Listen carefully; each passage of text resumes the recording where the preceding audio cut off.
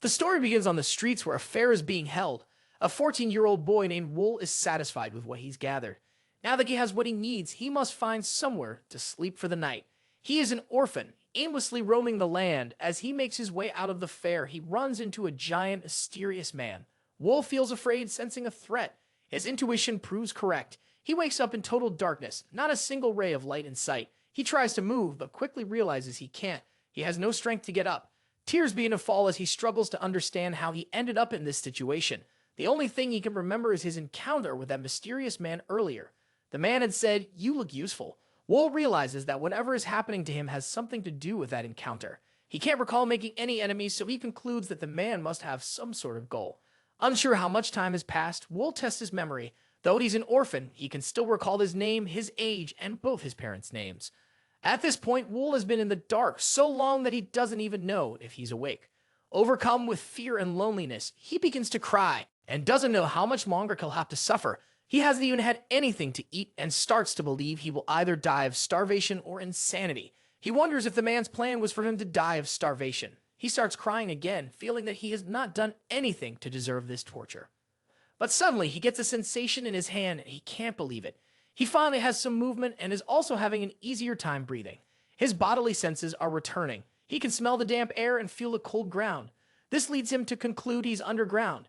In the distance, he can hear water. He tries to gather the strength to move his body to drink. He fights through the paralysis and begins crawling toward the sound of the water. He knows he has to fight to survive. He finds his inner strength and keeps crawling. He finally reaches a stone wall where he hears the water coming from.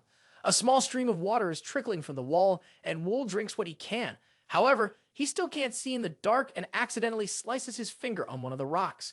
Feeling defeated, he falls to the ground and passes out. He wakes up lying on the ground, sensing someone's presence. The guy questions why he is fighting so hard to survive. He asks, "What is so great about my life that I struggle so much?" He suggests that maybe he should just give up. "If you give up," the stranger says, "you'll finally be at peace, free from suffering once and for all." This thought lingers with Wol. He wonders if he'd truly be at peace if he just let it all go. But deep down, he doesn't think so. He's going to survive. He refuses to let this idea sink in. The stranger tries to convince him, "You're just wasting your strength." But Wol knows he won't be at peace if he dies like this. He wants revenge on the one who did this to him for no reason. Our hero decides to fight to stay alive. It will all be worth it once he gets his revenge. The guy asks, "You want revenge?" Wol shouts, "Yes." Suddenly, the stranger disappears. Wol can't sense that it was a hallucination, his own conscience giving him that little push he needed to not give up. Wol manages to sit upright and approaches the stone wall again. He feels the moss growing there, nourished by underground water. With no idea if it's edible, he tries to eat it. It tastes terrible, as expected, but he doesn't feel sick from it. Needing to keep his strength to survive, he continued eating to feed his hungry body. Now he was more determined than ever to do whatever it took to keep going. He reminded himself constantly not to give up. Wol now had enough energy to stand and tried walking around the room. By his estimate, the space was about 9 square meters. As he paced, he heard the sound of an iron door opening. A sudden beam of light almost blinded him. Still, he didn't retreat. He walked toward it, wondering if it might be some form of help. Then he noticed a shadow placing a portion of food before quickly closing the opening. Wol caught the scent of the meal and moved toward it. Even without seeing clearly, he recognized a mix of different food aromas. It seemed these were leftover portions from various sources, suggesting more than one person might be involved. From the variety of dishes and the size of the room, he estimated there could be around 5 people managing this place, and perhaps more than 5 others held here for a specific reason. Though he couldn't yet understand why, he didn't hesitate to eat. Compared to the moss he had before, this was far more tolerable. He has to devise a plan. 4 months have passed, and he has used this time to increase his strength. They provide him with food once a day and never say a word. He has yet to see a glimpse of a possible escape. He thinks he will go insane in a situation like this, but his eyes are beginning to adapt to the darkness. He can now see fragments of the pitch black space around him. Sometimes he wishes he couldn't, as he realizes he doesn't live there alone. He notices something from the corner of his eye and assumes it's just more insects. But little does he know it's actually a snake. The snake coils around Wol's arm and begins hissing. The snake bites into his arm without giving him a chance to defend himself. Wol shrieks in pain as the venom stings his flesh. His whole body feels like it's on fire. The pain is unbearable, but all Wol can do is lie on the ground and suffer as the poison courses through his blood. Wol's meal arrives and he grabs the bowl, hoping eating will replenish some of his strength. He refuses to let himself die, no matter what. Time passes and Wool is faced with the snake once again. He feels his body changing during the detoxifying process. One improvement he notices is his vision. He can now see things in front of him more clearly. Wall sticks his hand toward the hissing snake, believing the snake bite may have made him stronger. He's heard of stories like these before. He hopes to become resistant to the snake's venom and potentially gain a weapon. So he allows the snake to bite him again. He feels like his body is on fire. At this time, his entire arm gets swollen red. The guy wonders if he has done the right thing, but he notices the pain isn't as bad as the first time. He stares into the eyes of the snake. Its eyes have degenerated from the darkness, though they are still bright. It's an exceptional hunter that uses its stealth to consume its prey, sometimes even using sound to incapacitate them. Though they get a bad reputation, snakes are not greedy. After they finish their meal, they don't make the mistake of chasing their prey away by intimidating them. The snake slithers away, leaving him with a new attribute of poison resistance. Suddenly, the ground begins to shake, and Wool can't believe what's happening. He observes that the door has opened. He rushes to the door and sees more rooms down the hall, which are quite far away. He has never heard a sound from them. He peeks into one of the rooms and gets a big whiff of rotting flesh. He analyzes the body and assumes the person is around his age. He also wonders if it's the same for the other rooms. He makes his way down the hall and faces the door again. The handles and bolts were removed, but he can open the door. On the other side of the door, he sees a boy and a girl who seem arranged. Without saying a word, he walks past them and searches through the additional rooms. He sees more corpses, and the girl finally asks, "Who is Wool?" She asks him where he came from, as she can't see who Wool is in the dark.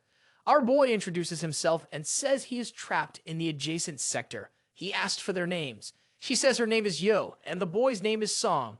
Wool doesn't need to know more and demands they follow him. He says there are probably more places like this, and a few meters down, he runs into another door. They decide to follow him and another group of people. It's on the other side of that door. They are all shocked to see each other, but Wool notices fewer people have starved to death in this sector. The people here opted to take their own lives instead. He also notices there are more bowls of food here than where he was. Wool tried to figure out why they were separating the sectors. Yo called out to him. "This group was brought here around the same time as us," she said. They kept walking and arrived at another underground area with a door. Wool opened it, and a sudden burst of light blinded them. At first, they thought they were finally going outside, but then realized it was just the glow of a torch. Once their eyes adjusted, they couldn't believe what they saw. It looked like an underground village. They walked through the structures, but found no one inside. Wool guessed the place must have been built in a hurry, as the structures seemed fragile. He wondered what the purpose of this village was. A girl from the new group called out to him. Her name was Li Min. "I'll be counting on you from now on," she said. Min stepped closer and asked, "Are your eyes always like that?" Since there were no mirrors in the village, Wool wasn't sure what she meant. She told him his pupils were red, and he figured it must have been from the snake bite. Min wanted to know what Wool was thinking, but he didn't share. That didn't stop her from talking. "You're different from the others," she told him. Wool asked how, and she replied, implying that everyone else seemed confused, and that he is the only one who is thinking. Yo interrupts and asks, "What are they doing?" Min replies, "We're just talking." Yo says the others have decided to group up. Yo asks, is Wool going to stick with them? Wool isn't sure. "I don't want to group up with anyone just yet." Yo and Song get offended, but Wool says, "Right now just isn't the right time for me." She has no choice but to accept Wool's decision. On the other hand, Min is eager to join the group, but Wool knows they've been isolated for too long. There's no way their cognitive thinking is in the right place. Wool walks away and decides to just watch from afar. After a while, Wool notices several cliques have already been formed. There's a group with Yo and Song as leading members, Kang leading a group, another guy, Jung, also forming a group, and Youngin leading yet another. Then there's Wool, that kid who doesn't belong in any group. The other groups are talking, and they're wary of Wool. They believe he might have killed everyone else in his sector, and that's why he doesn't want to join a group. Wool doesn't mind those guys and walks toward one of the walls. He thinks this underground lair couldn't have been built that long ago. With the amount of moss on the walls, it seems the place is old but has been reused again. This could only be the work of someone extremely wealthy. Suddenly, a hole opens in the ceiling and everyone looks up. A basket is descending from above. The basket reaches the ground and it's full of food. A few others try to dig right in, but Yo stops everyone. She says we should try to distribute the food evenly so that all the representatives of the groups can come forward to distribute it equally. Before anyone can say another word, Wool also speaks up. "I need my share," he says. Wool reaches in for his share, but Young stops him. "No one may take food from the basket without my permission," Young declares. Little does he know, he just made a big mistake. Wool pulls his hand back and gouges Young's eyeballs. Blood gushes out, and everyone is in shock as Wool slams Young to the ground. Wool dares Young to say something to him again, but all Young can do is scream in pain. Wool isn't backing down now. He digs his fingers in deeper. If the others weren't afraid of Wool before, they definitely are now. Yo asks Wool nicely to let go of him, and at first Wool refuses, but Yo promises no one will touch your share of food. Wool gets up and stares down at Young. He grabs his share of food and walks away. Time passes and Wool still watches from afar as he's eating. He feels they're being tested right now for useful children, and that they'll continue to be tested until the captor's goals are met. If this continues, many of them will die and turn against our hero. Yo approaches Wool and asks how he's been. Wool knows he has no friends here, but tells Yo he's been watching them. He knows how important Yo is to the others. She eats the least after securing the most food for her group and stands out most among the other leaders. Yo asks Wool if he still sleeps alone in his dark room. Wool has been because he's trying to grow more tolerance for venom. The snake bites are no longer painful to him. As he talks to Yo, the ceiling opens and their meal comes. But when the basket drops, they're all confused. They've only been sent a small portion of food. Yo can't believe it, but this is exactly what Wool was waiting for. He thinks to himself, asterisk it begins asterisk. Magnos was just a kid who made it through the final sector. He was part of Yo's crew, and honestly, he was the tiniest one in the group. But he'd always held his own because he was super determined. Sadly, Mac was found dead, and it really hit Yo's crew hard. Everyone felt the loss. But deep down, they couldn't shake the feeling that he didn't make it because he was the weakest among them. Yo and Song were set on getting revenge for Mac's death. They were on the same page with their plan. Wall knew they were targeting the weakest link from another group next. Things were heating up, and the food shortage had started a real war. After Max from Youngin's crew went missing, everything began to unravel. The nightmare escalated as people turned up dead night after night. First, it was someone from Yo's group. Then, it was from Young's group. After that, it circled back to Yong Sum's crew and someone from Kang's group. Nobody trusted anyone anymore, and things were getting a bit crazy. But Wool wasn't too stressed about the food shortage, since he had his secret stash of moss. The taste was still kind of weird to him, but he was ready to do whatever it took to get through it. Wool had been hanging out alone in his dark room, but that was about to change. He heard some voices heading down the hall and figured there were at least 4 people. They were definitely not just wandering around for fun. Young and his crew were planning to take him out, so Wool quickly ducked into the shadows. Young thinks it's the perfect time for revenge. He's already taken out 2 guys after the fight, and now he's pumped up, ready to go after Wool. While they were walking, one of Young's crew suddenly felt a sharp pain in his leg. He fell down hard as the snake slipped away. He couldn't handle the venom and died quickly. Young freaks out and starts yelling for Wall. Wall quietly sneaks up on one of the guys and puts him in a chokehold. Young's anger intensifies, and he orders Wall to immediately release his friend. Wall contemplates for a second whether or not it would be a good idea to take his life, but then he proceeds to snap his neck. Wolf has taken out all of Young's guides. Now, Young charges at him, but every time he tries to hit, he misses and ends up losing sight of Wall. Wall sneaks up behind him and says, "You won't be taking just one eye this time." Young scampers a little, but then asks Wall to wait. He tries to negotiate with Wall, offering to join forces. The whole situation throws Wool off, but Young thinks Wool won't last long without him. Young can tell Wool isn't into his offer and quickly flips the script by saying he'll be his minion. Wool steps closer, insisting, "There's no way I can trust you." Young tries to defend himself one last time, but Wool isn't having it. He squats down and lands a massive uppercut on Young, then goes on to put him in a chokehold until he passes out. Wool mutters to himself, "I took Young's life because I still think he's too weak." After Wool's run-in with Young, the group kind of fell apart. Everyone else realized it was Wool who took them out all on his own. The other leaders were curious about just how strong this guy really was. One thing was clear, they definitely did not want to cross him. He was a smart and pretty ruthless dude. This couldn't help but think that Wool had a knack for putting the fear of God into his enemies. S is still chatting with his group about how bad things have gotten. There is no solution for food distribution. People are killing each other just to survive. Now, everyone is a murderer. They know Wool has taken out Young, so nobody dares to mess with him anymore. S looks at his crew and tells them to back off from Wool. When someone has nothing to lose, they're the scariest of all. His crew gets where he's coming from. Then another member of the group comes running in and spills that 2 kids from Yo's crew got kicked out and are holding a potato. He says they've got to hurry before those kids munch on it. S can't believe they're about to go all out for a potato, but he tells everyone to prepare. So S and the crew head over to the red house and spot the 2 with their potatoes.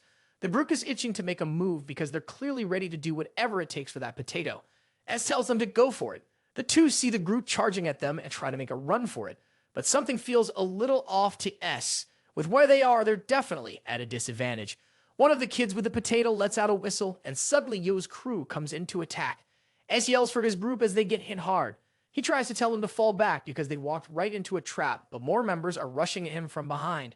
S is surrounded, and Yoro and Song relish their big fish catch.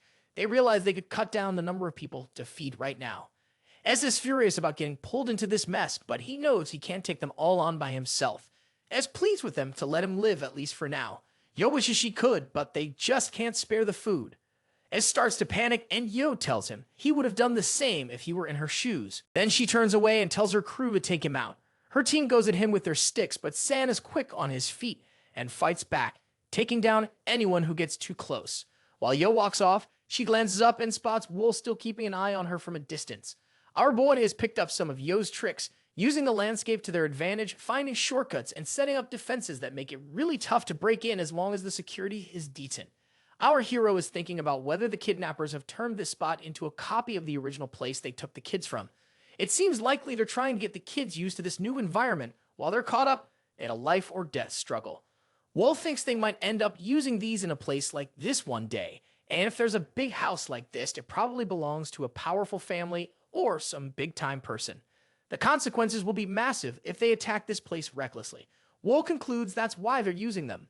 They are tools they can throw away after using them once.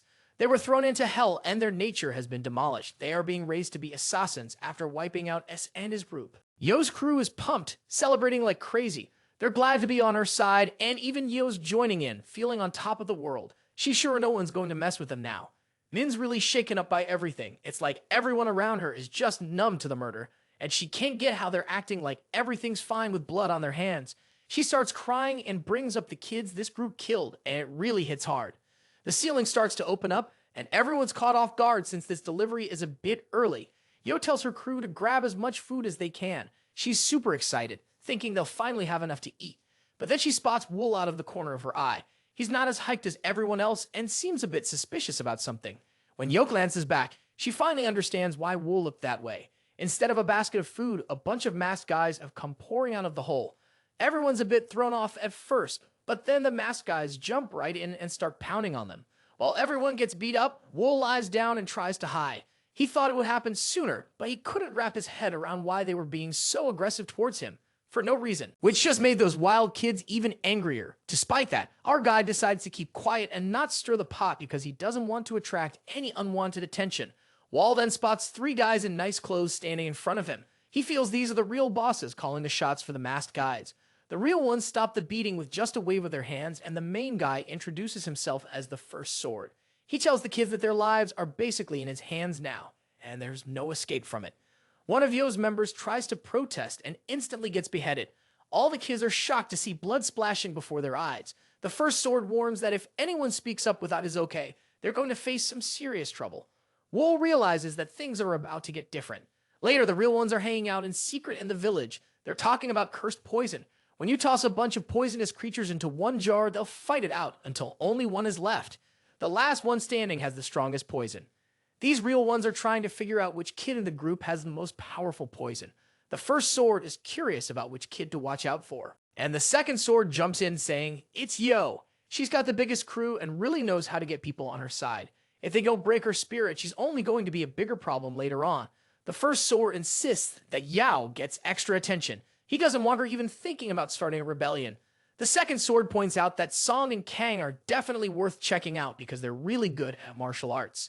Then the first sword asks about Wol, the only survivor from Sector 1. The second sword mentions that Wol is still alive. The first sword is impressed since Sector 1 had the toughest conditions and hardly any food. We need to keep a close watch on Wol too. As the meeting wraps up, the first sword thinks about how there are just 6 years left to finish their mission. The Blood Phantom Brute Captain got handed an assassination job that spanned 7 years with a payout of 500,000 yangs. The catch? They can't leave any trace that links back to the Blood Phantom Brute. One of the masked guys calls out the next challenge for the group. Whoever gets to the flag at the top of the house first will score a 2-hour break. But the last one to make it will find out what real hell feels like. And just like that, the race was on. The tough days just kept coming for the trainees. They were stuck in non-stock training, pushed to become lethal assassins. They had to do whatever it took to make it through, especially if they ever wanted to see the outside world again. And of course, Yo snagged the win in the race. The real ones talked about the challenge from a distance. They get that Yo is super smart and really brave. The first sword is curious about Wol. The second sword says that Wol's just kind of average. He hasn't done anything to stand out from the crowd. This catches the first sword off guard because he thought there would be something extraordinary about Wol. After all, he's the only one left from Sector 1. Still, he wants them to keep tabs on Wol. Yo walks up to Wol puzzled. Why are you still going over the thunder-splitting cultivation technique? The instructors stopped making us check it out. Wol just felt like revisiting it anyway. Yo thinks it's pointless and decides to head to bed. Our guy remembers what the experienced ones told him. They said the thunder-splitting cultivation technique is something a newbie like him can pick up pretty easily, but they still gave him 3 months to get it down. Once he gets the hang of the first step, his body will basically be reborn and able to sense chi and build up internal energy. Wol thinks that the others and the instructors just aren't getting the whole idea behind the technique. Since you can't really separate thunder physically, it seems like it might be about how fast you can think. He thinks that if he learns the technique with this perspective, he might actually get something new out of it.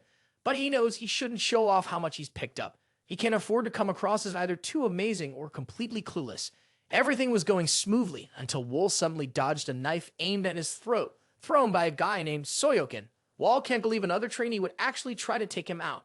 He asks San why he's doing this. San just shrugs it off, saying he wants a real fight experience instead of all this fake stuff. Wol is thinking about taking up the challenge because the instructors really don't seem to care much even after training them with swords. So he pulls out his blade and S charges at him, saying he better do something quick or he'll be done in no time.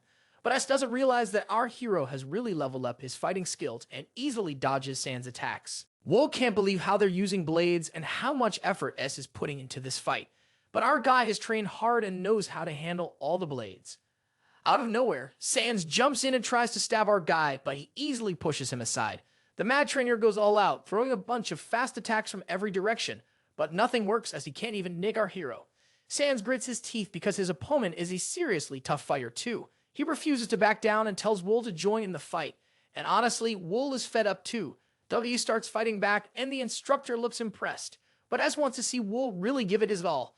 So now Wol has no choice. He drops his knife and delivers a solid kick right to Sans' chest. While these two are having it out, the first sword is chatting about how much the group has leveled up with the second sword. The second sword thinks they'll only need 5 years instead of 7. Still, the first sword is bummed that his partner is underestimating your target. This target is the guy with the most talent in all of Sichuan. The first sword says, "We need to push our trainee even harder, otherwise they won't be able to stand against our main opponent, who will annihilate them if they make a mistake." This is the very reason they are using these kids who had nothing to do with their assassination target. The first sword suggests pushing these kids into inquiring about deadly assassination techniques. Even if most of them die while training, Wol's totally dominating his opponent in the fight. He snaps the guy's arm and the kid just collapses in tears. Everyone's on edge, waiting to see what Wol will do next, but he just stands there and doesn't move. One of the masked guys walks up to Wol and asks, "Was it you who did it?" Wol replies, "Yeah." Suddenly, there's a sword at his neck. He didn't even see the sword come out and was totally blown away by how fast the guy moved. Wol is freaking out, thinking he might have messed up somehow. He knows he can't push back because, to these masked guys, he's just a pawn. Someone they won't think twice about hurting. The masked guy pulls his sword back and says an assassin should never leave any evidence behind, no matter what. Breaking an arm like that just gives away who you are. Remember that for next time. Wol lets out a sigh of relief as the masked man walks off. 6 years later, one of the masked guys is strolling through the village, trying to find the trainees who are supposed to hide from him. He spots one and tells him that he'd be a goner if this were the real deal. Then he keeps searching for more. The trainer understands that an inexperienced assassin's turtle-breathing technique is hard to hide, no matter how much someone thinks they know. This technique is supposed to help a person blend in, but it's usually pretty obvious. He immediately picks up on another presence, marking yet another failed test. He keeps walking, trying to track down the last person in this area. The masked guy looks around, but can't spot anyone. He starts thinking that someone might have messed up and claimed an extra person was in this test. He calls out for anyone still there to show themselves, and to his shock, Wol is right next to him, hiding out in plain sight. The masked guy can't believe he missed him. Wol totally nailed that test and asked for a break. He gets the go-ahead, but the trainer still can't believe it. Wol comes back to the house and runs into S and the others. S is all hyped to see him and asks what he's up to. Wol rolls his eyes at all the goofy faces S makes and says he's going to forget what his real face even looks like. Ash shrugs it off, saying it doesn't matter since they're stuck here. But then, Yug jumps in and mentions that the food's been getting better. She thinks they're about to complete their mission soon. The story progresses and we find the first sword sitting there, worn out and without his mask. He can't help but think about how much has changed in the cave over the past 6 years.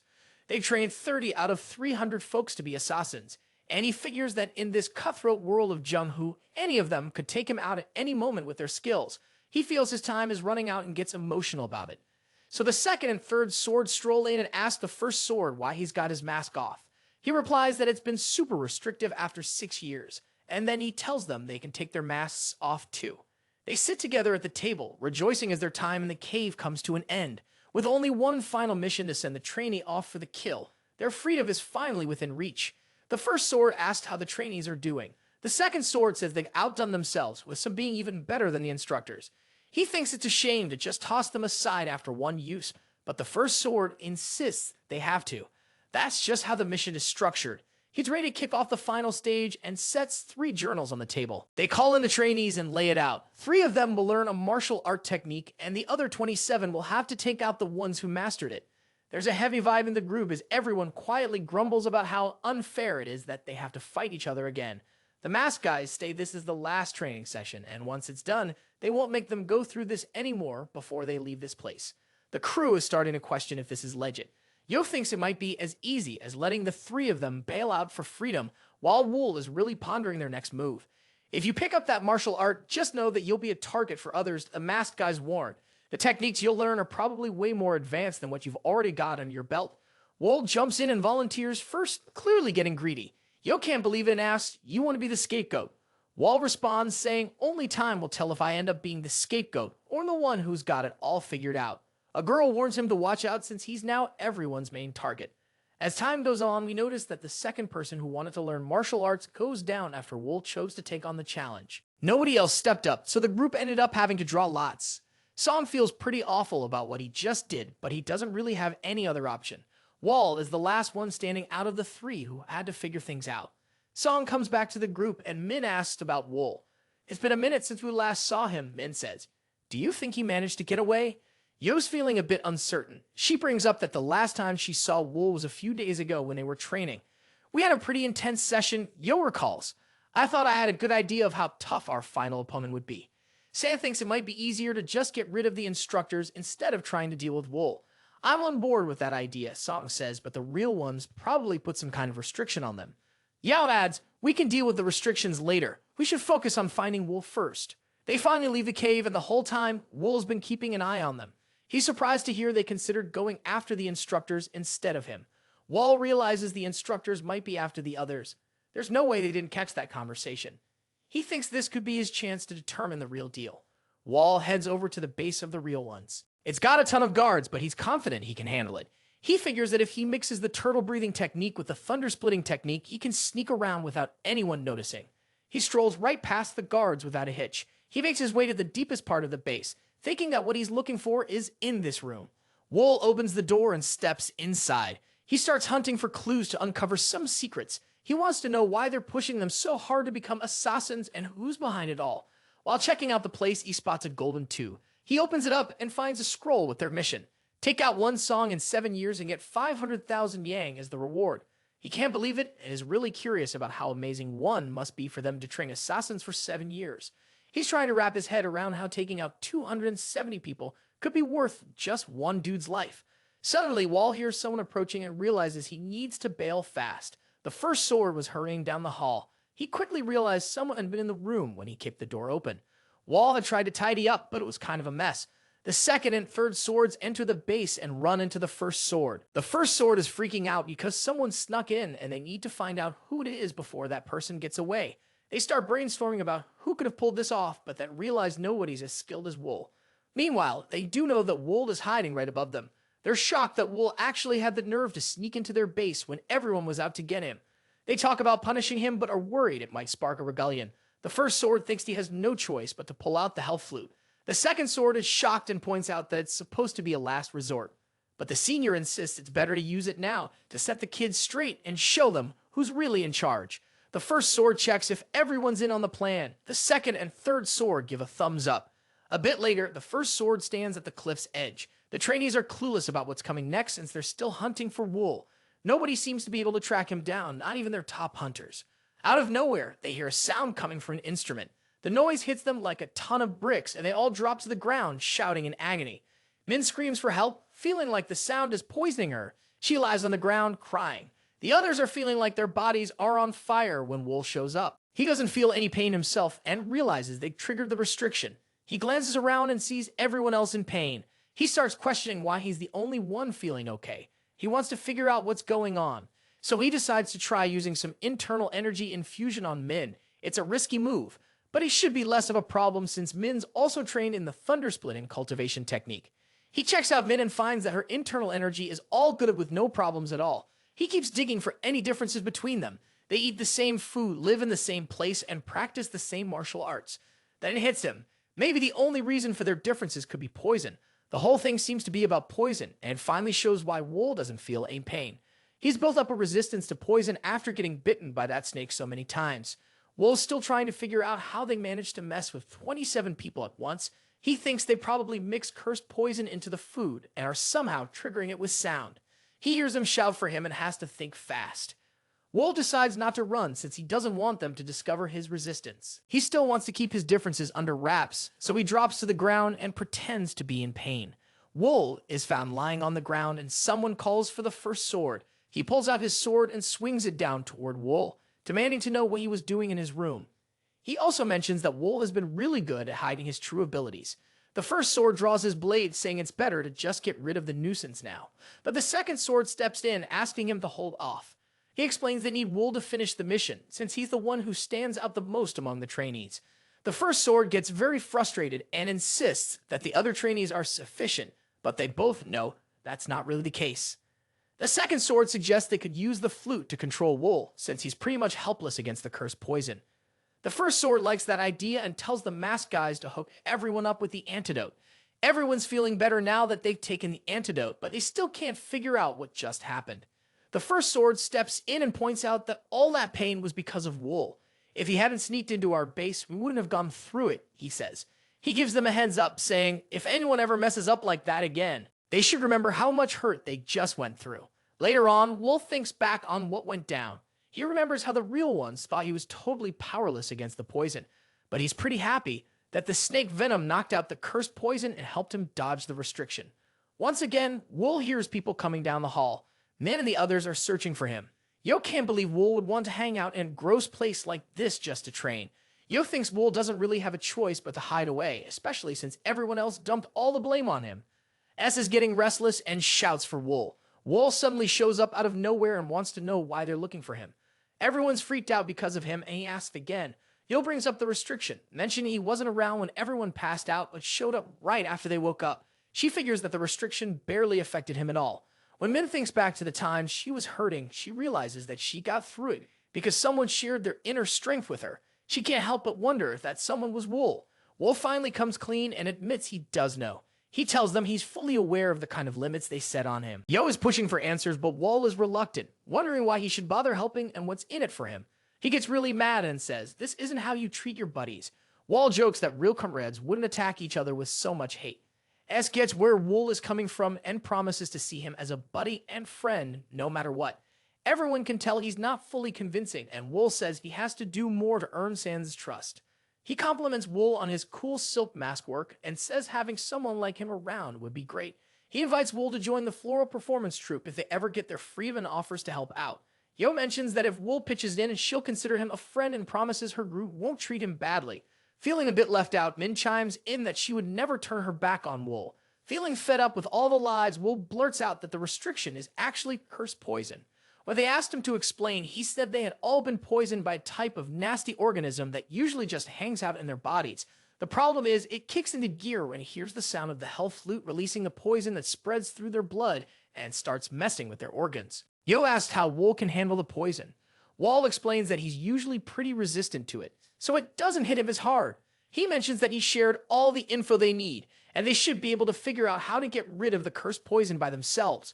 Wol isn't keen on spilling the whole truth, since that could complicate things a lot. Yo appreciates the info and tells him he can reach out if he ever needs help. Wall mentions he might take her up on that offer someday, and they both head off in different directions. Min stops Wall and tells him her actual name is Lee Ullman. Wall's a bit confused about why he should even care. She just wants him to keep it in mind. The first sword tells everyone they're finally leaving the cave today. The trainees are pumped, but still kind of skeptical about it. He calls out to Yo, making her the one in charge of leading everyone out. She gets what she needs to do, then a basket lowers down from the ceiling. As the true masters head out, they can't help but think about how many of their trainees will make it. They trained them really well, but now they're up against a martial artist who's super talented, the best in the Jiang. The first sword feels a sense of relief, knowing his job is finally done and he can kick back and retire. The real ones finally made it out, and the trainees were super excited, because this was the day they'd been waiting for forever. Yo stepped up and started putting together their escape plan. Wall was relieved, but couldn't shake the feeling that it all seemed too good to be true. Yo walked up to Wol and asked, "Are you all set for the mission?" Wall replied that he was and brought up the cursed poison. Yo mentioned that they had been detoxed because men knew a lot about that stuff. Most of the others had finally headed out, so Yo said, "It's our turn to leave now." The basket dropped one last time and they climbed on as it began to rise. Wol looked down at the place he'd spent the last 7 years. It was so deep underground it might as well have been hell. As they neared the exit, Wol considered ripping off his arm sleeve. They needed to shield their eyes since they hadn't seen sunlight in forever. The others caught on and did the same. The light grew brighter as the basket ascended, but they finally made it out. As they were trying to take a look outside, a guy walked up to the basket and said proudly, "You must have cooked up some good ones." Wol's eyes were still adjusting. The guy added, "The person who ordered them will be happy with these assassins." Although we couldn't see him, Wol thought the guy's voice sounded totally emotionless. Wall felt that this guy was high up in the ranks just by the way he spoke. He figured he was probably the captain of the Blood Phantom group. It turns out he was right. This was Zhong, the captain. Zhong told everyone to get ready to head over to Clearwind Manor. Wol glanced back at Zhong as they were led to the carriage. He had his voice locked in his memory. Once they reached the manor, Zhong told the trainees that this was the spot where they'd get used to the outside world. He warned them not to drop their guard because he would handle the fallout himself if they did. Wall ended up in a dorm with Shinnok and San. He let his new roommates know he was washing up at the well. After a nice bath, he felt pretty refreshed and decided to chill in the grass, soaking the beautiful scenery. He ended up spending the night out there and woke up to a gorgeous day. The other trainees were checking out a flower that was new to them. They couldn't believe they got to see something so amazing again. As the trainees were celebrating, the captain showed up just in time to throw a wrench in the party. Zhong dropped some weapons right in front of them and let them know they'd be getting them soon. He made it clear they needed to keep them safe because they'd be using them pretty soon. After a bit, Zhuan caught up with the first sword at the palace to give a shout out to his uncle for all the effort he put in. The first sword said he was just doing his job. Zhuan mentioned that the Blood Phantom group was thriving because of the first sword's efforts and wondered how he could show his appreciation. The first sword replied that there was no need for favors. If it weren't for the last leader, I'd probably be dead by now. Zhuan offered his uncle the chance to retire, and the same went for the second and third sword. These were the words the first sword had been waiting to hear for 7 years. He then confessed to his nephew that the trainees were just too good to waste after one use. Zhuan shared the same belief but said he had no choice. The relationship with the trainees has to end here. The first sword asked, "Zhuangji, do you know who requested the objective?" Zhuan said he didn't know, but there was no reason to question anyone willing to pay 500,000 yang for a request. Zhuan saw the Blood Phantom group as the next big thing in the assassin world. If they pull this off, they'll totally outshine the White Spirit group. After the meeting, Wall is getting ready for his mission with S and some other assassins. S asked him if he's feeling nervous. Wol admits he's a bit on edge, but since they've been through a lot together, S can totally tell when Wol's not being honest. Wol thinks S is acting all nervous because he won't stop talking. As usual, S gets all defensive about it. He claims that all he really wants is to get back at someone for the last 7 years he's been through. The group of assassins is now gearing up for their mission. They've just been informed that they'll be sneaking out to a new location. This is exactly what Wol has been looking forward to. They venture out into the night, trailing the fourth sword. The fresh recruits are keeping pace with him, and he's seriously impressed. Clearly, they've been trained up well. It's a shame to think about how much their skills would go to waste if they ended up being tossed aside. They finally get to their spot, and the fourth sword tells everyone to lay low for a bit. The group hides out, and he starts talking about their mission. He mentions that once they make it up the mountain, they'll find a manor that looks just like the one they used to live in underground. In the midst of the buildings, the guy thereafter is inside the Bright Moon Palace. The assassins are itching to get going since they know that place like the back of their hand. Wol is the only one in the crew who realizes that their target is one. We cut to a woman named Yang who's lost in thought while checking out some flowers. One flower catches her attention. When she reaches out to touch it, suddenly vanishes. Yang is still trying to wrap her head around what just happened when she hears someone calling her name. It's Seal, the leader of the MA sect. Rand asks, "What are you doing outside all by yourself?" Yang just shrugs and says, "I'm enjoying the nice breeze." Rand asks her if she still holds a grudge. "It's not really that simple," Yang replies. "But my life is at stake with this request, and honestly, I would prefer to sit this one out." Rand is really annoyed and isn't cool with Yang's attitude. She reminds Yang, "You're the one I helped when you were just a nobody on the streets." Rand makes it clear you better not expect to be let off the hook after everything I've done for you. Yang feels sorry and doesn't want Rand to be upset. "It's not good for your health," she says. Rand mentions if we don't get a response today, we'll go with the original plan. Yang is on board. She's always ready to follow her master. When the chat wraps up, a messenger bursts in with some exciting news. They let Rand know that the proposal got the green light. This is awesome for the sect, and Rand tells Yang that their sect's future now depends on how well she does. Yang tells her not to worry at all. Rand can't help but feel bummed that she has to use someone as talented as Yang just as a political pawn instead of having her as a successor. The messenger asked Rand what they should do about the other issue. Rand wonders if they're talking about the goal for 500,000 Yang. Only time will reveal what Rand has planned for the blood. Phantom Brew. Wol wakes up, wondering if it's still morning. He knows the mission isn't happening until tonight, so there's still some time. He tries to go back to sleep, but something feels off. Out of nowhere, a spear comes down and hits one of the other assassins. Wol is in total shock as he realizes they're under attack. The story keeps going, and we see a monk named Eugene jamming his spear into the ground, trying to figure out if something's up. He yanked the spear out and ended up stabbing a trained assassin who was hiding underground. Jin realized his suspicions were spot on. Assassins were hiding in the mountains. He quickly told his crew the King's sect was under attack and ordered them to find and eliminate the intruders. Wol realized that he and the others were in a tough spot. They all agreed that getting out of there was their best bet to stay safe. The monks started jabbing at random spots in the ground, trying to catch an assassin using their skills. One of the monks got a bit too close, and the assassins leaked into the air. They were thinking about scattering and regrouping once they broke free from the trap, but the monks weren't going to let them get away that easily. They started chasing after them. Jin hurls his spear at one of the assassins and takes him down. He quickly asked for another spear and took out another assassin right after. Snagging yet another spear, he claimed another one. Seriously, this is turning out to be a piece of cake for Jin. Wol's crew was dropping out one by one, and now Wol was the last assassin standing. Jin made a desperate throw, and it was coming straight for Wol. But Wol snatched the spear midair and whipped it back with insane speed.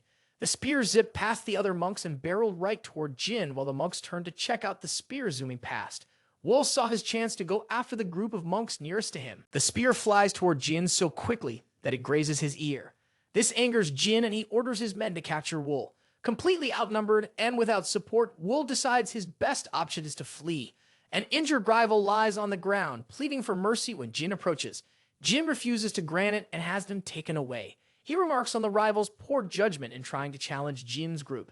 As Wol runs, he tries to figure out how the monks discovered their hiding place. He suspects there may have been a leak, but he had been the only one aware of the mission. Perhaps it was the fourth swordsman or one of his own allies. Some of them had disappeared before the ambush began. They were released afterward to conceal who had disabled the weapon. The monks finally catch up to Wol and strike him with 2 arrows.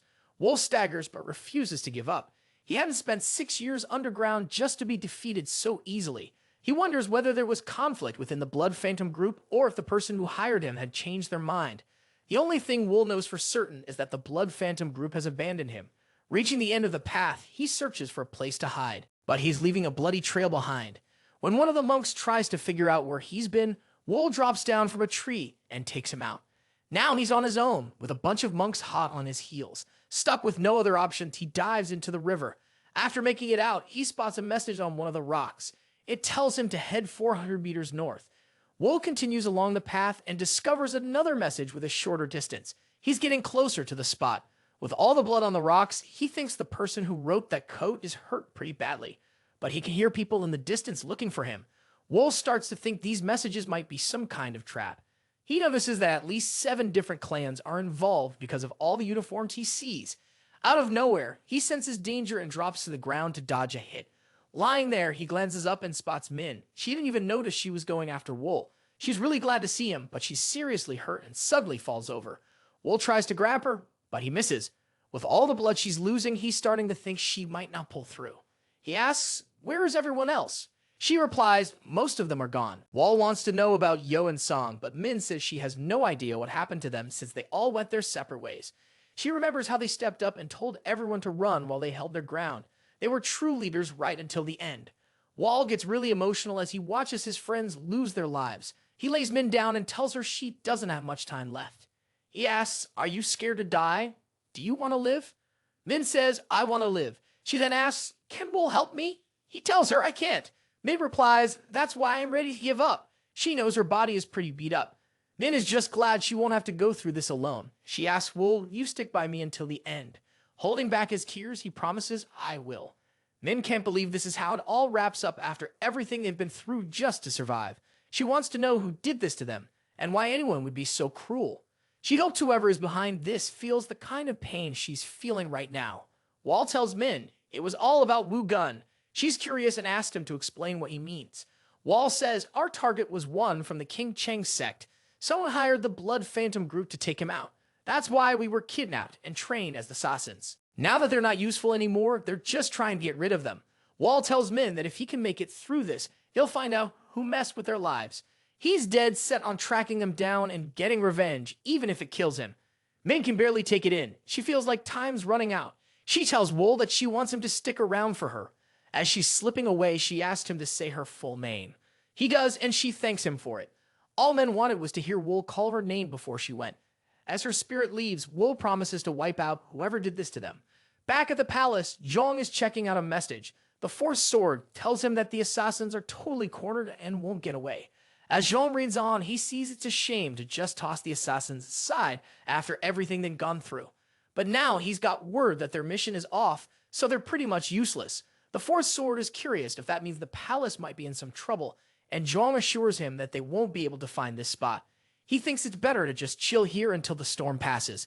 Then the fourth sword asks, does Zhuang really have no idea who the request is? Zhu Yang responds that he can figure it out, but he has to respect some boundaries. Zhuang isn't worried about it since they shot over a message, which was cool. But then the fourth sword looks at the message and completely freaks out. Turns out there was some tracking incense mixed in, and just like that, one of the real ones goes down. The palace is under siege. The first sword steps up, warning the attackers to fall back. He says they're outmatched, but they refuse to back down. One of them shouts to take down all the assassins and break the commandment. The fourth sword tells Zhong they need to retreat, but Zhong refuses. He says he can't leave because they're here for him, and there's no way they'll let him escape. Fueled by anger, Zhong says they've crossed the line and gets ready to fight. He charges at them, cutting through like they're nothing. He warns them that if they bite, they'll get devoured. Zhong tells everyone to hang in there a little longer, but then he hears someone in the distance say he's not getting that chance. Out of nowhere, the guy drops a ridiculously strong attack. The opponent tries to block it with a heavy sword strike, but it's way too much. He ends up coughing up blood and stumbling back. Completely shaken, he can feel the power and asks, "Who the hell is this guy?" The woman scoffs, clearly offended. "How dare a lowly assassin ask me my name?" she retorts. As she steps closer, Zhong suddenly realizes who she is. Jianghu, the life-ending toxic heart. He thinks it's mind racing. Just as Zhong is about to ask if she's the one who put out the request, she cuts him off. "Keep your mouth shut unless you want me to rip out your tongue," she warns, her voice cold. She gets ready to make her next move. Zhong finally pieces it all together. The person asking for help must have been from the Imei. Now he's kicking himself for not digging deeper into who it was. This mistake has led to a big mess, but he's not about to go down alone. Jianghu is fed up with Gu's optimism and launches another attack. Zhong manages to block it again and fights back. He charges at Jianghu, his blade slicing through the air with quick, precise swings. Jianghu meets him head-on, deflecting each strike with sharp counters. Their weapons clash, sending sparks flying everywhere. The room buzzes with energy as they go at it, neither one giving an inch. Finally, they break apart. Both stood their ground, ready to jump back in at any second. Jianghu was impressed by Gu's skill. She was glad they were fighting in broad daylight. There was no chance for a sneaky ambush in the cover of darkness. But she knew this had to end. She was determined to take him down along with the rest of the Blood Phantom group. With that, she unleashed a final whirlwind strike. This time, Zhong couldn't block it. Zhong knew he was staring death in the face and couldn't help but worry that this might be the end for the Blood Phantom group. But then he thought about all the blood, sweat, and tears he had poured into building the group. He had built it to stand toe-to-toe with the White Spirit group. That thought lit a fire in him, giving him the strength to keep fighting. Zhang and Jianghua were really going at it, throwing some serious punches. Just when the fight was about to escalate, someone jumped in and took a hit meant for Gu. The whole vibe shifted in an instant. Everyone froze, not knowing what to make of it. Zhang yelled out for Elderly Master, totally lost about why she'd do this to him after asking for his group. She's in tears, accusing Elderly Master of betraying her. But Elderly Master was over it. She cut Zhuang off. Acting all confused, like she didn't have a clue what Zhuang was rambling about, she tells her group to wrap things up. The first sword takes a brutal stab from behind and goes crashing to the ground, shouting at the Ime sect. He realizes that ever since the Elderly Master became their leader, they've been building up their forces way too fast. He demands to know the name of the woman who just took him out. She tells him she's called Yang. He mentions that he heard one of Ran's disciples had amazing beauty and talent, so it must be her. Yang responds that those are just exaggerated rumors. The first sword takes his last breath, finding it pretty ironic that after being an assassin for years, he couldn't handle a disciple from the Ime sect. Meanwhile, Yan heads off to tell her sister that the first sword has been taken out. We then shift to the fourth sword being brought in front of Ran. The captives claim that he's the one who led the newly recruited assassins to the nearby Qingcheng mountain area. The Elderly Master asked him how many assassins he brought up the mountain. He replies with a question, asking why she wants to know. She presses him for an answer, but he insists he doesn't know. The fourth sword chimes in, saying that even if he did know, he wouldn't spill the beans, especially after all the chaos she had caused in his palace. The Elderly Master thought his tenacity was cute, and so she tortured him. She asked her question again, and the fourth sword involuntarily confessed that he had taken down 28 assassins. The Elderly Master got what she needed and then asked, how many assassins have been eliminated from the mountain? The woman replied, 24 have been taken out. The Elderly Master wanted the 4 left eliminated immediately. While the palace was burning, the Elderly Master turned to Yang and said, your role is super important right now. She mentioned that she'd send someone to the Qingcheng sect to schedule a date for the wedding as soon as things settled down. The Elderly Master also advised Yang to prepare, both in her heart and body, for the wedding. She emphasized that everything happening was crucial for the future of the sect. Meanwhile, Wol was up on the mountain, checking out the monks from a distance. Their security was pretty tight at the entrance, so he was thinking about sneaking in from the inside. He figured they were eager to go down as natural enemies of the Jianghu, so he might as well fit right in with that plan. In their base, a monk was gearing up to head out and collect some herbs. His friends warned him to be careful since things have been a bit wild lately, but the monk feels pretty confident that no one would mess with the Qingcheng sect. While he's wandering through the woods alone, he suddenly gets jumped and caught in a headlock by Wol. He tries to ask Wol who he is, but Wol just pulls out his sword. Wol ends up hurting him, and the monk can't believe someone would attack him on this mountain. Wol then asks if the monk is a part of the Qingcheng sect. The monk nods and Wol lets him go so he can ask a few more questions. He asks for the monk's name, and the monk replies that he's Dojin, a third-generation disciple of the Qingcheng sect. Wol asks Dojin about what kind of guy Wug Gun is, and Dojin freaks out, thinking he's talking about the Lone Star of Qingcheng. Wol's curious about why Dojin called him that. He explains that senior brother Wug Gun is the best thing the Qingcheng sect has ever produced. He's nailed most of their martial arts and is on some next-level skills. Dojin even heard that past masters from the Qingcheng sect are interested in him and are sharing their teachings with him. Wol is having a moment thinking about how the King sect is shaping up, and finally gets why they put so much effort into training for this crazy tough opponent. Dojin begs Wol to let him live since he spilled all the info he has. But when he turns to face Wol, he freaks out. Wol is changing, and Dojin is suddenly really worried. He has no clue what Wol is up to, and when he looks back at him, he sees his own face staring back. Dojin starts to panic as he tries to figure out what Wol is planning. But when he locks eyes with Wol's dark gaze, it clicks.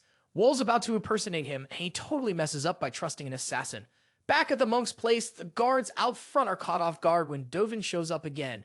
He's back because he forgot something, Soon says. As Dojin walks through the entrance, it feels like a whole new world to him. That's because it's actually Wol who was transformed into Dojin. Wol sneaks through the base using his turtle breathing technique, looking for Wug Gun's room. Wol quickly figured out where Wug Gun lived. Inside the Shanking Palace, a meeting is in progress. The Qingcheng sect leader asks if things are calmer outside now. His second-in-command, Wu Jin, replies that they're close to tracking down the assassins. The sect leader is still shocked that a bunch of assassins had the guts to attack their sect. Jin pointed out that this couldn't have just happened without someone pulling the strings. When the leader asked if Jin had any idea who it might be, Jin said they didn't have any leads yet, but he sent some of the disciples out to dig up more info. The sect's top warrior jumped in, saying that what just happened was totally unforgivable. He was determined to make sure it didn't happen again. Jin reassured him, don't sweat it. The sect leader brought up the war of heaven and demons, reminding everyone how close they came to losing everything when the Celestial Demon Union was about to take over Jianghu. That's when the amazing martial artist Li Gok stepped up and created the Providence Alliance. The Shaolin Temple, Wang Sect, and Manhua Sect decided to join the action, and they seriously crushed it, reclaiming their past glory. On the flip side, the King Cheng Sect and AIM Sect chose to sit this one out, sealing up their doors. They only ended up with the fancy title of the Great Family of Sichuan, but they can't really hold a candle to the others in practice. The sect leader said, if we're really looking to catch up with the others, we can't slack off. We need to keep our heads in the game. Jib reassures everyone not to stress too much. He thinks that if everything goes well, they'll be back on track in just a few years. The sect's top warrior is on board with that and asks, how is Jin's son, Wan, doing? He knows Wan hasn't made any appearances lately and seems to be holed up training, focusing on atonement. Jin feels bad about not being able to raise his son the way he wanted. The top warrior of the sect reassures him, saying it's totally normal for a kid his age. There's no point in apologizing for things that are already sorted out. Jin promises to get his act together. The warrior claims, no matter what people say, Wan really has real talent. He adds, if you raise him right, Wan will definitely keep up with the heirs of the three big sects. The sect leader jumps in and mentions, I heard that Jin agreed to let Wugen marry someone from the Emmy sect. Jin confirms, it's true. The sect leader thinks marrying into the Emmy sect isn't a bad idea and asks, is the bride Rand's disciple? Jin replies, she's actually my youngest disciple. He also mentions that there are rumors she's both pretty and smart, which could make her a good match for Wugen. However, he still has some worries because of Ran. The elderly master is really trying to catch up to the King Chang sect, and if Wugen ties the knot with her, they might end up in trouble. That's why Jin has turned down the proposal so far. The sect's best warrior tries to ease his mind and points out that they can't keep being enemies with the Ime sect in such a tight area.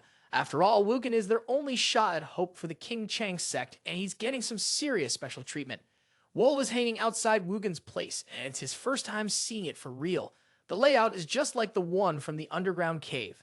The front gate is locked, but Wol knows just how to get in. He jumps up onto the roof, but hears two guys coming, so he quickly lays down. These two monks are complaining because they think Wugen is using his isolation training as a way to be with women. One monk wonders if one of their disciples is with Wugen, while the other is just trying to hush him up. He won't believe it when he finds out that Wugen is bringing women into the sect. The thought of being around a woman in the sword training hall is just too weird for him. As the two guys walk away, Wol takes a moment to sort through his thoughts. He reflects that no matter where you are, there's always going to be someone who's different on the inside. As night falls, Wol gears up for his next move. He dashes along the building and sneaks inside, but he can't seem to find Wugen anywhere. So Wol figures he'll crawl through the vents, hoping to track him down. In another room, swords are scattered everywhere. Beneath the vent, a guy is lying with a girl. Wol peeks through the vent and recognizes the guy. It's Wugen. He can tell just by looking that Wugen is on a whole different level compared to the blood-shadowed root captain, but he's still just a guy. But Wol thinks if he hits him on the death pressure point, he could take him out. Wol starts lowering a rope from the vent, carefully trying to wrap it around Wu. Just as he gets the rope in place, Wu suddenly wakes up. Realizing he has to act fast, Wol yanks the rope. As Wu gets pulled up and is in danger of being choked, he quickly uses his hand to slice through the rope. Wu finally breaks free from the rope and stands right in front of Wol. He asked him, "Who are you?" Wol responds by pulling out his blades. He charges at Wu, but Wu doesn't look worried at all. He raises two fingers and easily blocks Wol's attack, catching him off guard with his strength. Now it's Wu's turn to fight back. Wu doesn't hold back as he goes for another attack, putting all his strength into it. Wol is struggling to handle the insane pressure from this monster who's just fighting barehanded. It feels like he might black out from all the energy he's trying to block. He can't wrap his head around how someone can do all this without any weapons. He knows he's running out of time to escape the situation, and it's only going to get worse. He tries another slice with his blade, but once again, Wu just stops it with two fingers. Wu takes a moment to give a shout out to Wol's skills. He asked our boy who sent him, but Wol can't catch his breath and doesn't answer. Wu chuckles and wonders if that girl's dad is the one who sent him. W just looks confused. The story takes a look at one's life. He's got martial arts down as it just comes naturally to him. But honestly, he is not really into it. He starts to drift away from training, and then one day a woman spots how impressive his skills are. He used to be a total hero, a fighter like no other. But everything flipped when he met that girl. He went from being a legend to just another dude chasing after Justin's girlfriends, throwing away his honor like it didn't mean a thing. One night, Wuggun met a woman who was not like the others who usually showed interest in him, but things went horribly wrong. He got drunk, lost control, and did something unforgivable. He hurt her in the worst way, and not long after, she ended her own life. As punishment, Wu was sent into isolation for a year. No action, no fun, just endless repetitive training. It was dull, but since he had nothing else to do, he pushed himself to the limit. By the time that year was over, his skills were on a whole new level. Now Wu was staring down our guy who spent pretty much his whole life training to take him out. But Wu thinks Wool was sent by that girl's dad to get revenge for her death, and he gets into a fighting stance. Wool, on the other hand, has no clue what Wu is talking about. He can only zero in on how crazy powerful this guy is.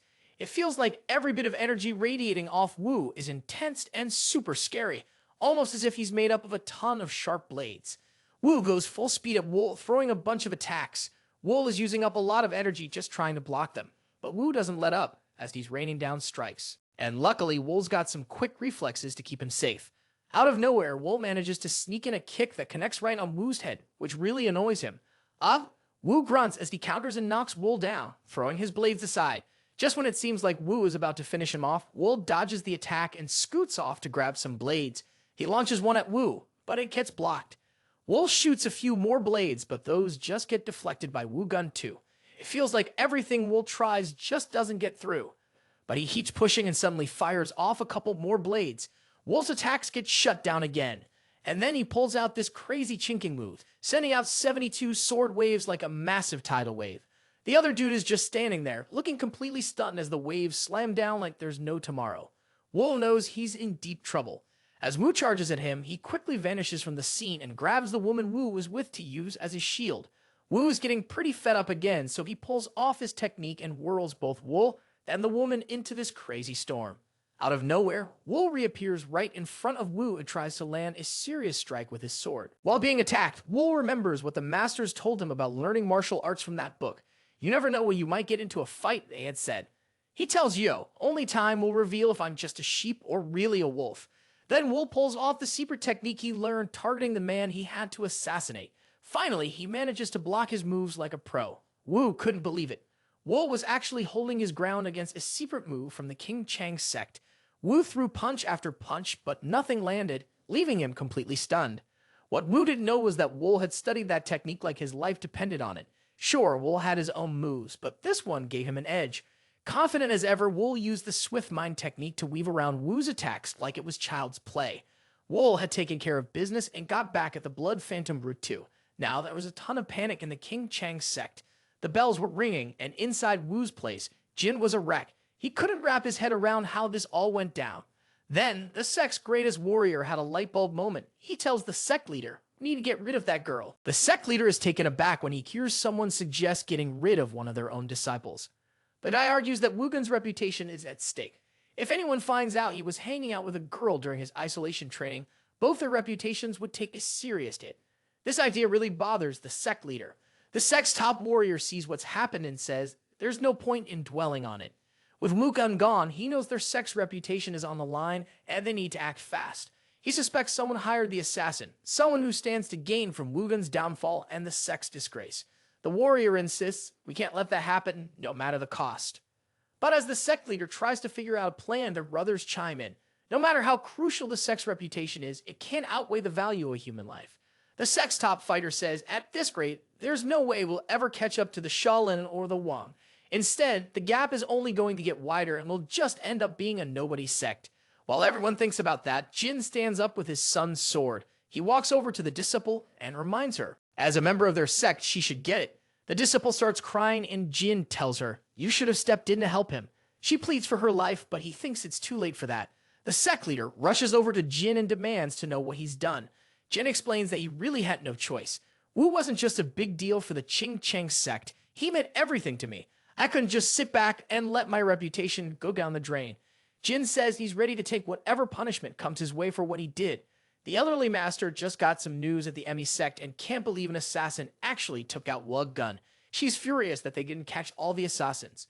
Her plans to take over the Chinking sect are now messed up since her backup plan isn't even needed anymore. Jianghu says they need to track down and eliminate the assassin who did it because that person might know some important secrets. The elderly master mentions that the Qing Chang sect has already reached out for help. She tells Jianghu to round everyone up because they need to set up the inescapable net right away.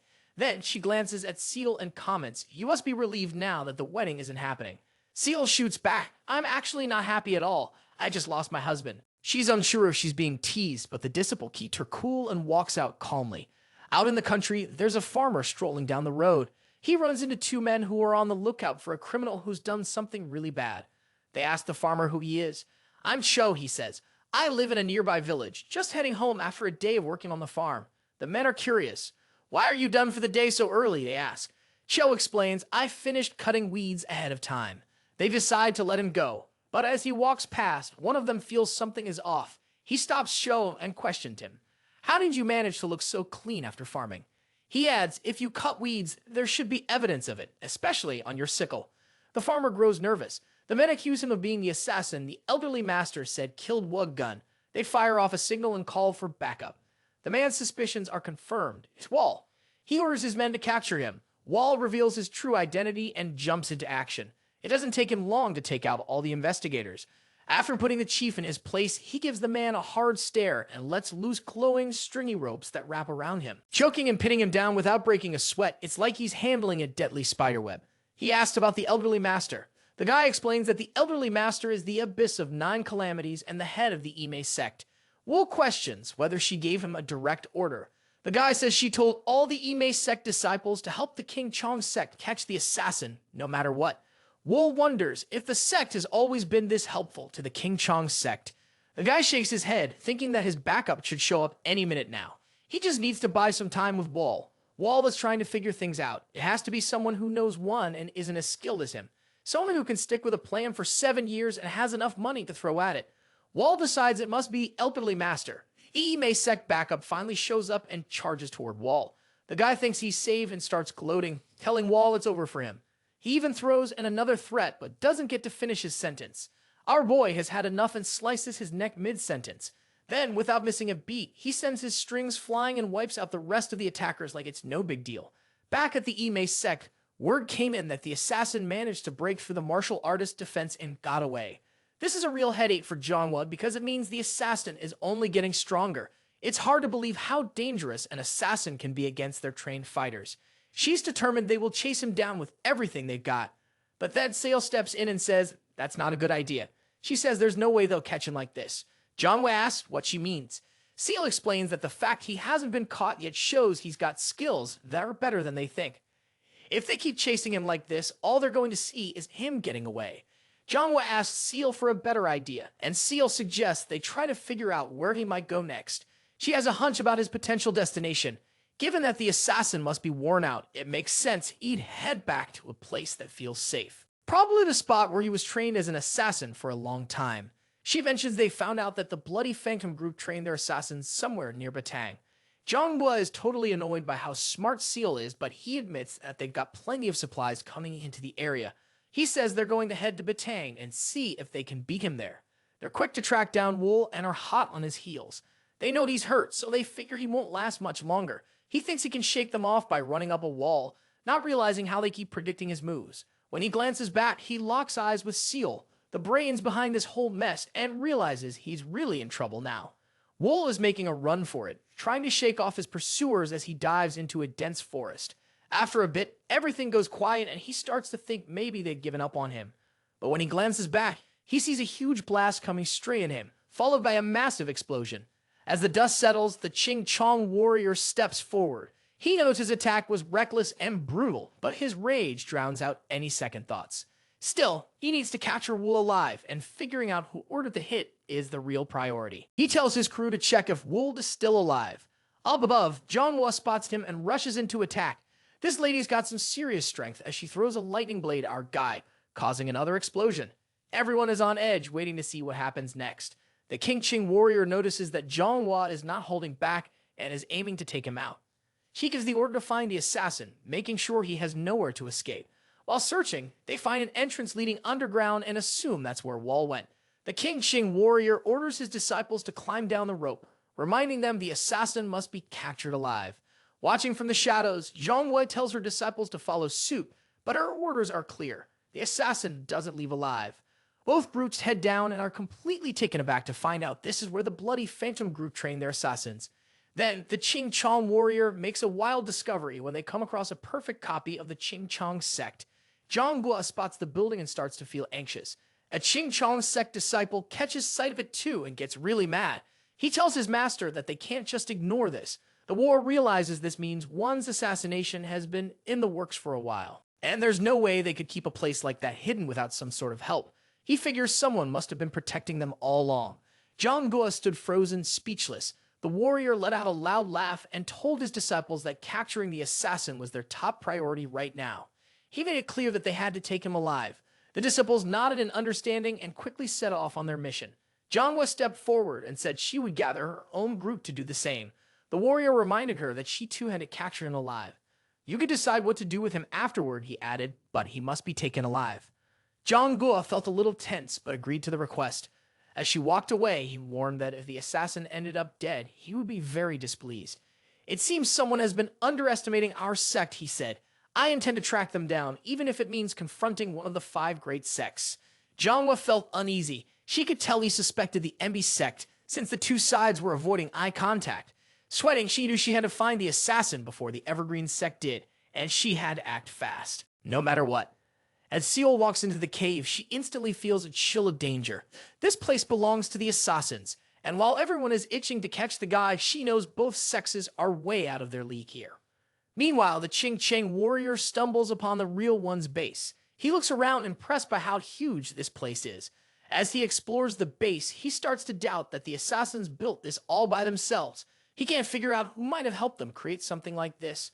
Finally, he makes his way to the last room in the base. The warrior strolls in and starts searching for hints right away. He runs his hand along the wall and feels a hidden pressure plate that triggers a secret spot on the wall, revealing a golden tube inside. He opens it up and checks out the message inside, which turns out to be a request to take out Wu Gun. The guy is absolutely livid because he can't believe someone wrecked the Ching Cheng sect's future for a measly 500,000 yang. Fueled by pure vengeance, he's ready to obliterate the Blood Phantom group. That's when he spots an even bigger hole in the wall nearby. He steps inside and finds a table with a book on it. But this isn't just any room. It's a pit crawling with thousands of snakes. Ignoring the danger, he heads for the table and picks up the book. Turns out, it's a manual from the infamous 9 Demon School. He picks up the book and thinks that the 9 Demon School is the clan that vanished ages ago during the War of Heaven and Demons. While he's mulling this over, the search for Wol is still on. Meanwhile, the Ching Cheng sect disciples spot some grains of rice on the ground. They get the feeling that Wol is close by. They remind each other to stay alert because you never know when the assassin might strike. As they move on together, one disciple lags behind. He notices that the creepy darkness hangs around even with their lights. He realizes he should have stuck closer to the group because out of nowhere, Wol drops down and chokes him to death. The other disciples totally missed it because they're still shocked that the assassin was living underground. One of them figures the assassin must have pulled a sneak move in his fight with Wu Gun. He can't wrap his head around the idea that Wu could have actually lost a fair fight, and Wol's not cool with that, so he handles it his own way.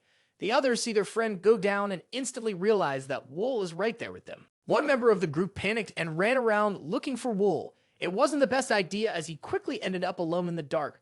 The rest of the crew lost their composure and split up, giving Wol the perfect opportunity to take them down one by one. One man stayed behind, trying to look composed despite his fear. He shouted for Wol to come out and face him. Wol decided to play with him a little by extinguishing all the torches. Shrouded in darkness, the man's confidence faltered. Wol emerged from the shadows and swiftly subdued him. The remaining disciples were having a hard time as their footprints left marks on the ground, making it difficult to track the assassin. Ming, a disciple from the Kingzong sect, thought that if Wol's only goal had been to escape, he could have done so long ago. Instead, Wol had drawn his enemies into territory he knew well. Ming believed Wol was trying to take a stand on familiar ground. He was eager to be the one to catch the assassin, knowing it would greatly enhance his standing in the sect. Ming began instructing the other disciples to pair up and warned them to stay alert. As he took a step, he suddenly realized he had triggered a hidden mechanism. He shouts for everyone to stay alert as a sudden volley of arrows rains down on them. The disciples raise their swords to block the attack, but there are too many arrows, and several of them are struck. Ming narrowly avoids the barrage himself, caught completely off guard by the hidden trap. Seeing some of the disciples hurt troubles him. He glances upward and spots more devices waiting to be triggered. Ming calls out another warning, amazed that anyone could survive in a place filled with so many traps. Meanwhile, a figure is positioned above, observing the scene while the others frantically try to locate his hiding place. Later, a skilled warrior peers into a deep pit swarming with countless snakes. He suspects these creatures may have been collected for experiments by the Nine Demon School and wonders if this cave once served as their base of operations. The disciples of the Ace sect are in disarray after their setback, and some are unaccounted for. Those who remain are anxious, fearing that the walls around them might suddenly spring another attack. Jianghu steps forward, urging everyone to calm down. She calls for them to stop panicking, reminding them that the enemy is already injured and unlikely to act recklessly. She stresses that staying united is their best chance, rather than scattering. Meanwhile, the Wol, still feeling the strain from his injuries, decides to act quickly and subdues Jianghu in an instant. But she senses the tension in the air and realizes something is wrong. As Wol moves closer, she swiftly turns to defend herself. It becomes a tense standoff with Wol. Jianghu grabs Wol's hand and attempts a counterattack. He aims a quick move toward her face, forcing her to react sharply. She lets out a startled cry, but that's as far as he gets.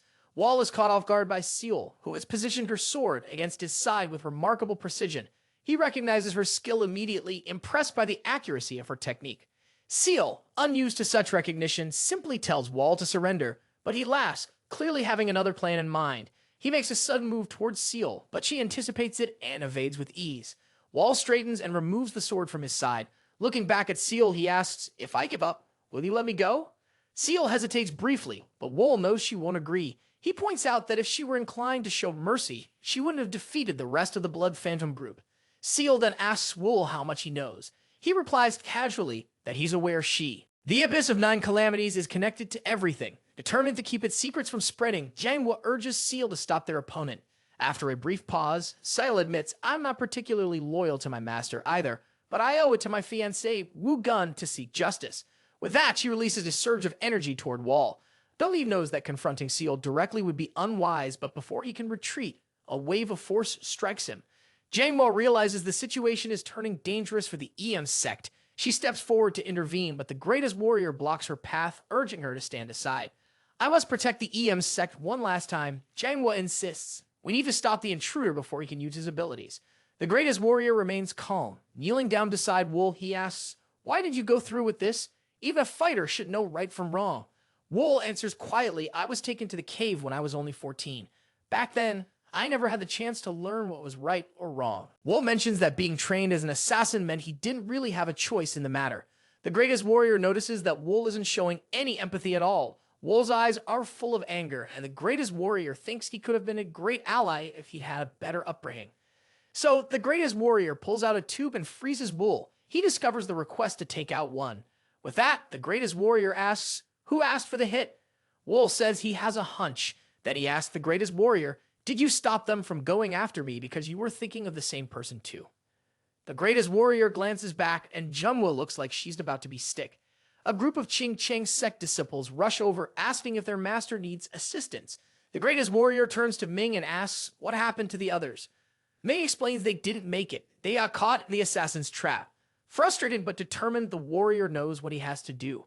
Rising to his feet, he looks at Wol and says, "A quick death would be far too kind for you." He grabs Wol by the foot and starts dragging him, determined to make him suffer a pain worse than hell.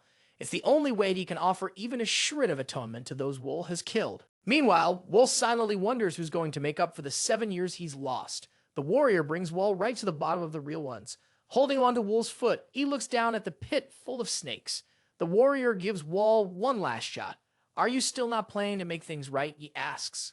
All Wol can do is laugh. The warrior knows exactly what he has to do. He looks at Wol and says, "You have no place in this world." Without hesitation, he throws Wol into the pit of snakes, wanting him to suffer a painful death and pay for his sins. Turning to the others, the warrior says it's time to leave the cave. He orders the entrance sealed so no one can ever use this place again. Wol is left alone to die in the snake pit. The snakes waste no time sinking their fangs into him. But as the starred snakes take turns attacking, Wol doesn't even flinch. Instead, he starts hissing back at them.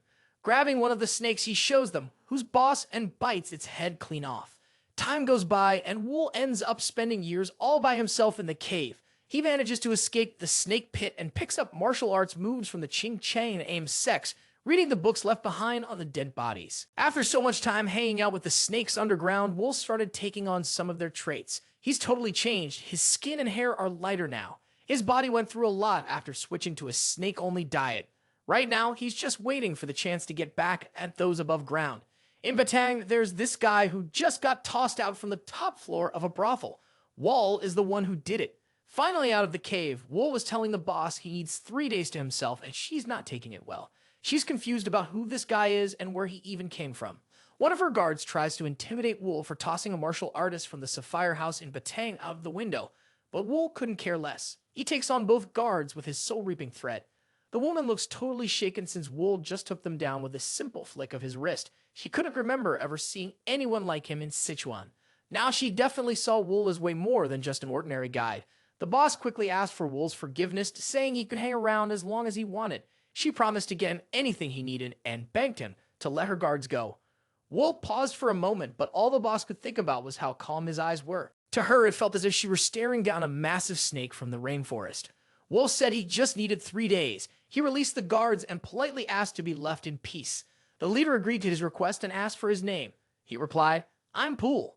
After 3 days, Wol was ready to leave the establishment. When he had first emerged from the cave, he had nothing with him, but the leader was kind enough to provide him with clothing. They even prepared a small meal for him to take along. As Wol departed, the leader was still trying to make sense of the encounter. One of the staff members explained that Wol was simply a traveler who had happened to stop by.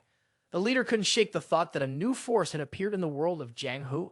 Wol paused on his journey to rest, eat, and take shelter from the rain. He found himself appreciating the beauty of nature, something he had long missed. It struck him that 7 years had passed. He knew he couldn't erase his past, but he also understood that clinging to it would keep him from moving forward. To truly be free, he believed the Qiang sect and the AIM sect would need to answer for what they had done to him. While all considered heading toward Chungdu, he might uncover more about those things. Wol is chilling on his break when a group of people walks up, looking for a spot to escape the rain. Once they're under the roof, they start arguing about how soaked they are. After tossing blame around, they notice Wol just sitting there, watching them. They're a bit shocked to see someone else up in the mountains. The woman quickly says, "You're really handsome." The guy with her shoots back, "You should be thanking me for getting us lost." That annoys her, so she snaps, "Shut it." Ranju turns to Wol and says it must be fate that we're all stuck under the same roof. She introduces herself as Ranju, and he replies with his name Wol. She's totally smitten and kind of annoys him because she goes wild whenever a good-looking guy is around. Then a guy jumps in and introduces himself as Daoshi, while a monk chimes in with his name Hul. Ranju asks Wol where he's headed, and he says he's off to Chengdu. Coincidentally, that's where Ranju and the crew are headed to. She thinks it would be awesome to travel together, but Wol seems a bit hesitant. They're a weird mix of people at first glance, but they all know how to work together when it counts. He's curious if Ranju is the main one holding it all together. Even though she doesn't seem like the boss, Wol is up for it and decides to go with the flow. He feels like there's a strong bond or something deeper that connects them all, and he wants to dig into that more. They're all set to start their trip and manage to find a crew to hop on with. Tashi mentions they'll be leaving in about an hour. Ranju starts griping about how uncomfortable rice cargo ships are. "I love getting under Daoshi's skin," she says with a smirk. Then she turns to Wol asking, "Why are you off to Chengdu?" Wol replies, "I've got to meet up with someone." Ranju's curious and presses him for more info. "Who?" He explains, "I'm meeting up with folks who owe me a favor." She asks, "Are you in debt?" He quickly clarifies, "It's the other way around. I'm the one owed." Wol asks Ranju why she's going to Chengdu. She replies, "For business." Wol points out, "I don't see any goods with you." Ranju chuckles, "Sometimes you can sell what you can't see." Then Dashi jumps in and asks Wol, "Which clan are you from?" Wol tells him, "I'm not in a clan." This surprises them. He asks, "Is that an issue?" Dashi replies, "It isn't, but you've definitely left one." Curious about who Wol really is? Everything feels chill and peaceful out on the water. People are chatting and enjoying each other's company. Wol is soaking it all in after being alone for so long. But his moment of calm is cut short when Ranju starts pestering him. She wants to know what's got him so lost in thought, saying he has this sentimental look on his face. Wol tells her to back off if she's just going to keep talking nonsense. Ranju laughs and teases, "You're playing with my heart like a fiddle." Dashi and Hei are just watching, and Hei asks, "Should we step in?" Dashi tells him not to worry, saying the powerful blood spider isn't going to fall for some guy's charms. He notes that everything she does is planned out. Even though she's acting all cute, she's still got a pretty nasty attitude, like a spider ready to pounce. Dawi thinks Wol is pretty shady. Then suddenly the current gets super strong and messes up their trip. They glance out and spot an approaching boat. It's a gang of pirates looking to snag their rice. One of the sailors shouts for everyone to grab a weapon. They're definitely in a tough situation, but then Dashi steps in and asks the sailor if he needs help. The sailor questions, "Who are you?" And Dashi just replies, "It doesn't really matter who I am. What counts is what he can actually do." The monk jumps off the boat and lands right on the pirate ship. The pirates are a bit surprised at first, but then they rush to attack. Hell takes them all on by himself, leaving the sailors and his buddies stunned. This isn't anything Dashi hasn't seen before, though. He tells the sailor it'll cost 500 yangs to settle this.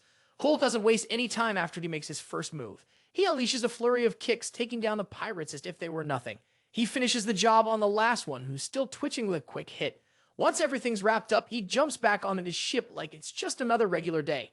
Dawi gave a shout out to Hai for his work, and Hai suggested get Ranju to handle it next time. Dawi just laughed it off, saying he'd be glad if she didn't go all crazy on him for asking.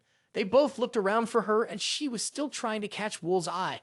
Ranju begged Wol to stick around in Chungdu, but he insisted that he felt better on his own. The girl totally digs his laid-back vibe. As Dashi and Hull get their pay, they can't believe Ranju is still at it. Dashi figures that Wol isn't your typical person. Anyone else would freak out in this kind of situation. He thinks only someone who's been through a lot of chaos could have that kind of look in their eyes. Ranju gives it one last shot and hits Wol with her puppy eyes. Wol is totally confused, and Ranju can't believe he's actually saying no. He tells her he's just not into poisonous roses, no matter how pretty they look. Her tears dry up fast because she's stoked that Wol thinks she's beautiful. That alone makes her happy. Meanwhile, Wol sees these folks as wanderers who sell their muscle for cash. They just flexed enough to get some rumors buzzing around. He found out about their skills in Chungdu. He's starting to wonder if that means there's some big conflict going down that needs these wanderers to step in. He doesn't think the Emi sect and the Qing Chang sect would let any kind of fight happen in Chungdu. But then he wonders, what if things aren't going so well for them? He recalls his last moments with the King Chang sect and the Emi sect. Wol wants to make them pay for their mistakes just like he had to. They finally dock the boat and are ready to head to Chungdu. Dawe says they need to get there by morning and asks Wol what his plan is. Wol replies that he's planning to stay here for the night. Ranju looked concerned and asked, "Are you certain you can't come with us?" Wol replied, "There's something I need to handle on my own." He tried to reassure her, adding, "I'll send word when I reach Chungdu." Ranju made him promise and he agreed. Wol set out and entered the next town, slipping into a lodge. As soon as he stepped inside, he noticed a few people glancing his way. An employee approached and asked, "Are you looking for a meal or a room?" Wol said both, but I'd like to eat first. When his food arrived, a group on the other side of the room began making remarks about his clothing. Just as Wol was about to take a bite, one man stepped forward. Introducing himself as Jen, the lead escort of the Nine Treasures Escort Corps, he asked, "Is there a reason you're dressed like that?" Jang, one of his companions, chimed in, "I made a bet with my friends to figure it out." Wol replied casually, Jenning already lost that bet. Jang frowned and said, "I'm still not sure you're telling the truth." His friends began pressuring him to prove it, but before things could escalate, Wol deftly flicked a chopstick that startled Jang, making him stumble back. Jang's companions quickly surrounded him, concerned by his reaction. Turns out he just got stabbed in the eye over a joke gone wrong, thanks to peer pressure. Wol does not hold back and thinks that, since he can't see now anyway, it's best to take out the other eye as well.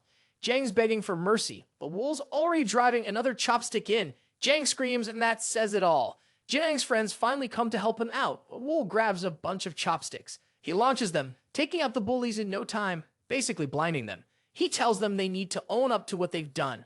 Later, in a village of Chungdu, Ranju and the crew are hanging out. They notice a bunch of people in the streets packing weapons. Ranju thinks it's the perfect chance for them. Hai chimes in and saying it's one person's bad luck and another's good luck, calling it a real tragedy. Ranju, annoyed, tells him to chill. When Heil asks why, Ranju calls out, "Who's the most obsessed with money among us?" Without missing a beat, everyone points at Dashi, who snaps at them to knock it off. The group finally arrives at their destination, and Ranju is excited to see her captain, Muriang.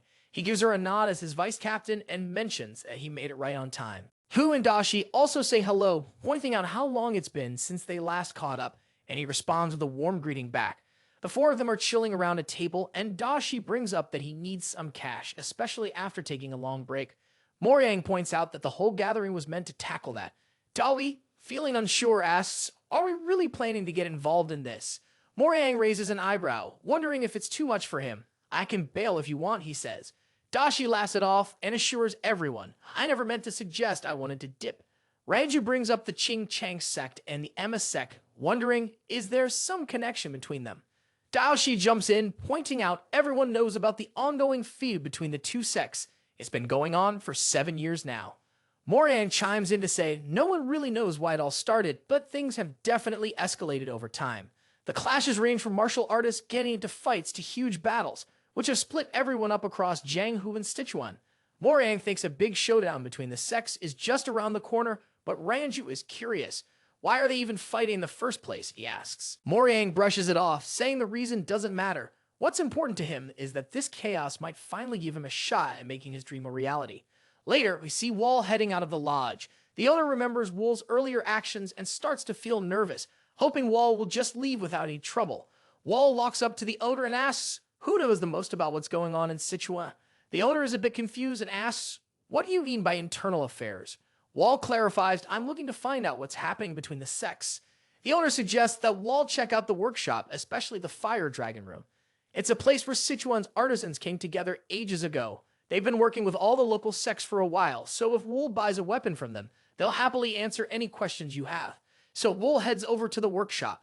A guy starts shouting at his worker for using a hammer without asking, reminding him that he wasn't supposed to do that. He gives the worker a kick in the back of the head and tells him to stick to his regular chores.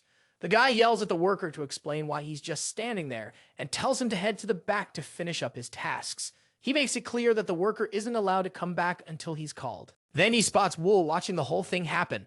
The guy shifts his attention to Wol and asks, what are you looking to buy? But Wol is more curious about what the worker did wrong. The guy admits the worker's behavior isn't great, mentioning there's a rumor that the worker is from the Tanglin, but he still tried to use the hammer without asking first. Wol asks if Tanglin descendants can't use hammers. The guy replies, is this your first time in Sichuan? Wol says, it basically is. The guy starts explaining how the Tang clan went downhill ages ago as they teamed up with the demon. Because of that, they got shut down by someone known as the strongest in history, which led to the clan's quick drop and fall. The Sichuan folks see the Tang clan as traitors to their community. No workshop is willing to share their techniques with them. They're worried that history might just repeat itself. One guy says the Tang clan has to deal with the mistakes of their ancestors. Why didn't they choose to team up with the demon cult? Their fate is basically their own fault. The guy asks Wol again, what are you looking to buy? Wol replies, I'm on the hunt for a flying sword. The man tells him, follow me, saying that all the workshop's weapons are in the back. As they stroll to the back, Wol asks the guy if he's been getting a lot of orders lately. The man chuckles and replies, our orders have shot up since the Ime sect and the Ching Chang sect started throwing punches at each other. He explains that even though things are getting wild in Sichuan, their business is actually booming. He goes on, all the craftsmen in our shop are swamped with making weapons for different sects. While the guy keeps talking, Wol spots a descendant of the Tang clan getting beaten up nearby. The guys who are beating up Sochu think that the Han clan fell apart because they didn't stick to the rules. They feel like they're showing Sochu where he belongs. As he's getting hit, Soku notices a dagger lying on the ground nearby. Wol walks up to the group and comments, people can be worse than animals when they let themselves be treated badly. He adds, putting up with abuse makes you live like a worthless dog. Then Wol turns to Sochu and asks him, how do you plan to live your life? The guys want to know who Wol is and tell him to leave. This is about the Fire Dragon Room, they say. Wol brushes them off and asks Sochu his question again. The guys are getting annoyed and start accusing Wol of ignoring them. While they're distracted, Soku suddenly leaps up and bites one of them on the neck, taking him down. The guy is confused and asks, what is Soku doing? But Sochu just grabs a dagger and holds it right above his eye. The others are totally taken aback. They start calling Sochu a beast. He stands up, points at them, and says, you've never treated me like a person. You always see me as just an animal. He warns them, I'm tired of being punched for no reason. The next person who messes with me, I'll cut their throat. As the guys head off, Soku starts to almost fall over from exhaustion. But then, Wol steps in and catches him. Later, Wol walks Sochu home and takes a quick peek around his place. This place is awesome, he says. Sochu, caught off guard by the compliment, wonders if Wol is just messing with him. Wol reassures him, your house is like a palace. My place is more like a den full of snakes. Sochu thinks Wol is just trying to lift his spirits. Wol says he has to bounce because he has plans. Sochu wants to know where he's headed, but Wol dodges the question, asking, why do you suddenly care about what others are up to? Sokyu chuckles and replies, well, you have asked the same thing. Wol nods and explains that some people owe him big time since they used him, ditched him, and hunted him down. Curious, Sokyu asks, who are these people? Are you really thinking about getting revenge? Wol lists names like the King Cheng sect, the AIM sect, and a few others backing them up. Sokyu can't believe it. That's crazy, he says. Questioning if Wol really plans to go against all of Sichuan by himself, Wol just shrugs and admits, I might be a bit out there. Wol then asks Sokyu for the flying dagger he lent him, saying he'll need it back. Sokyu jokes, calling the dagger a worthless piece of junk, but Wol stands up for it, mentioning, I spent a whole tile of silver on it. Sokyu then pulls out another weapon he had hidden under his bed and throws it to Wol, saying, use this one instead. Wol is really impressed with how sharp, balanced, and tough the weapon is. He asks Sokyu, was it tough to make? Sokyu replies, it wasn't too hard put together, but I had to keep it under wraps because I was short on time. Wol wonders, are you really okay with giving it away? Sokyu reassures him it's all good. I'm still mad at the King Cheng sect and AIM sect for messing things up for the Tang clan. Sokyu mentioned that Wol had been the first person to tell him not to tolerate unfair treatment, which made the moment even more meaningful. Wol thanked him and began practicing with the weapon, quickly mastering its use. Sokyu watched in amazement, convinced the flying blades almost seemed alive. Wol decided to name the weapon the Phantom Dagger. Before departing, he introduced himself to Sokyu, who wished him good fortune in Sichuan. In Chungdu, Lady Wu was holding a meeting. Thank you all for coming after I sent word, she said. Those present reassured her of their support for the 100-follower rule. Even with the pressure from the King Chong sect, Lady Wu recognized their dedication. She noted that the King Chong sect did not hold much real influence in Chengdu, which eased her concerns. She recalled a summons from the AIM sect, prompted by unusual movements from the King Cheng sect. Lady Wu informed everyone that she would not attend the next gathering. Several attendees expressed eagerness to join the AIM sect, even saying they would climb the mountain for her. Lady Wu was pleased, believing their enthusiasm could help her secure influence over the emissary and strengthen her position in Sichuan. As the meeting wraps up, Lady Wu spots someone new in the crowd. Wol's bright eyes and fair skin kind of freak her out. She walks up to him, introduces herself, and asks for his name. He tells her he's Wol, but his icy reply gets on Lady Wu's nerves. She wonders if he's some sort of martial artist. Wol just shrugs, telling her to believe whatever she wants.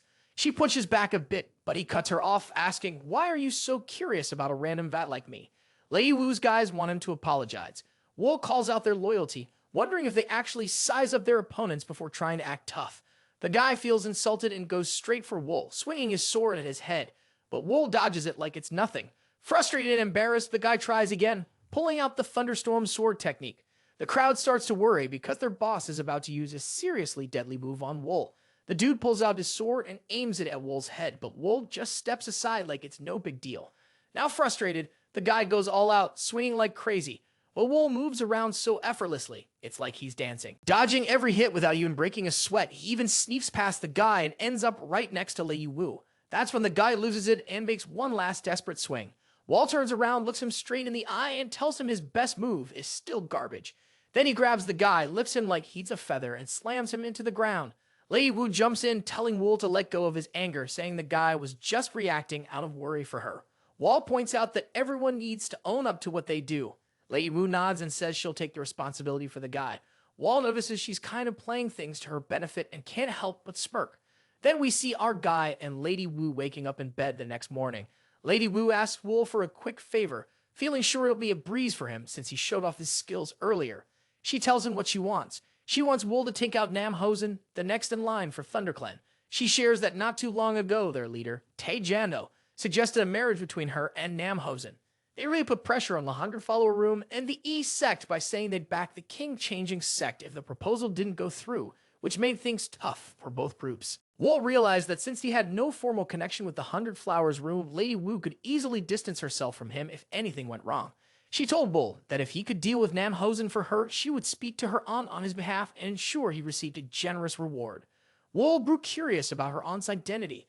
Lei Wu explained that her aunt was one of the top disciples of the AM sect's leader and also the pavilion master, Jianghu. This reminded Wol of his own highly skilled ally, and he smiled back at her. On Mount Amy, Ranju and one of her companions arrived, taking in the breathtaking view. But Ranju reflected on how meaningless the beauty would feel if they were to lose to the King Chong sect in the coming conflict. Ranju and her companion were visiting the Im sect for a meeting that included Zhonghua Yang and the Abbot of Nine Calamities. The elderly master spoke directly, noting that a band of wanderers would not risk lives without reason. Ranju agreed, adding that they could not afford any losses, and pointed out that the group was demanding an enormous sum minus 500,000 gold yangs.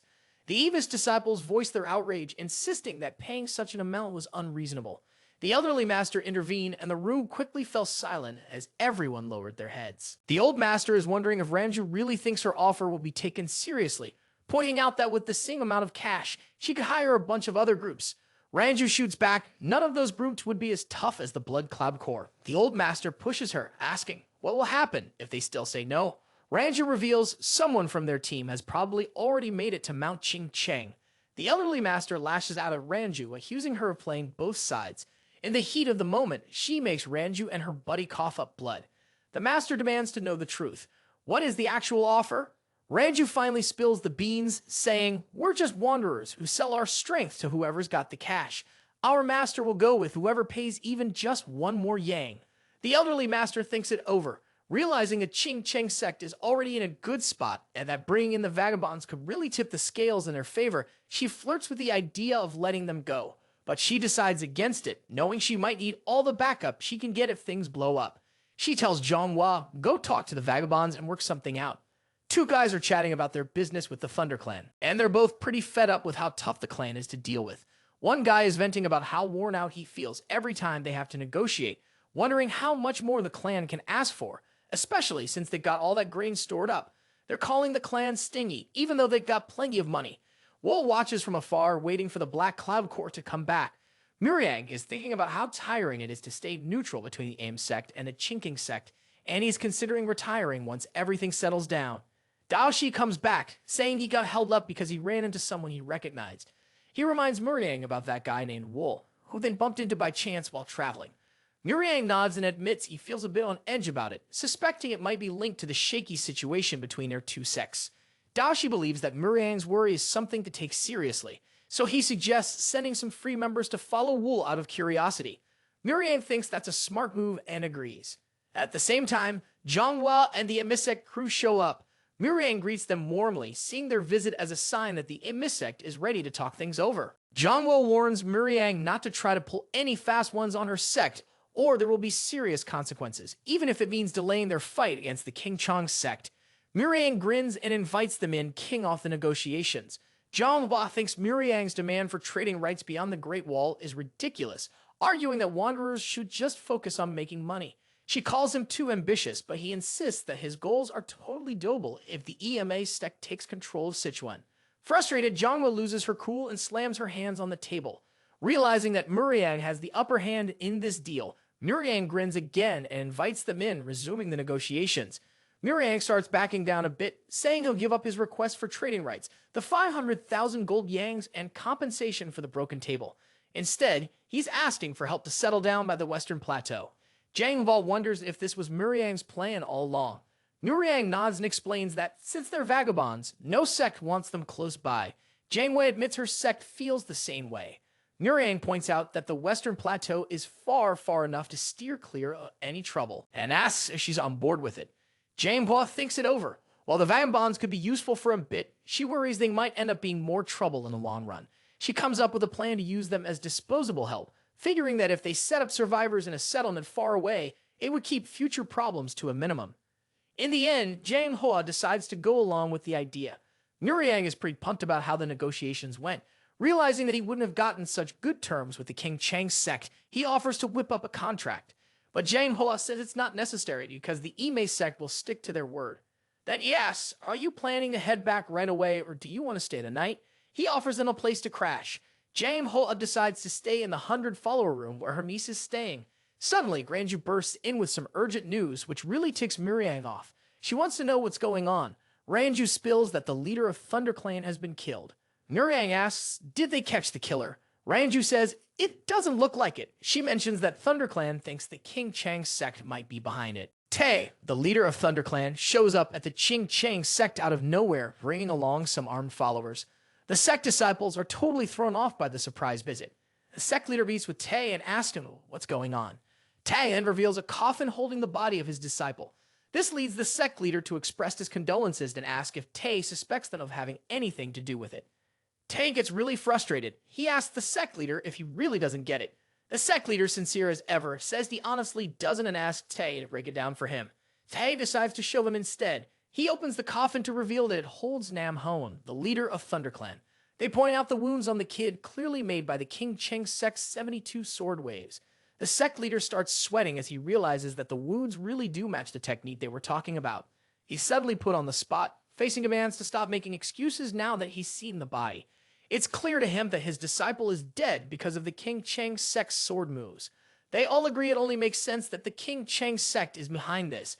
Tay suspects they figured out ThunderClan was planning to back the EI sect by marrying into the 100 Flower Room and decided to strike first. The sect leader tried to calm Tay down and assured him that he would investigate the matter, but Tay refused to let it go. He could not remain silent when one of his disciples had lost their life to a particular martial technique.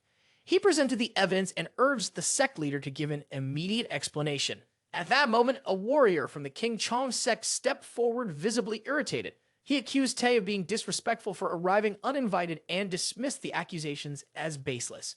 Without hesitation, the warrior unleashed the Thunderstorm Poem technique against Tay, challenging whether he truly thought their sect could be mocked with such claims. The sect leader frowned at his top warrior's decision to resort to force. The warrior, however, brushed it aside, insisting there was still time to resolve matters after removing what he saw as a threat. The leader couldn't help but notice that his younger brother's demeanor had changed. He had grown reckless and aggressive. In the past, he had been cold and calculating, but never this impulsive. While the disciples helped Tay recover, he accused the King Chong sect of silencing dissent with violence. The sect leader, at a loss for words, told his junior brother to speak with Tay once he had recovered. He also arranged accommodations for the ThunderClan warriors. Finally, the sect leader instructed his disciple Chang to investigate the situation in Chungdu, as he felt something unusual was happening there. In Chungdu, two guys are chatting about the whole situation. One of them wonders if the King Cheng sect actually took out Nam Hosen, mentioning that sometimes martial arts clues can be faked. The other guy insists that top-notch martial arts leave pretty clear marks, and the 72 sword waves are way too unique to copy. They both think it's likely that the King Cheng sect is behind it. They're worried that things might get pretty messy in Chengdu soon. Meanwhile, they have no idea what's really going on, as the actual culprit, Wol, hangs out in a nearby room. Lady Wu walks in and starts examining Wol to see whether he has anything to do with Nam Hosen's death. Wol pretends he has no idea what she's talking about. Acting all clueless, Lady Wu looks puzzled, convinced that Wol did something wrong. Wol brushes off the need to find out who the killer is, saying the main point is that Nam Hosen is dead. Then, Wol grabs Lady Wu by the chin and leans in for a kiss. For a second, she goes along with it, but then pulls back, saying she's got to deal with an important guest. She talks about her aunt, Jianghu, the first disciple of the EI sect, who's come to the 100 Flower Room with her junior sister. Since Jianghu is pretty high maintenance, Lady Wu has to take care of her personally. Wol asks Lady Wu, what is Jianghu doing in Chengdu? She mentions that Jianghu is trying to hire the Blood Cloud Corps, a tough group of vagabonds with a smart leader. Wol is curious. How long does Jianghu plan to stick around? Lady Wu figures she will hang out at the 100 Flower Room for a while. While she's glad to see her aunt, Lady Wu doesn't really enjoy having her junior sister around. Once Lady Wu leaves, Wol thinks about what she said. He suspects that Jianghu's junior sister must be hanged. He remembers how cold and harsh she was and wonders if he'll run into her again in Chengdu. Wol thinks the King Cheng sect is probably in chaos after Nam Hosen's death. He feels like he just needs to wait a bit longer to get his plans rolling. In a flashback, Wol is seen pulling off the 72 sword wave technique perfectly with Sanju's dagger. He brutally takes out Nam Hosen. Meanwhile, the King Cheng sect's disciples show up at the scene to look into what happened. They realize that the technique definitely belongs to their sect. Chong thinks about the chance that an outsider might be responsible, but isn't convinced that anyone outside could actually master their secret technique. The disciples start wondering if someone might have figured out the technique from a leaked transcript. After some back and forth, they decide to stop speculating and follow the assassin's trail instead. Chiang briefly thinks about whether the culprit could be the assassin they ran into 7 years back, but quickly brushes it off. Convinced that person is long gone, they head to an inn to catch some rest. They bump into members of the E sect. Tension fills the air as both groups eye each other wearily. Hi, Yang says. Jianghu just laughs at him for ditching the mountains. He comes back at her, asking, why aren't you up there keeping watch? He lays the blame on her for kicking off a war. Jianghu tries to shut him down, but he brushes her off. A younger girl tells Jianghu to back off, but she's not backing down against the Qing Chong crew. Then she brings up whether the King Chang sect took out Nam Hosen, knowing he was engaged to Seal from the 100 Flower Room. Chang throws some insults back, saying the enemy sect shouldn't be talking. Yang thinks about their past together and wonders where things went off the rails. She remembers starting this mess, but never expected it to blow up like this. Her mind drifts to Wol, the mysterious guy behind the scenes, whose name she doesn't even know. As Yang sharpened her focus, she felt someone nearby, but couldn't see anyone. Wol, hiding in the shadows, recognizes Yang's keen instincts. He reflects on how he sparked this conflict and feels pretty pleased with the chaos that's starting to unfold. Later that night, under a starry sky in Chungdu, Ranju calls Wol out for not being around. Wol ends up at a dinner meeting with Moriang and Dao. "I'm Moriang," he introduces himself, captain of the Black Cloud Corps. Moriang tells Wol that he's heard a lot about him and mentions that Ranju is really interested in meeting him at least once. Now that they're finally face to face, Moriang notices how strong Wol is. He points out that even though Wol covers up his intense energy with his flashy clothes and style, he can't hide everything because there's still a weird amount of energy leaking out from him. Ranju is feeling pretty good about how things are going.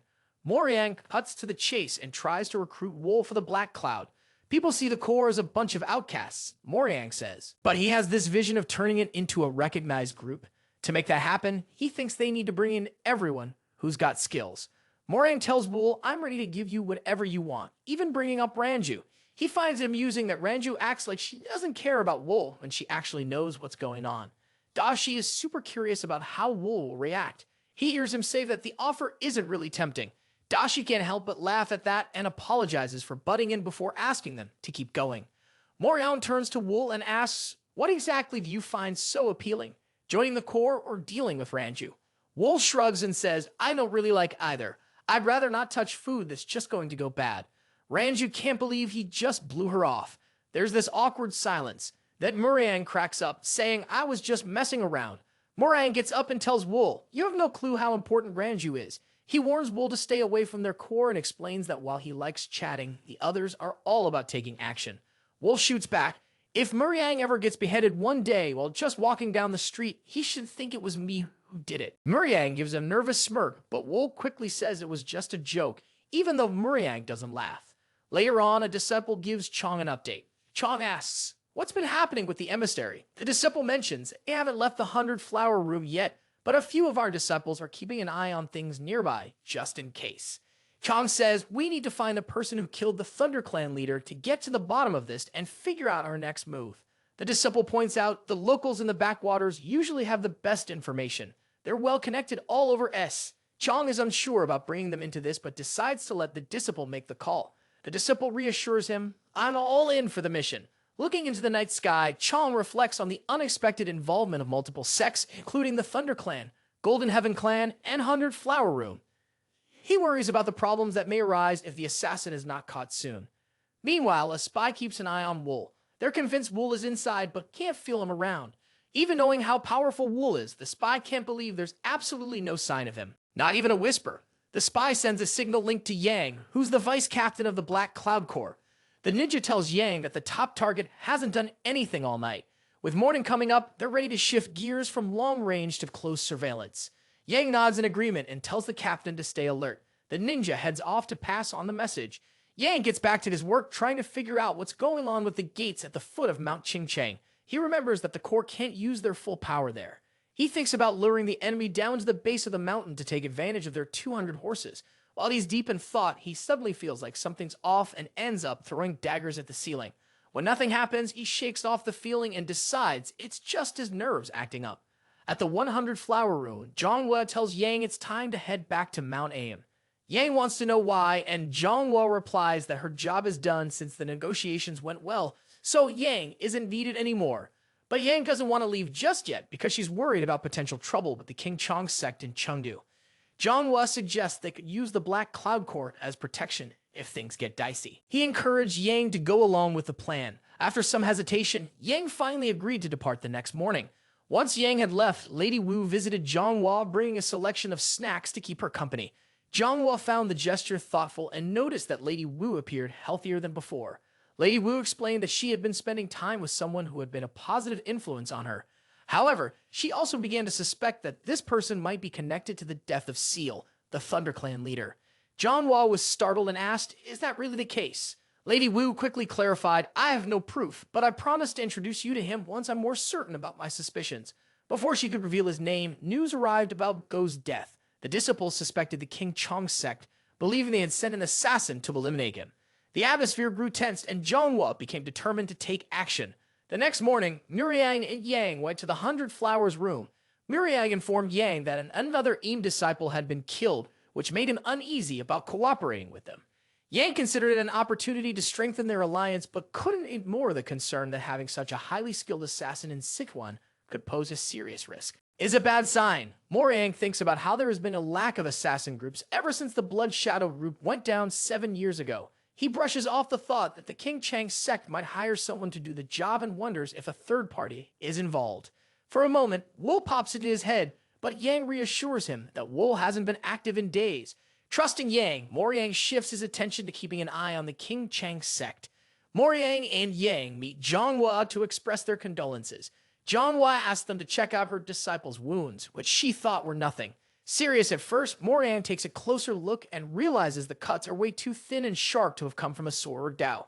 He considers that it could be from a silver wire, but isn't sure how it could leave the skin looking so intact.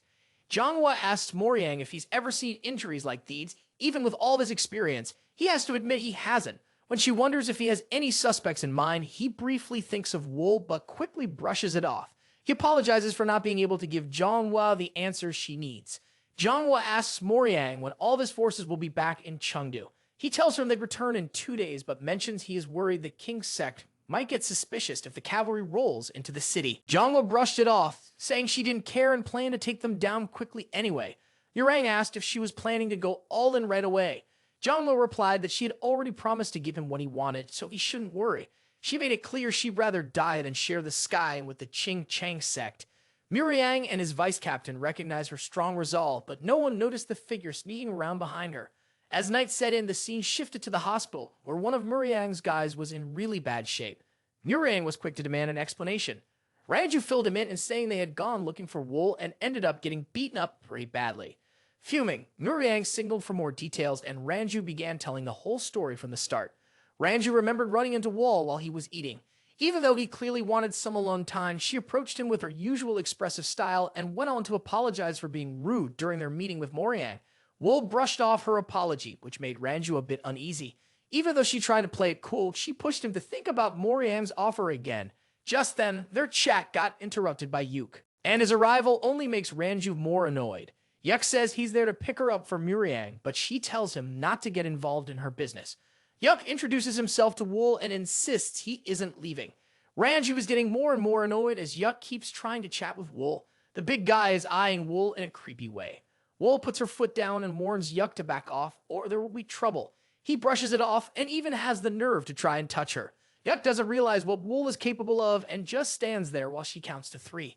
When she hits 3, she goes for him with chopsticks aimed at his eyes, but Yuk blocks the move with his arms. Yuk is furious and tries to hit Wol with a double punch, but he ends up smashing the table instead because Wol dodges out of the way. Ranju steps in, trying to keep things from getting worse, but he can't stop the fight from escalating. Wol jumps in, swinging wildly, throwing down a crazy combo that lights up the whole room. Yuk barely has time to react before the ground explodes beneath him, leaving him stuck and gasping for air. Meanwhile, Wol just stands there, looking fierce while Yuk struggles to figure out what just happened. Wol really messed him up and then grabbed his head, digging his fingers into his eyes before trying to walk away.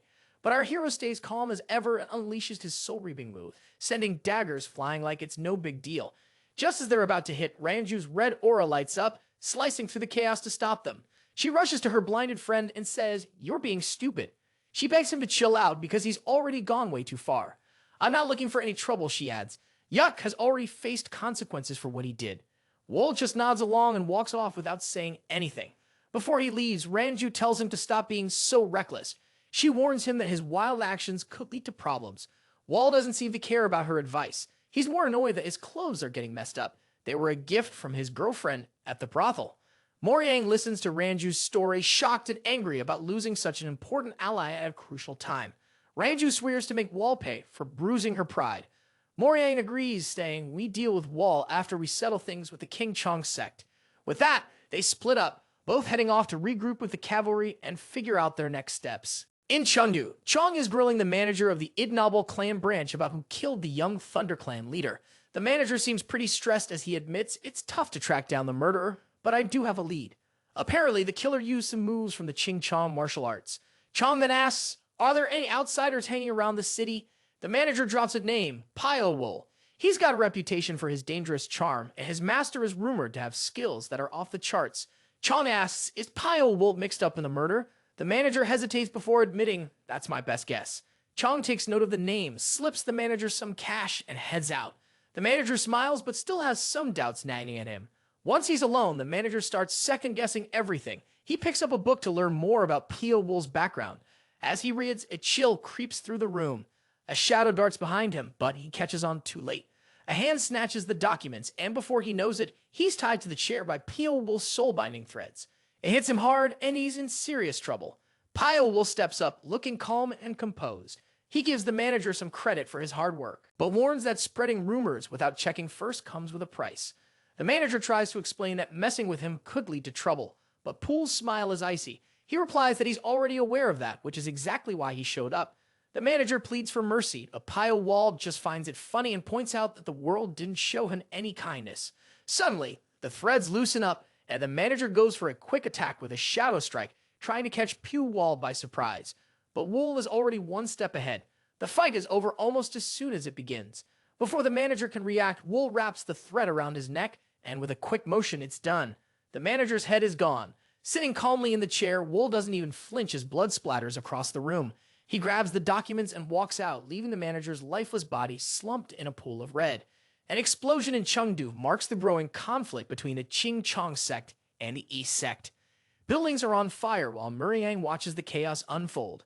Both sides are at their breaking point and are clashing hard, all because of some guided revenge for assassinated disciples. Fire Dragon Remaster Po tries to step in and mediate, but gets caught up in the fight, which leads to his clan wanting revenge and escalating the war even more. Moriang takes a look around and realizes the MA sect is in trouble with their limited forces. He calls in the Black Cloud Corps and gets ready to jump into the action. In the middle of the chaos with disciples scrambling everywhere, Jianghu corners Chong and accuses him of being behind her disciple's assassination. Chong fires back, saying it's their fault for provoking the Ching Chang sect and pinning the Thunder Clan leader's murder on them. Jianghu denies it, insisting the assassin's technique scream Chong's say. Furious, she launches an attack, swearing one of them won't walk away alive. The tension between them is electric as their fight ignites. In the middle of all the chaos, Yang tries to protect a fellow disciple with just her hand, but it doesn't work out. The other girl is already badly hurt and collapses. Yang is trying to keep it together, but the pain is too much, and the girl dies in her arms. Feeling completely crushed, she holds her fallen friend close, thinking about how she didn't want to join the fight in the first place, and how many lives have been lost because of it. Another explosion pulls her back into the harsh reality of the battle around her. Moriang is worried about the incoming forces and is concerned that the King Chang sect might have blocked their path, but he quickly brushes that off since it's not really in their style. He senses that something's up and that there's a plan to stir up trouble, so he sends Seal out to check things out since the people who went to gather the forces still haven't come back. Soaring over the chaotic battlefield, Seal can't help but think about all the craziness happening below him. It seems like someone's got these two factions tangled up in a deadly game. He's trying to figure out who's pulling the strings. As he glides by, he sees buildings getting blown apart and wonders if the mastermind is smart enough to steer clear of the collapsing chaos. He spots a sacred tree in Chengdu that overlooks everything around it. He climbs up the tree to see if someone's hiding inside. Just then, he feels a rush of blades coming at him, so he jumps off the tree. Sale catches something in the corner of his eye, sewn up in a tree, dressed in a black warrior robe with glowing red eyes, before he can fully process it. A swarm of daggers flew straight at him. Every single one terrifyingly precise. Damn, this guy's good, he thought as he drew his weapons to block the attack. The technique was wild. Maybe telekinesis. How's a master like this hanging out in Chengdu, he wondered. The tree wasn't helping either. Branches tangled him up like a trap, leaving him wide open.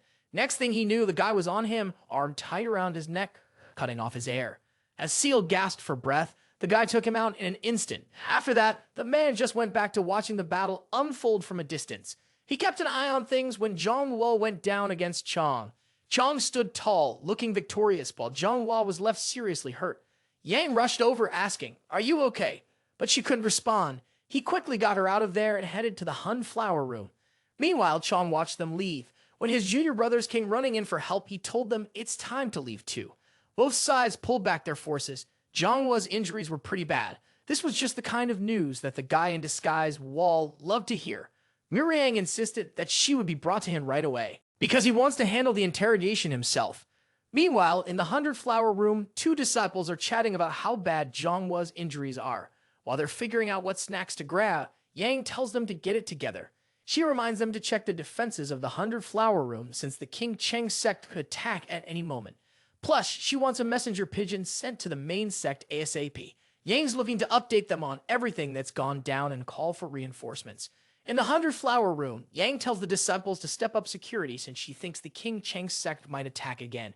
She has them inform the sect about the rising tensions and requests some backup.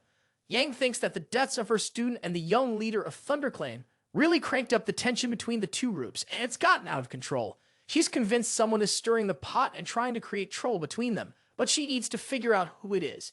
Inside, Jianghua is sprawled out on her bed. Her injury is severe enough to keep her stuck there. The doctor tries to offer advice, but she shuts him down with a sharp glare and a threat to remove his head if he doesn't leave. He quickly backs out, leaving her alone to stew in frustration. She looks down at herself, hating how weak she feels. Rand's the last person she wants to step up for her, so she's determined to recover fast, no matter what it takes. The door swings open and Jumwa figures it's just the doctor again. Without even looking up, she tells him to beat it. When there's no reply, she glances up and asks who he is. The guy asks, "Do you remember me?" Jianghu is curious if he knows her. He smirks and says, "I haven't forgotten you. Not for a second in the last 7 years." Then he adds something ominous. "I was the one who blinded your last eye. Does that jog your memory?" That's when it clicks for Jianghua. It's Wol, from way back when. Wol runs into Jianghua, who can't believe he's actually here. She reminds him, "You definitely died when the Qing Cheng warrior tossed you into the snake hold." Wol agrees, "I did. But now it's time for me to take you down." He confesses, "I'm the one who killed your disciple and the young leader of ThunderClan." Jianghua gets really angry. "You've just made an enemy of the MA sect." She snaps, "How can you be so fearless?" Wol snaps back, "You're the ones who created me. Without you, there wouldn't be any reborn assassins like me." Jianghua glares at him and demands to know what he wants. Wol shrugs and says he doesn't want anything. He just wants her to know what's in store for the EMA sect. Then, with a cold smirk, he declares his plan to kill Chang of the King Chang sect, using the MA sect's ultimate technique, the snow cloud piercing strike. He's always joking around with her, just throwing it out there that Seal's go-to move is the snow cloud piercing strike. Jianghua glares at Wol and threatens to kill him, but her body betrays her. She is too weak to move, let alone carry out her threat. The pain is unbearable, and she cannot hide it. Wol watches her struggle and then coldly predicts devastating losses for both sects. With a sly grin, he vows to expose everyone involved, from the elderly master to the Qing Chong warrior, leaving no one untouched. With her last breath, Jianghua curses Wol, thinking back on his cunning plan as she weakly reaches for his neck. Wol coldly warns her that he'll hunt them all down no matter how deep they hide. Blood streams from her eyes as she realizes the full extent of his cruel plan. She musters every ounce of strength to attack, but only to collapse unconscious. Wol looks down at her and reflects that she never should have created someone as terrifying as him. The story moves on to the Black Cloud Corps as they start looking for Wol. They realize that Wol managed to slip away before their surprise raid, but it turns out Wol paid for the room and never actually showed up. Ranju curses herself for being dumb enough to fall for Wol's good looks and swears she'll skin him alive if they ever cross paths again. Meanwhile, Daosi and Hale do their best to stay focused, but it's clear they're on edge, worried about whatever mess Wol might be stirring up next. In the Golden Heaven clan, two disciples take a break from their training to chat about the chaos happening in Chungdu. Suddenly, there's a massive explosion. They recognize the sound and flashes as the snow cloud piercing strike, which makes them think the Ime sect might be involved. Inside, stuff starts to unfold right before the strike. Chang is practicing martial arts but feels a bit off when Wol sneaks up on him. Chang keeps it cool and asks what the unexpected guest wants. "Who are you?" Chang asks, narrowing his eyes. Wol introduces himself. Chang remembers hearing about him from the branch manager of the Ignoble clan. Chang is curious about what Wol's up to. Wol says that sneaking around at night usually spells trouble, him included. Chang then asks, "Did you take out the leader of the Thunder Clan Seal?" Wol admits he did. I had a grudge against both King Che and I'm sect, so I got them involved, he explains. Chiang pieces it together. You must have killed the Eam disciples too, he says, shooting Wool a sharp look. You hold grudges against everyone. What puzzles Chiang, though, is that he's never even heard of Wool before. Wool finally shows his true colors, the assassin everyone in Sikwon sees as a public enemy. Chiang quickly realizes this must be the guy who killed Wug Gun 7 years ago. A surge of pride rushes through him. Understanding who he's up against, Chiang prepares to fight. You've made a huge mistake, he warns Wool. He takes his stance and challenges him. Try to make it out alive. Wool is just waiting for the action to start. Chiang charges at him, determined to take him down. But Wool stands his ground, unafraid. He's got a soul-reaping thread wrapped around him, looking like it's protecting him for the fight ahead. Chong doesn't hold back, unleashing his signature move. His blade cuts through the threads in one clean, powerful sweep, tearing them apart like paper. He smirks, believing it is already over as he moves closer to Wall. In his overconfidence, he fails to notice the threads silently creeping behind him, gliding through the air like ghosts. With a swift motion of Wool's hand, the threads wrap around Chong and lift him into the air. He is completely trapped in a sinister, soul-reaping web. Wool yanks the threads tight, and the snow cloud piercing strike slices through the air. The hit lands hard and fast, leaving Chong seriously hurt. Realizing he is no match, he uses his final breath to tell Wool they have created a complete monster. The disciples quickly blame the Ace sect, falling perfectly into Wool's plan. Driven by rage, they are already preparing for revenge. It doesn't take much. Once a reason appears, chaos erupts instantly. People start killing each other nonstop, day and night. Before long, any thought that someone might be behind it fades away. Nobody cares anymore. All they want is to kill the enemies in front of them. In no time, it's complete mayhem. The entire place turns into a bloodbath. As Seal walks through the battlefield, it feels like she's stepping through hell. She tries to make sense of how things got this bad when Muriang appears, saying he has something to tell her about the recent killings and someone named Wool. Hearing that name stops her in her tracks, completely shocked. At Mount Emma, Elderly Master grieves over losing Jianghu. She finds out the killer's name is Wool, the same assassin who took out Wu Gun 7 years ago. Now he's stirring up the war between the Chinking sect and the Aim sect. Elderly Master is really curious about how he even found out about the Ime sect's snow cloud piercing strike. One disciple who died in the cave had a secret manual. Elderly Master thinks Wool might have gotten a hold of it. He's furious and wonders why anyone would be carrying around a secret manual in the first place. But the disciple chimes in, saying she's just passing on the message and they don't really know for sure yet. Elderly Master declares that the Chinking sect won't buy any excuses because they need to capture Wool.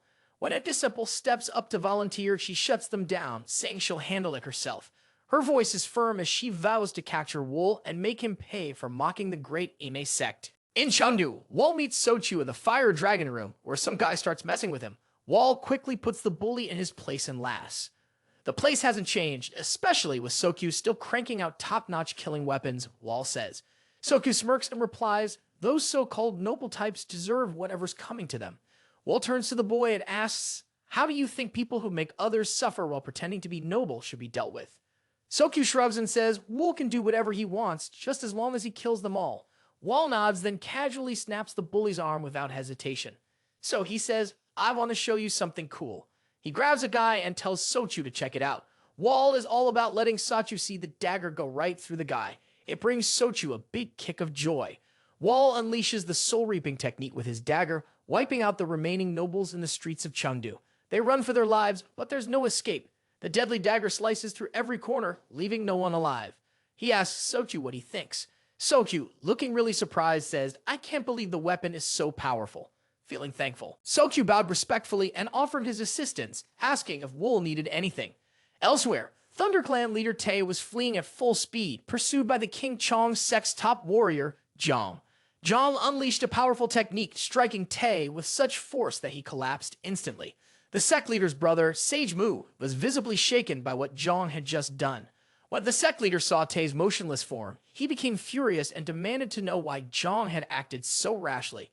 Zhang replied that Tae had given him information about Chang's death and vowed not to let anyone responsible escape accountability. The sect leader was caught off guard by Zhang's intense anger and began to wonder when it truly happened in that cave 7 years ago. Unable to hold back his emotions, Zhang accused the Eam sect of causing the loss of Reuben Sang through their schemes. And now that Chang is gone, Zhang added, I'm genuinely worried about King Chong's sect's future. The sect leader tried to calm him, But Jiang refused, insisting, "I can't stay silent anymore," before leaping away into the sky. Sage Mu grew concerned about the potential consequences if Jiang were to join forces with Jin, a man who had been living in isolation ever since his son's passing 7 years ago. Sage Mu had a strong feeling that if those two ever came together, it could lead to some serious chaos all over Sichuan, so he offers to dig a little deeper and senses something weird that might uncover the truth. The sect leader is on board with that and tells him to take some disciples along just in case they need to handle Jiang. He really stresses the importance of helping him sort out his inner demons. As Sage Mu heads out, the leader reminds him that the future of the Qingchong sect is resting on his shoulders. As some in, two guys from the Black Cloud Corps are chatting about how crazy the prices have gotten for a night's stay. It's all because the conditions in Chungdu state are pretty rough, thanks to the Qing Chang and Emi sect messing things up. Wall is checking out the book from the ignoble clan's branch manager and stumbles upon details about the Black Cloud Corps, which is headed by Mang. He makes a mental note to keep an eye out for Daoshi and Hao. The info about Chengdu and Sichuan martial artists really impresses him, and he figures that memorizing it could come in handy. When he glances at a picture on the wall showing what the city looked like during the war, he thinks about the conflict and all the lives that were lost. But he doesn't feel any guilt for the deaths he's caused. His time stuck in that cave taught him one thing, which was to just survive. It's too late for him to change anything now. All he knows is to keep pushing forward, even if it means his end comes in flames. At the 100 Flower Room, the Imi's disciples are running low on medicine while helping the injured. They feel unsure about getting more. Seal steps in, reassuring them. "I've already arranged for a fresh supply to arrive by noon." She tells them to concentrate on treatment and recovery for now. Nurgang is impressed by how resourceful Seal is and wonders why he hasn't heard of her before. Doi explains that the biggest talent in the Amy sect over the last century had to stay under the radar because of Jianghu's caution. But now that Jianghu is gone, Seal can finally show what she's capable of. Daoshi thinks if she takes over as the Amy sect leader, it could really make a comeback. Their conversation stops when they sense someone approaching. Daoshi warns everyone about the unusual presence. When the door opens, it's Ran, the mystic leader who has just arrived in Chengdu. The Amy sect disciples greet her respectfully. Nuriang realizes it must be serious if the elderly master is getting involved personally. Seal also shows her respect, and Lady Wu from the 100 Flower Room shows up right after, worried she might have messed up. The elderly master tells everyone to head inside and asks Muriang and Daoshi to join her. The two guys feel a bit anxious and wonder if it's too late to back out. However, they know they can't escape now. Inside, Seal fills the elderly master in on what happened with Wool. As soon as the elderly master mentions his name, Lady Wu looks pretty nervous. She asks her if she has anything to say, and when she apologizes, she presses her about her connection to Wool. She tells her to look him in the eye and accuses her of being restless just at the mention of him. Lady Wu stammers, saying she only wanted to use him and never expected things to turn out like this. She confidently offers to go after Wool herself, sure that he'll fall for her trap. Then the elderly master grabs Lady Wu and demands to know who ordered the death of the Thunder Clan leader. He scolds her for thinking she could step outside her place among men. Lady Wu claims she'll live like a flower, but Seal senses something bad is about to go down and calls out to Ran. But it's too late. Ran kills Wu with a single blow of thunder through her head. Everyone is terrified after seeing the sight happen in front of them. Lady Wu lies lifeless. Seal unleashes her powers and insists the killing is unnecessary, but Muriang silently admires Seal's strength as she unleashes her true powers. While the elderly master smirks at Seal's reaction, she tells her she must learn that once exceptions are made, even just one or two, they will continue to be made. For any wrongdoing deserving death, the wrongdoer must die. The elderly master continues and says that one day she'll understand her stance. When he rises to her level, she tells her to stop acting like a child. Leave and take Lady Wu's body away. She mentions that the 100 Flower Room and the Emi sect share roots, so she will take them in again. Distressed by her actions, Seal leaves the room. Morion starts to suspect that elderly master might have actually wanted to take out Lady Wu from the get-go, trying to get grip on the 100 Flower Room. He realizes that not only is elderly master the toughest martial artist in Sichuan, but he's also pretty clever with his moves. Morion figures that keeping control over her won't be as easy as he thought. The elderly master gives Morion a call, letting him know she needs him to spring into action. Both Morion and Daoshi are curious about what's up, and the elderly master tells them she wants the Black Cloud Corps to track down Wu for her. Later, two disciples dispose of Lady Wu's body, leaving her in the forest where stray animals can eat her. After they leave, someone comes over. It's Wu. He starts picking up rocks and digs a proper grave for her. After he's done, he takes a moment to sit next to her. He tells her he's not going to apologize since they were just using each other, but he promises to get back at the ones who did this to her. A sage Mu from the Kinking sect comes knocking on Jin's door. Jin's manager answers and sees Sage Mu there. Sage Mu checks in on Jin's well-being, and the manager is curious about what he needs. Sage Mu asks, "Can I see Jin?" He explains the King Chong sect is in a tough spot and needs Jin's help. The manager understands and goes to get Jin. Meanwhile, Sage Mu reflects on how Jin has shut himself away after one was killed, letting everything fall apart. This mirrors how Jin feels inside. Finally, Jin shows up and greets Ha. When Sage Mu asks, "How are you doing?" Jin replies, "I'm managing," and invites them inside. As they catch up, Sage Mu reveals the assassin who took out the Thunder Clan's sea leader used the 72 sword waves technique. It's the same technique that got your son. Before Sage Mu can dig deeper, Jin cuts him off, saying, "I know why you're here." He confirms, "The same killer took both Seal and my son." Sage Mu wants to know, "What do you plan to do about it?" Jin responds, "Parents who lose their kids just go through the motions." His voice hardens, "I'm determined to avenge my son." That day, Jin's sadness turns into pure anger. In Chungdu, Wald is filling a well, practicing with his daggers and soul-reaping thread. He suddenly feels someone drawing near. He turns around to see it's Ranju, who greets him and playfully mentions that he's looking more handsome since they last met. Ranju says she was curious about what he's been up to and didn't think he'd be hiding out so close to the 100-flower room. Wool cuts to the chase, knowing that since she's brought friends along, this isn't just a friendly catch-up. Dashi and Hool show up with Ranju, greeting Wool and complimenting his keen instincts. Ranju then explains that this is his last shot to join the Black Cloud Corps. Wool questions, "What happens if I refuse?" Ranju replies, "They'll have to fulfill their client's request to kill you." Their argument heats up as Hei insists that Wool should just accept Ranju's proposal he wants to stay alive. But Dashi steps in to calm him down and says, "We're not here to kill anyone." Wool then asks, "So, will you back off the mission?" Dashi tries to strike a deal. "I know who Wall is and what he's done. You just need to be a bit better at hiding." He explains Gordy told the Emmy that Wool is dead. "So, if you get caught, we can cover it up." He adds, "Even if the Emmy sect finds out you're still breathing, you'll be strong enough by then that no one in Sichuan will be able to take you down." Daoshi also tells Wall that the Emmy sect is actually their client, which Wall probably already guessed. Hiryu calls out Daoshi for being willing to betray clients, pointing out that having credibility is super important for a group like theirs. Duchess laughs it off, saying that credibility doesn't matter with all the chaos going on in Chengdu. He admits he actually likes Wool and doesn't want to kill him, so he'd rather have him join the Black Cloud Corps. Wall isn't having it though, insisting that credibility is key for an assassin. As she listens to this, Ranju starts to think that maybe someone hired Wool to stir up trouble in Chengdu. Wool gets lost in memories of his friend Min's last words, wishing that those responsible would feel the same helplessness he did when faced with overwhelming strength. That's when it hits Ranju that Wool's client must be a woman. She thinks a guy would only throw himself into danger if a woman was involved. Dawi makes a comment about her being sentimental, and Ranju gets fiery, demanding to know who this woman is while throwing an attack at him. Wall isn't bothered at all by her attack, but it ends up shattering a nearby well and causing some chaos, giving them a moment of distraction. When they turn back, Wool has vanished. Murang steps out from his hiding spot and reminds her that he told her chatting with Wool was a waste of time. He nods towards Wool, who's now just hanging out on a roof. He orders his men to kill him. Everyone pops out from the bushes and charges at Wool from all sides. Wool snaps his fingers, releasing his soul-reaping thread to take them all out in one go. Not feeling satisfied, Wool thinks to himself that Murang must have brought way more people to try and take him down. Murang chimes in about how many he's gathered, and Wool shoots back, "They should have stayed out of my fight," but he's not fazed and gets ready to take them all on again. Two guys are chatting when suddenly they hear a big ruckus and see Wall running away from the Black Cloud Corps. They can't tell if he's just trying to escape or leave some crew. They've never seen him before. Wall spots them and quickly comes up with a new plan heading their way. He suddenly kicks one of them in the head, taking him down.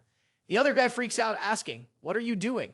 Wall silences him and then goes after another guy nearby, hitting him hard enough to knock him out for good. Bystanders start gathering around, calling him crazy. The Black Cloud Corps catches up. Confused by what he's up to, Wool's plan kicks into gear. The crowd thinks the Black Cloud Corps is connected to Wool and turns against them. Realizing they've been outsmarted, Ranju and Daoshi see that Wool's plan is to slow them down. Wall makes a break for it, leaving them to deal with the angry crowd. Ranju tries to explain what is happening. H steps in and offers to take care of the bystanders. He tells Ranju and Daoshi to go after Wol. They urge him to stay safe, and Haim promises he'll follow their orders. The crowd goes wild, charging at Hul with a vengeance. Before long, a full-blown battle breaks out between the King Chang and Emi sects. Murang, Ranju, and Daoshi finally catch up to Wol as they watch the chaos unfold below. Murang can't believe a single assassin managed to turn a minor dispute into an all-out war. He asks Wol if he even knows what kind of mess he'd created. Wol wonders if everyone has joined the fight, even those who are hiding out. He realizes the whole situation has turned out even better than he expected due to the Black Cloud Corps. He feels grateful, declaring that the battlefield is about to get even more intense. Ranju, frustrated, drew her weapon and moved toward Wol, but he sidestepped her strike with ease. Daoshi joined in, determined to bring the fight to an end. He charged with his weapon, but Wol's quick footwork allowed him to evade. In return, Wol unleashed his soul-reaping thread, sending a flurry of blades toward Daoshi. Daoshi was taken aback by Wol's speed and precision. Wol had finally chosen to fight seriously, and Daoshi braced himself. Wol pressed the attack, sending a blade from behind. Daoshi turned just in time to see it, but not quickly enough to avoid being struck and disarmed. As Daoshi staggered back, Wol surrounded Ranju with a whirling storm of blades. She could hardly believe their speed, too fast for her eyes to follow. Ranju realized Wol's demeanor had shifted to something far more intense. Looking up, she saw him fix his gaze on Daoshi. She called out for him to stop, but he seemed not to hear. Just as Wol prepared to deliver another blow, Murang leaped in. He hurled his spear with all of his strength. In a swift motion, Wol moved Daoshi into the path of the attack, causing the strike to land on Daoshi instead. Wol looks at the injured Daoshi and quickly leaves the scene. Ranju rushes over to Daoshi, urging him to stay strong. As he begins to lose consciousness, Daoshi reassures him, "I'm not going anywhere." With tears in her eyes, Ranju shouts for Murang to chase after Wol. Catch him and stop him. Determined to protect Daoshi, Murang sets off at full speed. Ranju leans her head on Daoshi's shoulder, tears streaming down her face. Meanwhile, the elderly master watches the intense confrontation between Seidel and the Emi sect from a distance. Trying to make sense of the chaos, Seal insists we need to rescue our allies from the King sect and bring the situation under control right away. The elderly master realizes the situation is even worse than she thought. She orders, move into the fire dragon room. Once they arrive, there's a knock at the door. It's the elderly master and members of the Emi sect. Inside, the fire dragon room master, Pyo, realizes opening the door would put them at a disadvantage. Frustrated, the elderly master forces the door open. Pyo calls her a troublemaker, which clearly doesn't sit well with her. Pyo then says, have your team back off. This matter is between the Fire Dragon Room and the Azure Peak sect. He claims it's not the Emi sect's fight to jump into. Elderly Master says everyone knows how the King Chong sect and the Emi sect are related. When Pyo tries to respond, Elderly Master attempts to silence him, but Pyo was ready. As Pyo defends himself, he realizes he didn't know Elderly Master was this strong. A violent duel starts between them, but in no time, Elderly Master hits Pyo powerfully, causing him to cough blood. The Elderly Master has had enough. She jumps up to deal her final blow. She says, with this, it's over. Just as Elderly Master is about to land the final blow, Jianghu, the Qing warrior, steps in and blocks her strike. The Elderly Master looks surprised, not expecting her powerful attack to be halted. She notices Jianghu after such a long time and acknowledges him. Jianghu comments on how weird it is to see each other again under these circumstances. The Elderly Master isn't thrilled to see him, and Jianghu mentions he's been waiting 7 years for this moment. He remembers how his senior brothers turned down his plan to wipe out the Emi sect all those years ago, which could have brought them together much sooner. The Elderly Master picks up on the new, mysterious energy around Jianghu, recognizing it as something powerful and different, almost as if he's had some kind of awakening. Jianghu downplays it, saying he has just picked up some new martial arts skills. The Elderly Master reflects on how she never thought the Qing Chang sect had such deep and extensive martial abilities, especially one that feels so impure. Jianghu urges her not to judge the Qing Chang sect by her own standards, arguing that its potential is way greater and broader than that of the Emi sect. The old master throws down a challenge, saying that even an assassin managed to make the Qing Chang sect look bad. When Jianghu asks what she's talking about, the Elderly Master drops the bombshell. The assassin you thought you defeated back in the underground cave is still very much alive. She wonders if he even looked at the body, and Jianghu realizes he totally didn't. Admitting that's why they're in this mess, it's hard for him to wrap his head around the fact that the assassin is still alive. The Elderly Master continues, explaining that the assassin is responsible for killing the Seal leader of the Thunder Clan, Jianghu for her sect, and Chang from his. This implies that they've all been outwitted by one man.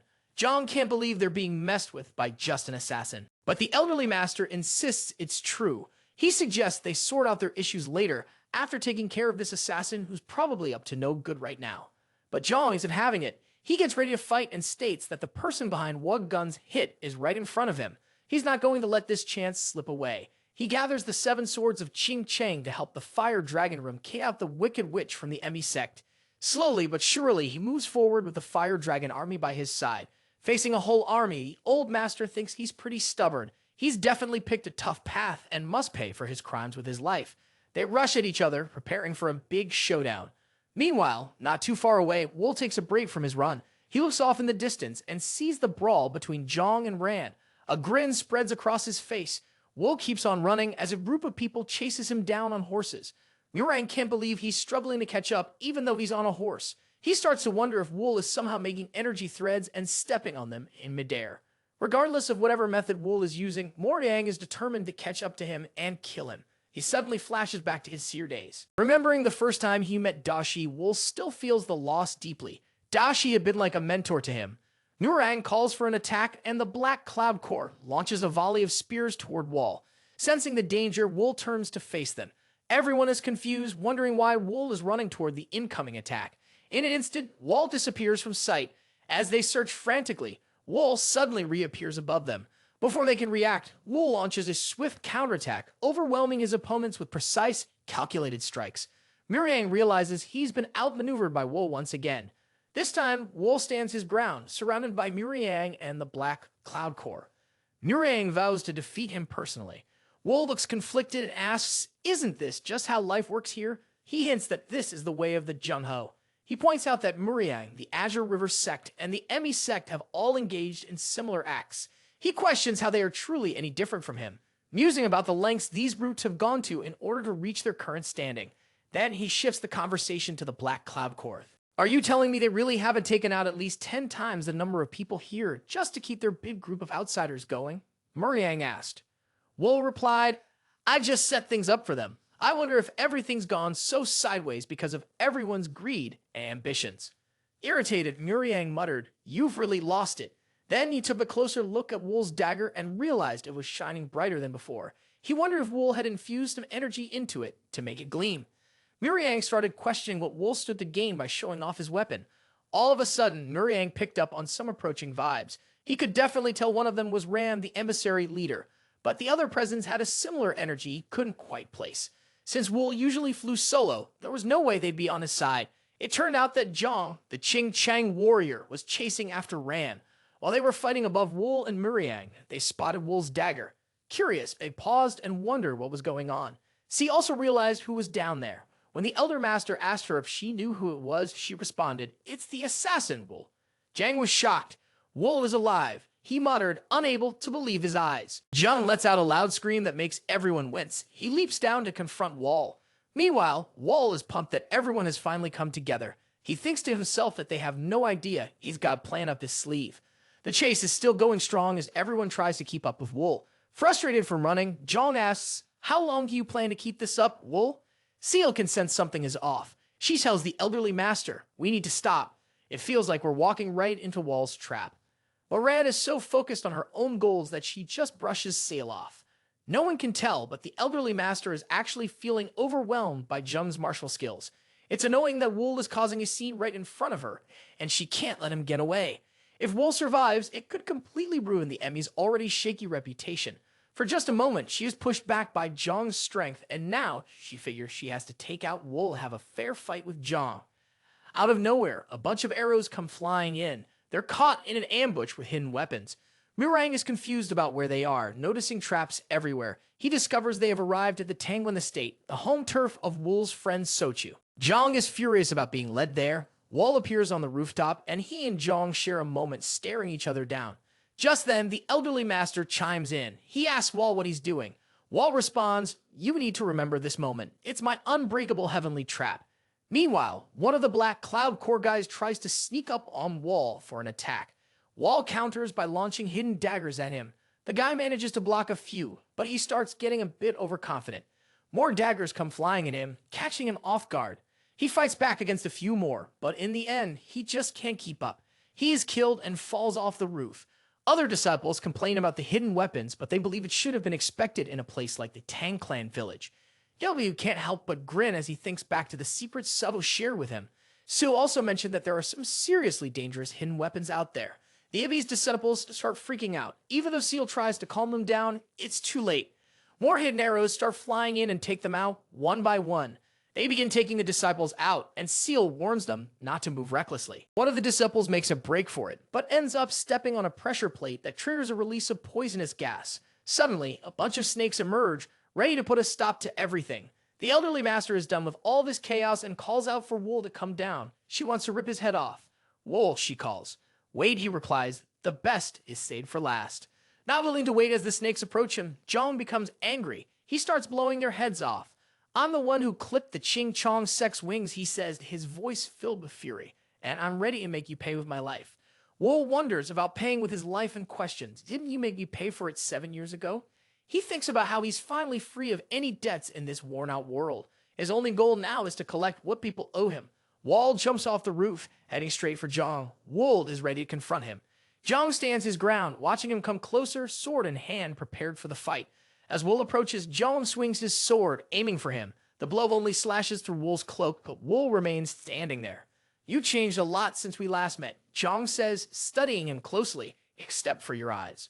Wol responds, guns, but I'm pretty much the same. Just his eyes are different. Then Wol's impressive appearance behind his cloak is revealed. Zhang pulls out his sword and tells Wol, I won't let you get away this time. He readies his Azure Cloud Crimson Dawn Slash, gearing up for an attack. Wol isn't backing down either. He charges straight at Zhang, daggers in hand, ready to strike. He throws his daggers at Zhang, who manages to block them. Zhang can't help but admire Wol, realizing he's no ordinary assassin anymore. As their battle kicks off, Zhang can't stop wondering what kind of life Wol has led over the last 7 years. His skills are sharper than those of any martial master in Sichuan province, and Zhang is loving the challenge. It's been ages since he's had to push himself this hard, but he still wonders what kind of dark path Wol has walked during those years. Now, Zhang stops and says, all right. He powers up and prepares to deliver a final blow. Let's see if you can stop this, he says as he rushes in. Wol becomes extremely alert. He sees the incoming lethal strike. The two clash, and Zhang feels something. He knows Wol won't escape unscathed from this attack. He's sure it will split the wall in half. Although it makes Wol bleed from his mouth, as the attack calms down, Wol is chilling there, casually holding Zhang's blade between 2 fingers. Zhang can't believe what he's seeing. Then Wol tightens his grip and starts crushing Zhang's blade. Wol is all set to spill the beans to Zhang about what went down in that snake pit. He activates Jade Destruction and totally wrecks Zhang's sword.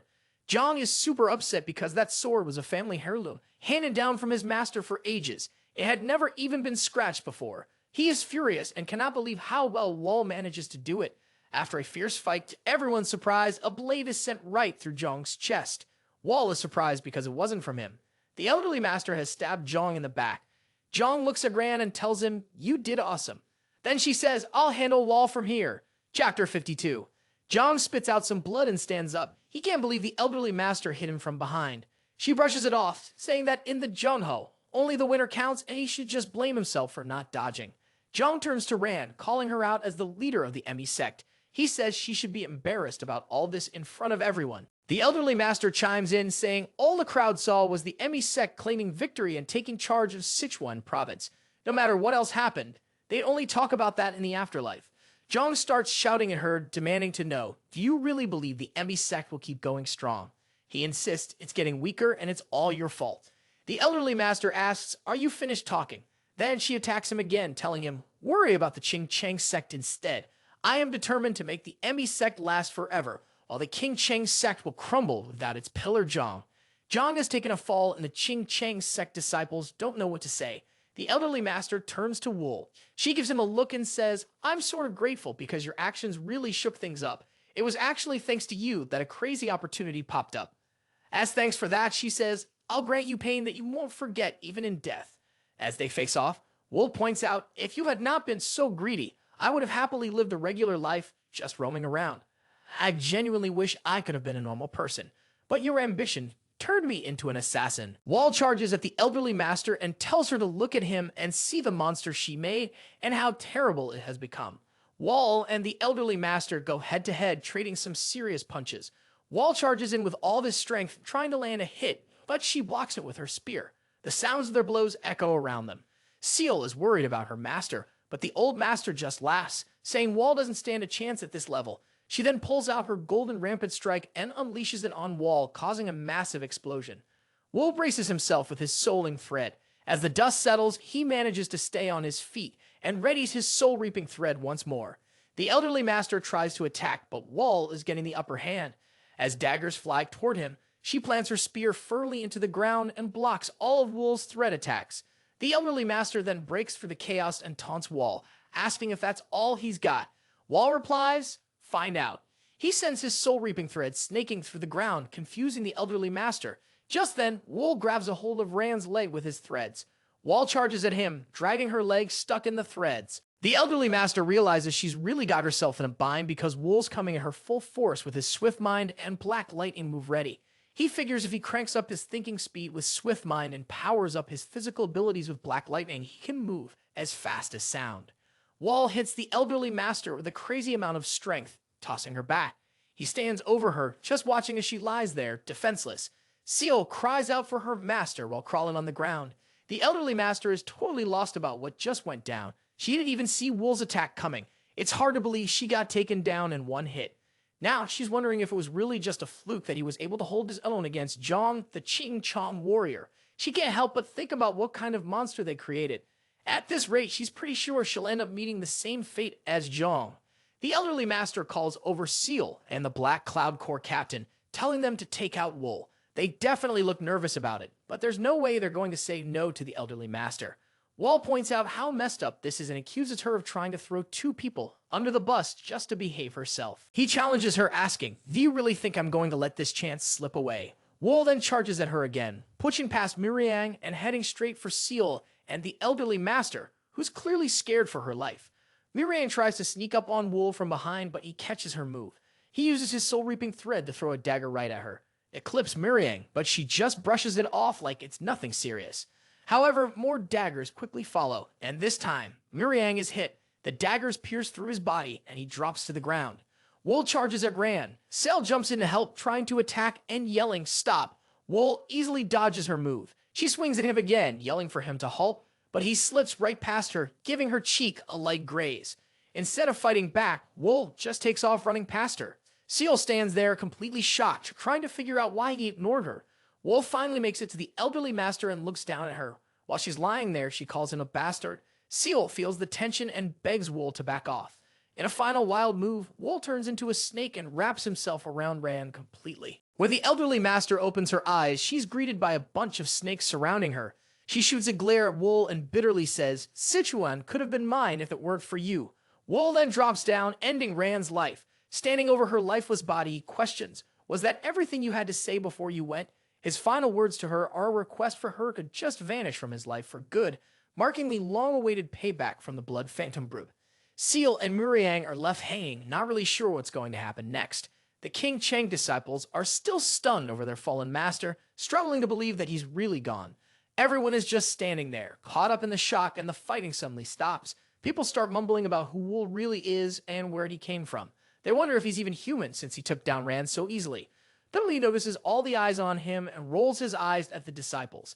Fear starts spreading among them, and they can't help but think about how they're supposed to handle him. When he turns his gaze towards them, one disciple panics and bolts. He's convinced they don't stand a chance against Wol. Seal knows they're all at Wol's mercy now. That assassin whom everyone hated took down the leaders of both the Emi sect and the Qing Cheng sect in no time and completely took over Sichuan. Seal can't help but think about what's next for the Emi sect. As she weighs their options, Wol suddenly turns to her and their eyes lock. Seal starts to say his name, but gets cut off by a loud shout. The toughest fighter from the King Cheng sect, Zhang, has come back, and he doesn't look quite alive. Fueled by anger, Zhang is ready for a rematch against Wol. Both Seal and Mole watch as Zhang transforms into some kind of beast mode. The other disciples try to check in on him, but his terrifying new look sends chills down their spines. The energy coming off of Zhang feels demonic, and the disciples are freaked out, worried he might have dabbled in some forbidden dark arts. Zhang charges at Wol with a speed and smoothness that feels strangely familiar. Wol notices that Zhang's technique has really improved and can sense the dark energy surrounding him. The other disciples are begging Zhang to stop, but he totally ignores them. Wol realizes that Zhang is faster now, and there are no gaps in his attacks. Feeling the demonic influence affecting his mind, Wol braces for what's next. Wol stays alert and on guard. He uses his soul-reaping thread to shoot daggers at Zhang and actually ends up catching him. As Zhang is about to strike Wol, the daggers pierce through his body. Even with his new strength, Zhang falls down and coughs up blood again. He's no match for Wol and ends up collapsing. A member of the King Cheng sect comes up to Wol, telling him to back off. Sage Mu rushes over to Zhang, who's coughing a lot but manages to say a few words. Sage Mu jumps in, wanting to know why Zhang turned to demonic magic. Zhang's last words reveal he did it for the King sect. He starts fading fast and eventually passes away. Sage Mu is heartbroken over Zhang's foolishness, feeling that the sect's reputation is now ruined. He regrets that Zhang took the Book of the Nine Demon School from the underground cave. With both the elderly master and Zhang gone, the remaining disciples are completely lost. They're shocked that despite Rand's sneaky moves and Zhang's dark powers, they couldn't even take down one assassin. The power dynamics in Sichuan have totally changed because of one guy, Wol. As everything settles down, Wol takes in the aftermath. Sage Mu is speechless as he looks down at Zhang. While Seal realizes she has to step in and approaches Wol, she asks for permission for the Emmy to take their fallen leader's body. Even with her disciples pushing back and saying harsh things, she insists they need to let go of revenge if they want to survive. Sage Mu stands up and backs her up, asking, "Can we take Zhang's body?" Even Sage Mu, who's usually all business, lowers his head knowing that continuing this fight would mean the end for both groups. Wol questions, "Can we really trust you not to go for revenge?" Seal promises that the Emmy sect won't seek revenge, and Sage Mu backs her up on that. Wol is still skeptical and wonders, "How am I supposed to trust you?" Seal insists, "I'll prove it to you," and Sage Mu agrees as well. Wol thinks it over for a moment, looks up at the sky, and finally decides to let them go, wanting a fresh start. This situation sends Sichuan into total chaos. The Emmy sect and Qing Cheng sect, once rivals, pull back to regroup. Other sects follow their lead, shutting themselves in to lick their wounds. Even with all the destruction, nobody dares to hunt down Wol because he is the legendary Reaper who completely changed everything. One sunny day, Wol is just chilling on his sailboat, soaking in the sun. Suddenly, Sokdu shows up on the shore and shouts out to him. But Wol barely lifts his head and goes right back to his relaxing mode. Then it cuts to this guy who's seriously struggling to wrap his head around the fact that one assassin took down the whole Sichuan Merm. He jumps up and decides he has to head to Chungdu himself. When he arrives with his buddy, that friend seems super pumped to be there. As time passes, changes begin to occur in Sichuan again. The sun shines brightly over a bustling street at the counter. A man announces a half-price sale to celebrate the store's reopening. Handing out goods, a guy proudly says they offer the best quality and the most accessories. Only a stranger walks down the street. He approaches the entrance of a building, smiling as he nears a girl. She greets him and asks how she can help. He approaches and says, "I want to meet the owner." Taken aback, she explains that it is difficult without an appointment. Raising his hand to her face, he does some sort of trick and shows her an inspection badge. She looks at his hand in fear and asks, "What is it?" He reveals, "I am the head of the inspection squad." The story introduces the head of the inspection detachment of the Howl clan, Hong Yu. He asked her to be quiet and bring the owner with all documents about what recently happened in Chengdu. She quickly leaves, saying she understands. Hong imagines a courts and wonders about the death of the branch manager, considering if it is related to the assassin who wreaked havoc in Sichuan. The guy's face clearly shows the dead intent of vengeance. A stranger in a cape walks through the shopping district. A tray of goods overturns. People are startled. A man in chains angrily asks, "How dare someone sell such items to me?" Glaring at the merchant, he accuses him of treating him differently because of his hump. Kneeling, the frightened merchant denies it, insisting he meant no disrespect. Holding a pendant, the hunchback demands to know why they sold it for 3 silver yang. The merchant explains that considering the high materials and labor, the price is already low. People gather to watch. Hunchback insists it be sold for 1 silver yang. The merchant begs for mercy, saying he is new to business. Hunchback calls him a fool. A stranger approaches, grinning at the scene. An old man interrupts. "Why has the iron hunchback returned?" he asks, turning to face him. "Stop bullying the merchant. I'll pay if necessary." The hunchback spins around furiously. "Are you Yusin?" he demands. "Why are you here?" The story introduces shadowless practitioner Shin and Lee Silva. Smiling, Shin explains, "I'm just walking with my niece. We happened to meet you by accident. Holding a fan, Shin gestures towards Sova. Show some respect, he advises, noting the hunchback's fame in Jianghu and Hanan. Shin continues, this is the Iron Hunchback Pyo Wol from the Hall of Seven Stars. Bowing, Sova greets him respectfully. Shin, ever thoughtful, offers, if you'd like, I can buy you an accessory. Pyo Wol turns away angrily. The merchant catches the jewelry, but Pyo Wol dismisses it, saying, forget it, I'm no beggar. As he storms off, he tells the crowd, stop staring, the show's over. Watching him leave, Shin remarks, as Pyo Wol is here, the arrival of the other 6 stars is only a matter of time. Standing in the street, he observes the scene. Something always happens here, he mutters, calling it a strange turn of events. The sun shines on the blue water. Our boy sits by the shore, narrowing his eyes. He focuses on a fish splashing in the water. He draws it out with his thread and catches it, but some birds fly above his head and he throws the fish into the water. He then walks toward the city. Back at the bustling city, Wol sits at the table. Hong stands opposite him and asks, are you Pyo Wol? Our hero continues to eat and confirms, yes. Hong remarks with surprise, you're even more handsome than rumored. You have a very beautiful face. Wol replies, if you came here to talk nonsense, you should leave. Hong apologizes, explaining, I was so surprised I forgot to introduce myself. I spent a lot of time and effort trying to find you. He adds, my name is Hong. Wol asks, Hong, I've never heard of you. Hong explains, it's not surprising. This is the first time I've introduced myself outside the Howl clan using my real name. Wol then asks, what does the Howl clan want from me? Taken aback, Hong asks, you truly don't know? He continues, I'll put it simply. Did you kill the manager of the Jianghu branch of the Howl clan? Wol admits, I did, if that man was indeed from the Howl clan. Hong is stunned and asks, why did you kill him? Our hero replies, because that man was collecting and selling information about me. Hong gets shocked and asks, is that the only reason? Do you understand what the Howl clan is? He asks if Wol thinks he can live peacefully after messing with one of them.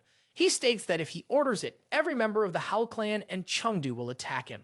Wol replies, I don't care. He warns Hong that his head would be on the ground before that happens, followed by the clan leader's head. Hong laughs and wonders, should I kill Wol right here? Golden threads suddenly appear around Hong's body. A cut forms on Hong's face in the blink of an eye.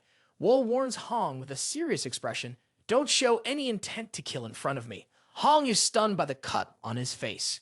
Our boy turns around and tells Hong, remember one thing, if you continue to get in my way, I will rip your heads off.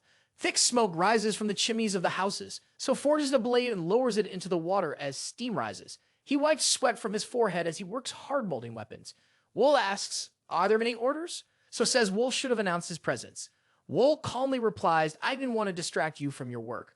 Looking at the blades, Wol remarks, they look excellent. Sokyu notes that he has been receiving more orders lately. He thanks Wol with a smile, saying that without him, he might never have been able to open the forge. With a curious look, Sokyu asks, what brings you here? Are the phantom blades in need of repair? Wol replies, I want to place an order in person.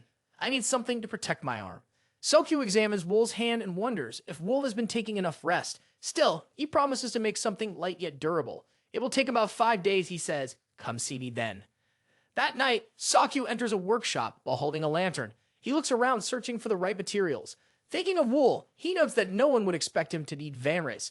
Even in his toughest challenges, Wol rarely wears protective gear. Sokyu wonders if a major event is coming. He examines a rack and finds the materials he needs. His eyes then fall on a dark bag slightly out of place in the corner. Pulling it aside, he calls out, who's there? A startled boy shields his face. Sokyu freezes for a moment, surprised. A few days later, Sokyu approaches his room and gently sets a tray of food on the doorstep. He says he'll leave it there so the child can eat whenever they want. The child sits in a corner inside the barn, covered with a sack. He gazes at the child, unable to count how many days have passed. He tells the child, I won't ask who you are or why you're here, but you must eat to avoid starving. As he begins closing the doors, he adds, I have to go somewhere today, but I'll return in the evening with something tastier for dinner. After he leaves, the child peeks out from under the sack and stares at the food. Wol sits by the window in his chambers when Sokyu arrives with a bag. I've brought the vambrace Wol ordered, Sokyu says. Inside are sleek vambrace pieces made from soft iron for easy movement. Wol puts them on as Sokyu explains. They can block most weapons if infused with eternal energy. Wol praises his work, but Sokyu laughs awkwardly at the compliment, admitting, I put a lot of effort into making them. Then, as if suddenly remembering something, he hands Wol some silver threads. These are made from leftover vambrace materials, he says, and they're very useful. Wol thanks him while Sokyu states, "My work is done and I must go home." When asked why he is leaving, Sokyu simply replies, "Early." Sokyu reveals he has an uninvited guest at home and wants to check if they are still there. Wol looks at him curiously. In the city, a blonde girl walks among the crowd, asking if there's any news. A man with a strange appearance assures her that someone has come to Chungdu, but he still cannot sense their presence. Turning her head, the girl complains about the difficulty in catching the kid and expresses distrust in involving the Howl clan to do their job, calling the situation problematic. The two walk past Sochu, who overhears their conversation. They mention the presence of other folks, including Hayo, but Sochu pays it no mind, continuing toward the market. Kung's massive metal wall suddenly flies across the ground, shocking the people nearby. Kung Wall sits on the floor while Wol stands in front of him, bare teeth and shouting insults. Wol stares at him with a cold expression. Wol gets up and asks, "Do you know who I am?" Wol responds with a question, "Why should I?" Kung Wol swings his chains and curses our boy, his fury growing in response to Wol's empty, cold gaze. Using his ability, Kung Wol grabs the huge metal and swings it while charging at Wol, and destroying everything in his path. Wol takes out the silver threads and wraps them around his hand. At that moment, the blue-eyed girl shouts for Kung Wol to stop. Kung halts mid-attack. Wol turns in displeasure to see Yang and Hayo Kyuong standing nearby from the Seven Stars Hall. Wol, he yells at the leader, "Allow me to teach Wol a lesson." But Hayo warns him, "Notice the silver threads. If you had taken another step forward, you would have been torn apart." Wol holds the threads and says, "I regret that Kung Wol did not continue." The leader questions Wol's harshness, saying attacking Kyuong Wol, his sworn brother, is the same as challenging the Seven Stars Hall. Wol glows with aura as he steps closer. Before the tension grows worse, Sale steps in and says Kyuong Wol likely started the fight himself. Her words make him grow more furious, though he does so begrudgingly.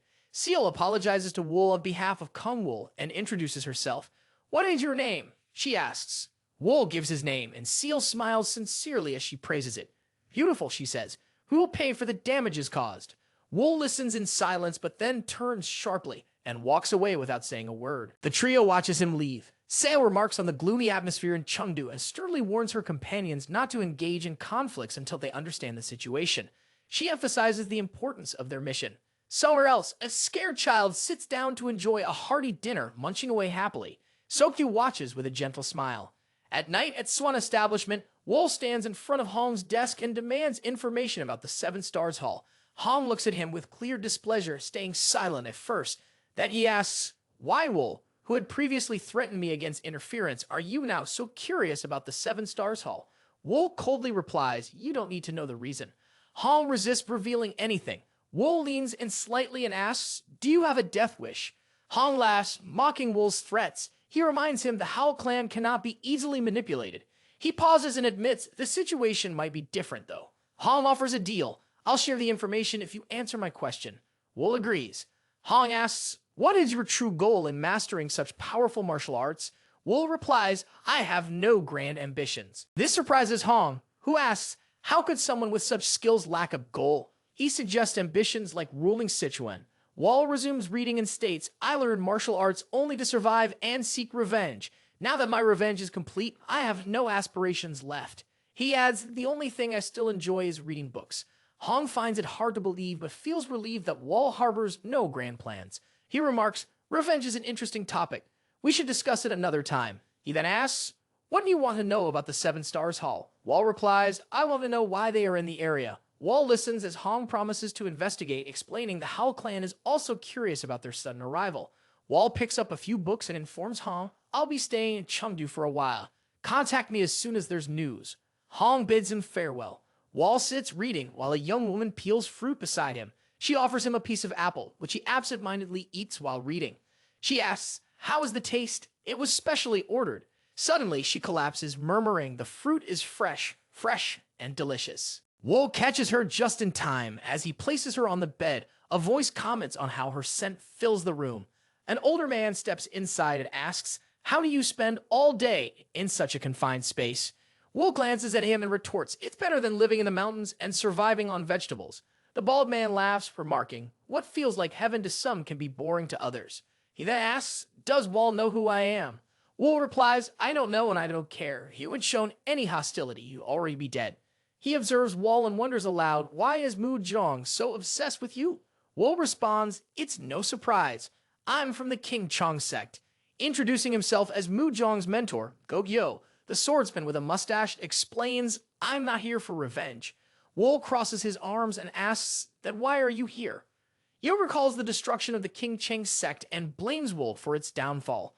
Wol calmly questions, how was it my fault? Yo accuses him again, but Wol states, while I don't deny my involvement, the sect's ruin was self-inflicted. Zhang pursued demonic arts of his own will. The clan's reputation was destroyed from within. Gad admits he came intending to kill Wol to restore the clan's honor, but sensing no evil energy from Wol, he changes his perspective. Yub admires Wol's resilience, noting that appearances can deceive. Not all bright ones are righteous, nor are all dark ones evil. He believes everything has a purpose, including Wol's existence. Acknowledging the King Chong sect's downfall as a punishment for losing its purity, he vows they'll no longer interfere with Wol. Yo then asks Wol to promise that unrighteous people won't seize power, warning that such chaos could threaten not just Sichuan, but the entire world. Wol turns away, refusing to make a promise. He accepts his past, but insists he has no right to intervene. Yub urges Wol to live as someone who opposes evil and protects the deserving. As Yub disappears, Wol mutters that he will never pity anyone. Night falls, and we return to Sochu's bar. The frightened boy introduces himself as Shin Wu. So compliments him and asks where he is from. Shin Wu says he is from Hefei, a place thousands of kilometers away from here. Su gets puzzled as he marvels at how the boy traveled so far. Shin Wu admits he does not know. Sokyu asks, was someone chasing you? Shin Wu looks up, recalling men in black suits. Before he can explain, a sudden strike from a katana slices into his shoulder. Shin Wu's blood splatters onto Sochu, who freezes in shock.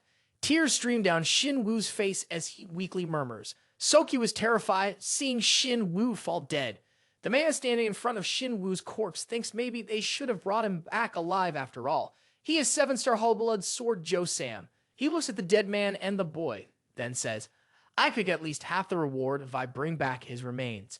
But then, he notices something strange. Shin Wu's hands begin to move. He looks at him in great surprise, wondering what is happening. At that exact moment, Shin Wu's body starts twitching violently and he screams. The brutally assaulted young boy suddenly stands up in front of him and locks eyes with him. Sam stares at Shin Wu, his face filled with shock. Then, a smile spreads across his face as he claps his hands together. I have no idea what just happened, he says, but I'm glad you survived. Sam grabs Shin Wu by the head, grinning. I could get the entire reward if I bring you back alive. Shin Wu's eyes are clouded as Sam holds onto his hair. At that moment, he grabs Sam's hand, squeezing it with all of his might. He lifts him up and slams him into the ground with force. The impact is so strong that blood flows from Sam's mouth. Sochu looks on in shock. Sam rises from the ground, thinking asterisk. This was supposed to be an ordinary child who didn't know any martial arts asterisk. So what kind of strength does he have? He looks at the place where he had wounded Shin Wu and realizes that, despite his strength, Shin Wu was able to completely heal the wound. Sam grins wildly, realizing this mission isn't ordinary. The high pay now makes sense. Stabbing his sword into the ground, he radiates an aura and declares he won't hold back. Shin Wu won't die easily. He taunts him to keep fighting, vowing to see if he survives after losing all his limbs. But then, Sochu appears right behind him. Taking Sam in his grip, he yells at Shin Wu to run away. Hearing this scream, Shin Wu returns to his normal state and begins to understand what is happening. Sam looks at him with displeasure and shouts at Sochu to let him go. Shin Wu is still confused and doesn't know what to do. Sochu frantically shouts at him, stop standing like a pillar, and immediately run away. Sam gets enraged. He begins calling Sokyu names and strikes him, throwing him far away. As he turns his head, he notices that Shin Wu has managed to sneak away. Sam gets ready to find his kid once again. From the force of the blow, Sochu crashes into the wall and loses consciousness.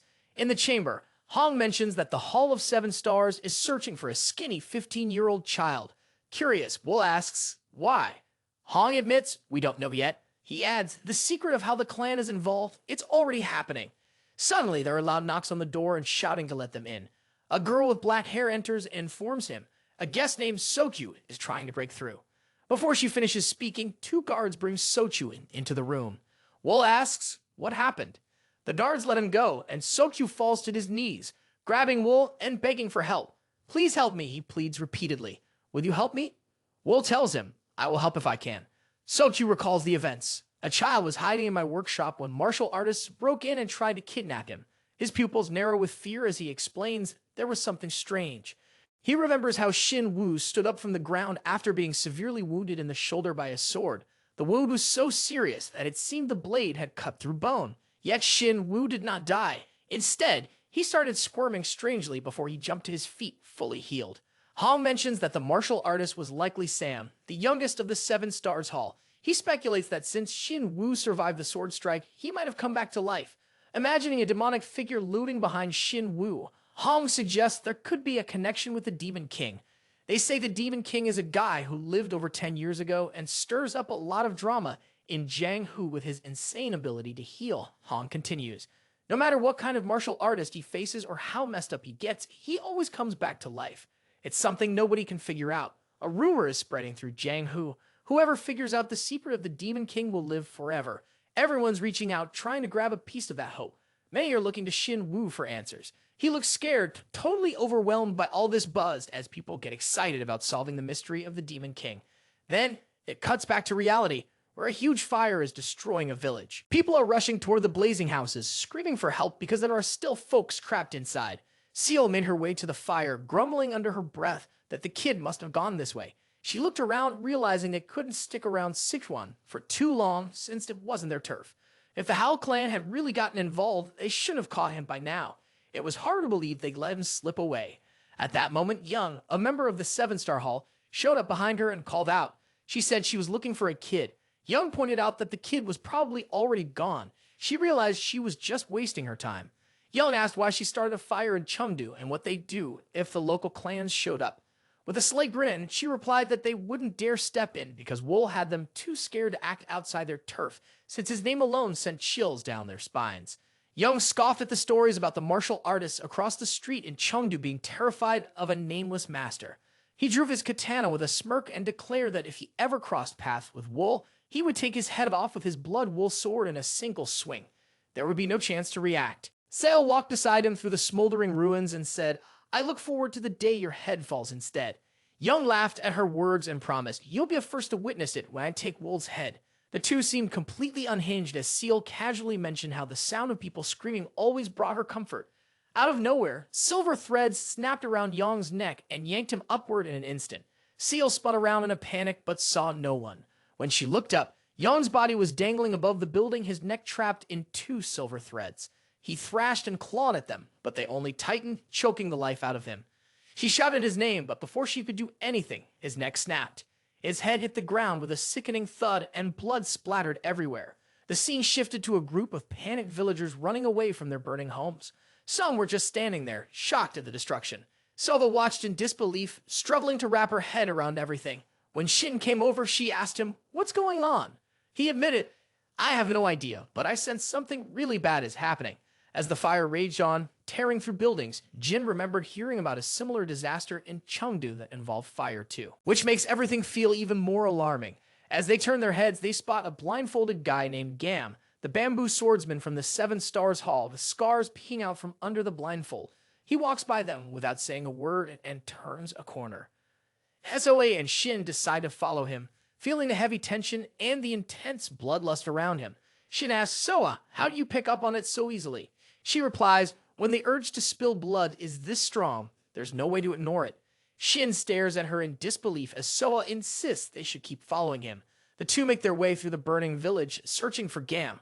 They glance around, trying to figure out where he might have gone. Shin starts to wonder if Gam noticed they were trailing him. Soa shakes her head. A swordsman like him wouldn't just disappear that fast. They turn a corner and stop dead in their tracks. Eyes widen at the sight of a massive blood stain on the ground. Both of them freeze when they see Gam's lifeless body sprawled out, drenched in blood. Shin looks at the scene and wonders how this even happened. Sova, noticing she lost sight of Gam for just a moment, can't believe it and questions, is it even possible? She says she just can't accept that a master like Gam was defeated so easily. He stares at her in disbelief and says, "A world has killers at this level." He turns to Sa and wonders, is he talking about Wol? Sa nods and mentions he's the guy who recently caused chaos in Chengdu. She adds, Wol is the one who's rumored to have taken down all the sects in Sichuan province by himself. Shin admits, "I thought it was just some wild gossip, but now I can't brush it off." He's worried. Something huge is about to go down in Sichuan province. As sunlight pours over the city and leaves swirl through the air, Xin Wu clutches the ground with bloody hands. His clothes are drenched in blood as he struggles to crawl forward. Sam walks behind him, taking in the scene with a grin and casually commenting, "Impressive." Sam grips several blades in his hand and launches them into Shin Woo's back.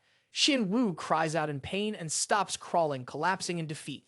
Sam steps over him, looking down at the wounded Shin Woo, and says, "Take a good look." A red aura starts to radiate from Sam as he explains, no matter how skilled someone is in martial arts, no one can survive after losing that much blood. He smirks, admitting he finally understands why they wanted him to capture Shin Woo alive. Tears roll down Shin Woo's face as he sobs, admitting he was wrong and desperately begging for help. Sam smirks. "You didn't do anything wrong," he says, "but in Jianghu, even if you're innocent, you can still end up dead." He looks down at Shin Woo, his gaze cold. "You have no idea how you ended up with a body like that," he continues. "My client will tear it apart to figure it out. Every vein and piece of bone marrow will be studied." Smirking, Sam adds, "No matter how immortal you might seem, you will still die. Immortality might be a dream for many, but for that dream, you'll lose your life." A totally shaken dude rushes in, yelling for his older brother, his voice cracking with panic. "We've got major trouble." Sam turns around, his expression unreadable. "What's up?" The guy, still in shock, stammers, "Eli, our sixth brother. He's dead." Sam's face drops when he hears that. His expression hardens. "How?" The guy adds, "The shadowless practitioner, Shin, just found the body." Through the burned rooftops of houses, Pyo Wol walks down the street, a grin on his face. He mutters to himself, "I'm in serious trouble." He pauses, wondering how dare that guy humiliate me in front of Seal. He vows that the next time they meet, he will definitely kill him. Suddenly, he jumps off a rooftop and starts leaping between buildings. Kelm looks up in surprise and recognizes her. He's taken aback and wonders where she's in such a rush to go. He watches her move quickly along the rooftops, dodging the gaze of people below. Kelm starts to feel worried, thinking there might be something going on in the city. As he sees her disappear from view, he decides he has to catch up to her. A sharp dagger suddenly slams into Chungdu's shoulder. Blue threads tighten around his neck and veins bulge on his face. He grabs at the chains, struggling to breathe. In a burst of rage, he throws an iron wool and blasts apart a nearby building. Dust rises from the impact. Wool steps out of the fog and just stares at Chungdu with his chilling red eyes. "Chungdu," he yells. Wool raises his hand to the black chain and just stands there, facing him. Chungdu's anger boils over as he shoots Wool an intense glare. Thick smoke rises into the sky while vultures circle above the buildings. It is no surprise that the Iron Hunchback's bloody body lies sprawled on the ground, a pool of blood beneath him. Sokka is shocked and yells for her uncle while pointing at the body. Shin stares at Pyo Wol's dead body and wonders if it's an Iron Hunchback. He's starting to think the killer might be aiming for the 7 stars on the down low. Sokka is surprised and asks, "Do you think the killer has a grudge against us?" She wonders if an alliance of ghosts might be behind it. Shin responds, "The 100 Ghost Alliance has never worked in Sichuan. It's probably that infamous killer causing trouble." Shin looks at Pyo Wol's corpse and adds, "I don't believe this is the work of an ordinary killer." Sokka asks, "Who could this monster be and where did it learn to kill like this?" Shin says witnesses describe the killer as young and handsome. Sokka gets angry and exclaims, "How could someone so beautiful commit such terrible acts?" Shin replies, "The killer is really determined to keep going." Sokka wonders, "Are we getting involved in other people's business?" But then adds, "I can't just stand by and watch disasters unfold." He points out, even though the 7 stars are a bit strange, they are part of a legend organization and we can't ignore this mess. Sokka agrees and Shin looks at the distant fire, wondering how far it is spreading. Hyo warns the rest of the 7 stars who are trying to escape into the thick forest to stay alive. He keeps reminding them to stay sharp, knowing the killer could appear at any moment. He feels guilty for not taking out Wool when he had the chance during the fight with Pyo Wol. He thinks about the lost members and realizes he stayed quiet to avoid trouble with Ching Chang and the Amy sect, but it cost him 2 younger brothers. He isn't so sure the others would have done any better. Sam asks, "Why is Wool coming after us now?" "Do you think it's because of the recent fight?" Sandy believes if that were the case, Wool would have acted sooner. He wonders if it has something to do with Shin Woo. He tries to calm Sam down, saying, "It's never too late to get back at someone." Sanwi suggests we should hand over the boy, get some backup, and then deal with Wool later. Hyo is determined to rid himself of his shame by sending Wool to hell. Seal notices they are being a bit careless, but thinks it's fun. Hyo looks around and feels like something isn't right. C asks, "What's wrong?" He's amazed by Hyo's reaction, while Hyo notices the forest growing darker. They suddenly stop. Sayri looks confused and wonders, "What's happening?"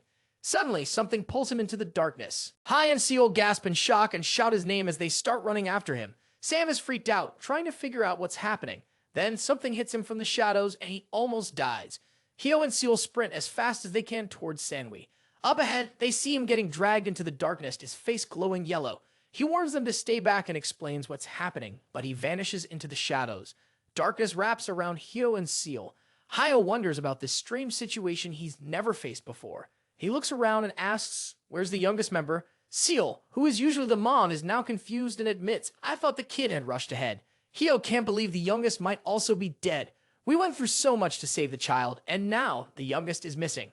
Sanwei is tied up and bleeding, calling out weakly to his older brother. The group looks at him in fear while he hangs above them, injuries all over his body. He whispers, "Big brother." But before Hyo can do anything, Sanwi is cut to pieces right in front of him. Hyo cries as his brother's head lies just inches away. The battle of shadows is coming to an end as their threat finally shows up. Seal is shaking with fear. Hyo is so mad that he glows with his yellow aura. He starts yelling and unleashing his energy like crazy. He charges at Wol like a shark, ready to attack, but Wol stands there totally relaxed and ready for him.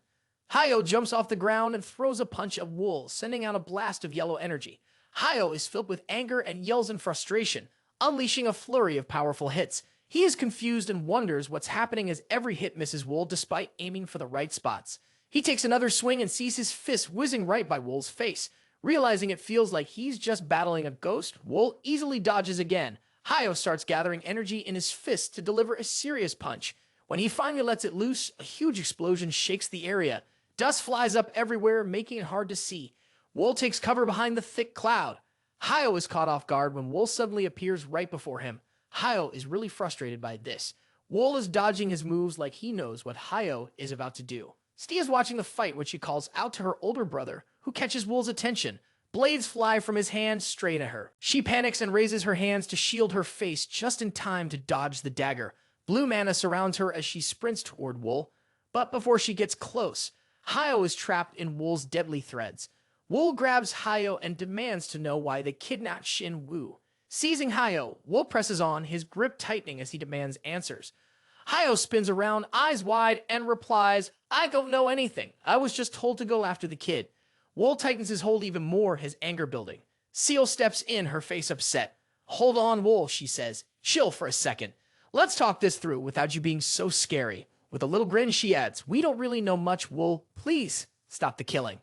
Wol looks at Seal for a moment, considering her words before letting Hyo go. Hyo, waiting for the perfect moment, flips the script to catch Wol off guard. But instead of landing a hit, he is left stunned by Seal's final scream as Wol's blade delivers the fatal blow. Talk about a harsh lesson. Wol just teaches them why they shouldn't try to deceive him. Hyo totally loses it and bursts into tears. "My family," he cries, his voice breaking. "I'll take down Wol." The dude's aura is leaking out of every pore. He charges at Wol again. Wol keeps a close eye on him and starts to transform. Hyo's eyes widen as Wol charges up and delivers a crushing blow that sends a hole straight through his chest. As Hyo falls to the ground, he locks eyes with Wol and calls him a reaper. Wol scoops up Shin Woo and walks away. He leaves the 7-star grace to become a relic of the past.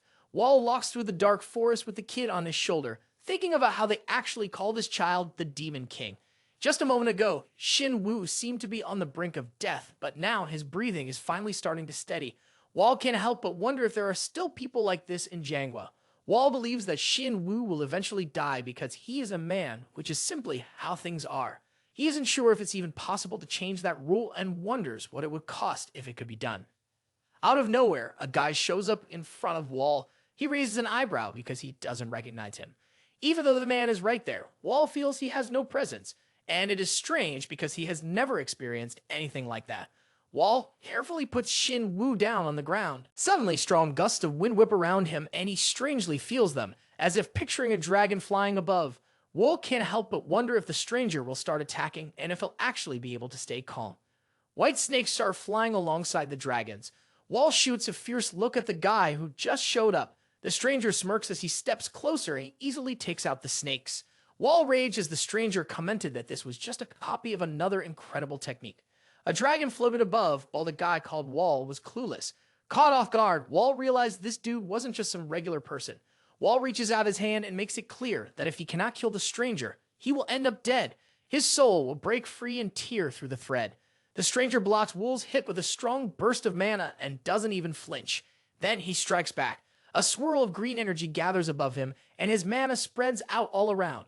Wol is blown away by the intense energy waves of anger and dodges to avoid getting hurt. Scrapes show up on his hand, and he ends up with a cut on his face. Golden energy wraps around him as he gets ready to break through. An aura surrounds his whole body. The guy smirks and asks, is Wol up for it? He remarks that Wol has turned from a peace-loving herbivore into a fierce predator in no time. As he watches Wol, he cannot help but be surprised by how strong his defense is. Wol radiates vibrant energy while the stranger grins and asks, has he finally helped the kid tap into their potential? Wol is wrapped in a storm of wild mana, with energy crackling in his hands. The stranger watches him closely, while the green mana swirls around him as if it is alive. Energy radiates from Wol as the air around him buzzes with tension. He tilts his head a bit, bracing himself against the wild winds created by his magic. The stranger grins and mentions the longer we let this go on, the more fun it becomes. With a casual flick of his wrist, he calls forth a giant dragon, its ghostly form descending toward him. He warns, if we wait any longer, you'll get yourself destroyed. The dragon's mouth opens wide, its teeth just inches from the stranger's face. The battlefield shakes as their powers clash, sending shockwaves through the ground. The stranger focuses, keeping his eyes locked on Wol's attack. At the same time, mana rushes through the wall and lights him up from head to toe. He releases a massive energy beam that slams into the ground with explosive force. The stranger moves closer to Wol, feeling uncertain and filled with dread. Out of the corner of his eye, he notices a golden glow. He looks down to see a shiny thread from Wol's hand wrapped around his leg. Panic kicks in as he tries to figure out what's happening. Before he knows it, the threads lift him off the ground and he finds himself floating, completely at the mercy of Wol's energy attack. He stares at Wol and realizes he underestimated him. He admits that Wol is way more impressive than he thought. Wol slumps over, totally drained and covered in blood. The stranger can't believe that Wol survived the attack and is still trying to fight back. This is the stranger's first time facing someone like Wol. He wonders what would have happened if Wol had a bit more time. As he considers taking out Wol now, he realizes it's the perfect chance. But then he notices Wol's eyes are red, yet there's no fear in them. The stranger figures Wol is the kind of person who will do whatever it takes to win. He toys the idea of going for the kill, but knows it could backfire on him. He thinks he's too old to mess with his health. Xin Wu is lying on the battlefield, feeling dazed. Suddenly, a stranger offers a hand and says, paradise is something we can't get. The boy is lifted off the ground with the flick of some magic. The stranger warns him, you might regret this later on. Wol yells angrily for him to freeze and pounds his fists on the ground, causing cracks to spread. He demands, why are you taking the kid? The stranger cradles the child and replies, I'm just trying to save him. Our hero questions, why should we bother saving the kid? The stranger responds, I really can't put it into words. He adds, it wouldn't click for you, Wol. Wol grits his teeth firmly, stating, you can't just take the kid without an explanation. The stranger laughs and replies, I don't need your permission. He admits, I have no clue how the kid ended up on the battlefield, but he doesn't belong here. If the child sticks around, Sichuan is done for. He nods to Wol's skills, but insists, I can only look out for myself. Wol asks, how am I supposed to trust what you're saying? The stranger turns his back and says, I don't need to earn your trust. He makes it clear, I'm not backing down. I'm not scared of your power. He even calls Wol by name. Wol responds with a sharp look and insists on knowing his name first. The stranger introduces himself as Wind Sovereign. He rises into the air with Xin Wu, their figures fading into a glowing portal. Wol sits quietly on the battlefield as the sun sets. He murmurs that when the Sword of the Fallen appears at dusk, the sky will turn crimson, and the world should be cautious of the force approaching from the other side. Our protagonist realizes he has been deceived. At Soen's residence, Shin paces in frustration as she looks at the 7 star members who have been defeated. It is difficult to believe that all 7 could be taken down in a single night. She notes that these 7 once famous martial artists hailed from Hunan province. It is remarkable that a small group like theirs could gain so much recognition, especially with larger sects dominating the region. Shin believes the opponent acted with great speed and skill. She acknowledges Wol's abilities but remarks that there is always someone stronger, and those who draw too much attention often cause unrest. She instructs her assistant to inspect the scene and determine the techniques that were used. While walking with her assistant, she learns about Wol. The assistant mentions that he is currently at the workshop, which is run by someone from the Tang family. She quickly tells her assistant to look into what's happening between Wol and the Tang family heirs. Shin figures they probably cannot control Wol, but if they collect useful information, they might gain a big advantage. Wol is at Sochu's place and explains that Wind Sovereign took Shen Wu under his wing to protect him, so is stunned by everything that happened last night. Apparently, Wol from the 7-star hall started a fire that destroyed part of the slums and plunged Chungdu into chaos, so finds it hard to believe the 7-star hall would do something like that just because of Shindu. He wonders what kind of secret Shindu holds that could draw the attention of such powerful figures, including Wind Sovereign. When Wol heard that, he asked Sokyu if he knew who Shindu was. Sokyu replied that he did and explained that Shindu was one of the strongest martial artists, ranking at the same level as the top 2 trio sets, the trio manners, and the 3 rulers. Even children had heard of him. Wol felt a bit confused and realized he didn't know much about Jianghu. He asked Sokyu to explain, but Sokyu shrugged and said he didn't know where to start. Sokyu explains that the Berserker martial sect was founded by Great Li, who ended the Great Demonic War and made the sect extremely powerful as a result. The current leader is Lai Chong, the son of Laiwak. The heavenly martial master Jiang Chumwa is well known for defeating the leader of the celestial demon troop, who created chaos in Jianghu. With their immense wealth, the sect is able to draw on some of the most skilled martial artists. Next to them are the 3 well-known sects, Shaolin Temple, Wang Sect, and Manhwa Sect. They earned their reputation during the Great Demonic War. And then there is the trio of manners, Divine Moon Manor, Phantom Sword Manor, and Rain Sword Manor. Even though they have a relatively short history, they pack a serious punch in terms of power. Lastly, there are the 3 rulers, the Dragon Heaven Gorge Martial Sword Troop and the Water Heaven Society. They used to be part of the 10 rulers, but only these 3 made it through the war. Together with the 8 stars and the 3 sovereigns, they essentially run Jianghu. The Wind Sovereign is one of the 3 sovereigns, and the other 2 are Martial Sovereign Yang Bull and Sword Sovereign Han Yu. When Wol asks about the 8 stars, he is told to check with someone else. He realizes there are over 20 folks as strong as the Wind Sovereign. It hits him just how huge and packed with talent Jianghu really is. He feels like a frog stuck in a well. Wol takes a moment to clear his head. He thinks about getting Shin Wu back, but is told it's unnecessary. The Wind Sovereign has taken him, and honestly, it might be better for Shin Wu, they say. The guy feels bad about Wol getting hurt, but says it reminds him of his younger days. Wol brushes it off, calling it a good learning experience, but deep down, he's determined not to lose next time. The next day, he puts on clothes that make him look like a disciple to blend in and avoid drawing attention. He realizes he needs to bulk up so no one can mess with him. But first, he has to shake off the Howl clan's watchful eye. He feels sure he can keep himself hidden, but knows his plan isn't foolproof. He figures he'll find a way to stay under the radar while gathering some info. Thinking out loud, he walks into Ezru Wind Manor, mumbling about a secret stash of cash and throwing shade at the leader of a shadowy brute. It feels like he's either thinking out loud or having a conversation with his memories. Wol strolls along the bushes when a stranger walks by and mentions that there's a well in that direction. As he keeps walking, he thinks about his friends. He can see their spirits having a blast by the well, splashing water on him while another buddy lays back on the grass. Wol remembers how his friend used to stand right behind him. He's standing in front of his imaginary girlfriend, just taking it all in. As he strolls past some bushes covered in cobwebs, he glances around the old building and figures no one really cares about it anymore, especially after the Blood Shadow group went down. He reminds himself that the whole reason he came here is somewhere inside. Wol remembered how obsessed his boss was with money. Resting his hand on a box, he wondered if the head had used secret assassins to stack up all that cash. Looking up at the ceiling, he recalled there had to be jewelry stashed away in places where tomb robbers wouldn't look. He shot his threads into the ceiling and tore out a chunk of it. Spotting the hole, Wol jumped right into the dark space.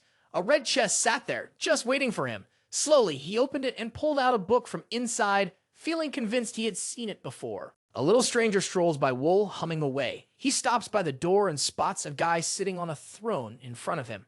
Wol calls him by name. Chiang freaks out and dashes away from the seated Wol, shouting that he has no clue who this guy is. He yells outside to see if anyone's around. Wol just laughs and says no one's coming. Meanwhile, a tired Fatsu stands there among a bunch of hanging corpses, totally lost about what's going on. Wol looks pretty pleased and tells him he's got a ton of wealth now. Chiang kneels down in front of Wol and asks, "Are you the Dark Moon?" Hang falls into his lap and tells him he hasn't heard anything about Wol in ages. He asks Wol to forgive him. The assistant starts crying, feeling like Wol's interest has faded away. He can't figure out why the Dark Moon has shown up again after not being seen for 7 years. He bows to Wol and insists he's never forgotten the kindness he received back in the day. Chiang mentions they gathered a bunch of riches to hand over to him. He glances at the bars and realizes Wol has dipped out. Wol is up on the roof of the village, and Chang can't believe his eyes, saying, I'll have to cough up a ransom for him every single year. W thinks about how the tricky rabbit has a bunch of hideouts. He knows Jai Wangjiang has split everyone up to cover different spots. Looking out over the city at night, he figures he's going to be busy chasing down cash. Back at the Burr houses in Jianghu, Hannah's frustrated with himself for not stopping the 7-star haul. So she says, it's not your fault. Going up against the 7 stars without knowing your moves is tough. She respects her uncle's honor and the old man's straightforwardness. Han glances at the workers and says, I'm sticking around in Chungdu to figure out Wol's abilities. I need to see if Wol poses a threat to Jianghu. Sova looks shocked and pushes back. I don't get it, she says. Why are you sending me away? The old man tells her to take his advice. You shouldn't be picky, he insists. Wol is really dangerous. I don't want to put you in harm's way. So seems a bit down but says, I'll take your advice. The old guy says, sorry I didn't show you Jianghu. She smiles softly. Next time, I'll see everything. She mentions she's heading home but promises to come back. Goodbye, she says. Take care.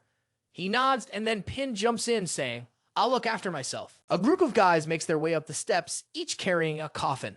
They walk through the Thunder Temple archway and set the coffins down. The warriors drop to their knees, begging the Watcher of Death to help them escape their unfair situation. Inside the temple, Blood Buddha asks, Are you the disciples sent to Sichuan? One of them kneels and explains, We were following our former leader's orders to head to Jianghu. Buddha wants to know, why did you come back instead of establishing a base? The disciples bow down, pleading for mercy. We lost our masters to the King Hong sect and were pushed out without them, they say. Please, Buddha, help us. Buddha's face hardens with anger. You let things get out of hand. This isn't something you can just brush off, he growls. I will send Hukum after revenge. He tightens his jaw, thinking about Wol. The King Chom sect will seriously regret what they've done. Chin thinks back to previous seasons. People are walking around the market chatting about how tough and snowy this winter has been. They're thrilled that it's finally warming up. One guy can't wait to get back to trading. Meanwhile, Shin strolls down the street. Grumbling that Wol is nowhere to be found, he walks past people, thinking maybe Wol left Chengdu because it was too quiet there. A guy with red eyes gives him a curious look. A chariot rolls by as Soa pops around the corner and gives him a hug. How have you been? He asks, caught off guard. She smiles. I came to find you since it's been a while. I'm just really glad you're okay. Shin asks, how did you manage to get through the snowy roads? Sola explains, I was the friend. As she speaks, a figure steps out of the cart. One Gaon, she introduces herself. Shin wonders how she knows his niece. He realizes that his niece's friend is a disciple of the Sword Sovereign, the direct student of Han Yu. She looks at her uncle and insists, I've known your niece for a long time. This is our first time traveling such a distance together. Shin stands in front of them and says, you're here because of my niece. He turns to apologize to her friend. I'm sorry for any trouble I've caused. One shrugs it off. It was no big deal. We needed to get here anyway. She adds, the Golden Heaven clan meeting is happening here. Shin looks surprised. A bunch of young practitioners are gathering in Chengdu. Sova nods. I'll be too busy to have dinner with you. There will be so many people. Meanwhile, a guy watches them meet. The story then moves to a bar where a guy named Pyong sits in a chair and calls out to Sova and Juan. They chat, saying it's been a long time since they last saw each other. They ask him if he went to the brothel first. He replies the girls in Jianghu are good. Sova asks, where are our other friends? Soon, other friends come over, including Suman and John Wu, the leader of the Golden Heaven Society. She looks at the table and says, we haven't seen each other for a long time. Suddenly, Gam's face tightens. One of them looks at him and asks, what is wrong? Jian says, I feel someone watching me. They laugh and say, everyone in the bar is looking at you. A stranger sits at a nearby table while Wol hides his true identity and observes the Golden Heaven members closely. Masked Wol stands at the meat counter, his empty eyes showing a hint of sadness as he gently pets a cow. An old man walks up and mentions that the boy has always been on time before. He asks if Wol feels up to handling the day's work. The boy says he can do it, but adds, I want to leave after today. The old man gives a smile and asks, is something bothering you? Walt replies that nothing's wrong, and the old man, understanding that everyone has their reasons, decides not to pry it any further. The old man remembers thinking the kid was just tough until he saw how easily he took down cows without making a fuss. He'd miss the boy had this red aura and figure he was just built with killer instincts. As he was about to head out, he let the kid know he could come back anytime. While slaughtering cattle, Will discover he could cause instant death by finding the life and death acupoints in living beings. Now he's ready to test if he understands the pattern. He charges his fist with aura and gets ready for the final strike, muttering apologies to the cow before landing a lightning-fast blow. The cow closes its eyes as its life slips away. The boy looks at the dead animal and proudly says his work is finally done. Next, we see Hong in his room at night, grumbling about being stuck in Jianghu and feeling like he's getting nowhere. It's seriously frustrating. A girl comes in and tells him someone is here to see him, but it's someone way beyond the current hen's ability to deal with. Hong perks up and asks about the visitor, his eyes going wide when she mentions it's Jianghu. The Iron Blood martial arts master Jam quickly says sorry for the wait and introduces himself. Hong, nervously laughing, responds, "I'm Hong. Nice to meet you." Jim stares intensely at him and after a long pause, introduces himself in return. Hong laughs nervously again when Jim asks, "Are you really the branch leader?" Jim points out, "Your vibe is different from other branch leaders." Hong brushes it off. "It's just because I'm newly appointed," he says, but can't help feeling a bit impressed by Jim's fierce gaze. Jim, keeping his eyes sharp, adds, "I'm looking for someone connected to a major event that went down last year in Chungdu." He remembers the wild destruction vividly, the chaos caused when the Ching Chong and Isex clans took serious hits and basically went into hiding. He believes one person is behind it all. "So, I'm asking you, Hong." Jiam continues to help me track them down. Hong is curious. Why does the Golden Heaven Society care about this person? He asks. He recalls how Wol, the prime suspect, managed to stay off the radar even though he was in the same city.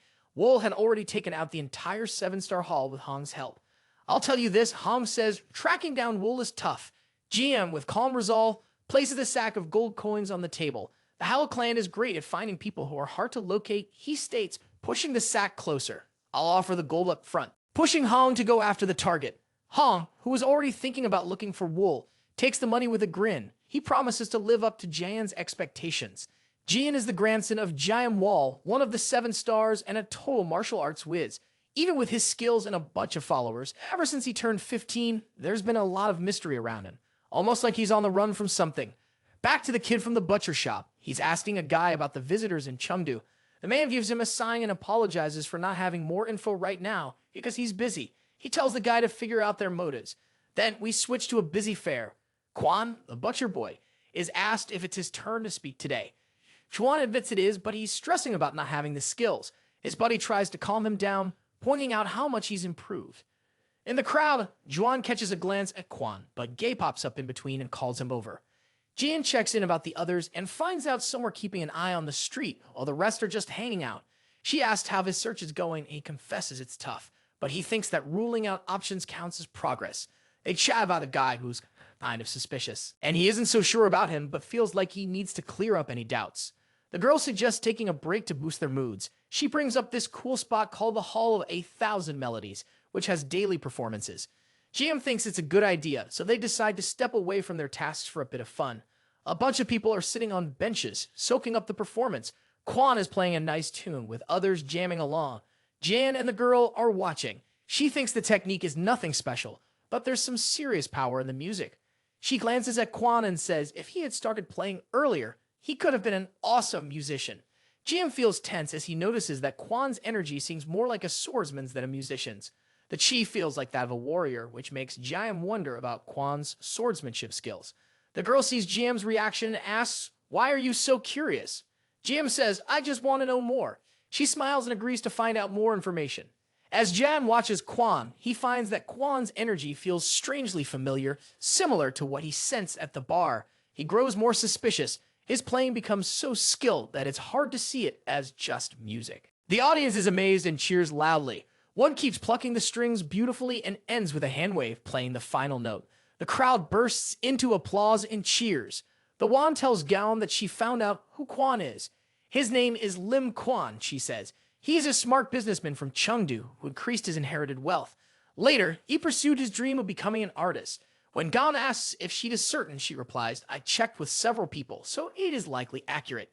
Guy steps forward to confirm something himself. He approaches Quan and compliments the performance, introducing himself. Quan thanks him for the kind words. "I apologize for coming up so suddenly," Kay says, "but would you like to have tea together?" Quan thinks about Gaom's intentions. Their conversation was short, but Quan notices Gaom's sharp gaze. As he walks past a pillar, he becomes Wol and reflects on their meeting. He believes Jai's invitation to enjoy the performance is just a cover. Wall remembers Gaom saying he enjoyed their talk and hoped to meet again. Quan decides to keep Gam close to find out his true motives. Wall gets to the gate and runs into an old guy holding a stone tablet. Wall calls him the city's manager and asks, "What's going on?" The guy shows him the tablet, which displays some strange movements from ThunderClan. Wall thinks back to when he took out their leaders and figured they were finished, but this new activity definitely catches his interest. The scene shifts to a crowd gathering, torches in hand. At the center stands Kun, the ThunderClan leader, vowing, "I won't rest until the King Chong sect is destroyed." Haunted by his past, he remembers the shame of failing to give his clan's head a proper funeral and the bitter years he spent imprisoned by the King Chong sect. The fact that they never apologized still eats at him. With tears in his eyes and his teeth bared, he swears to get his revenge. He looks away, remembering why he called a man to Jianghu. Hu stands in front of him, marked by battle, and tells Kun to meet him at Kang Mountain in 3 days. Kun is shocked. Will it only be the two of us? Hu walks away without explaining his plans. Another clan member runs over and calls out to Hu for being so unclear. Hu's anger is clear as he vanishes in an instant, reappearing behind the shouting man and grabbing his head. His glowing eyes make the others freeze in terror. The man's vision blurs as his capillaries bulge and he collapses, screaming and clawing at his face. Hu's eyes burn white as he says, "Insulting me is the same as insulting the elder. That is something I will never forgive." Pyong is playing a board game in a large hotel complex. 2 other people are sitting at the table. One man asks, "Why are you here?" Pyong replies, "I came to the training camp because today I can play like this. I want to enjoy it as much as possible." The man in the gray kimono adds, "It will be sad to say goodbye to you." A girl in a red dress walks past Pyong, surprising him. The bald man says she is Su Yang, the manager of the 1,000 Fragrance Pavilion. Pyong stands up and grabs Su Yang's hand, which makes her nervous. With a nasty smile, he asks, "Are you the manager?" Su Yang confirms, still looking frightened. Pyong steps closer and tells her, "You are different from the others. Very beautiful." She reluctantly thanks him for the compliment, but asks, "Please, let me go." He ignores her request and invites her to drink with him. She refuses. His eyes glow white as he says, "I treat my allies well and my enemies cruelly." Su Yang replies that his words won't change her mind and asks to leave. Its expression turns wild as he warns her, "If you reject me, it will be the last day for the pavilion." Su Yang looks scared, struggling to understand his madness and what to do. Suddenly, Wool approaches and calls out to her. Pyong lets her go after hearing from her that the owner of the pavilion is calling for her. Su Yang hides behind him, while Pyong asks about the owner's name. Wool tells him, "It's none of your business." Pyong gets very angry and says, "No one has upset me like this in a long time." He starts using magic to float objects in the building and claims he will show the difference between their powers. Our boy just watches calmly as Pyong charges at him with his fist raised.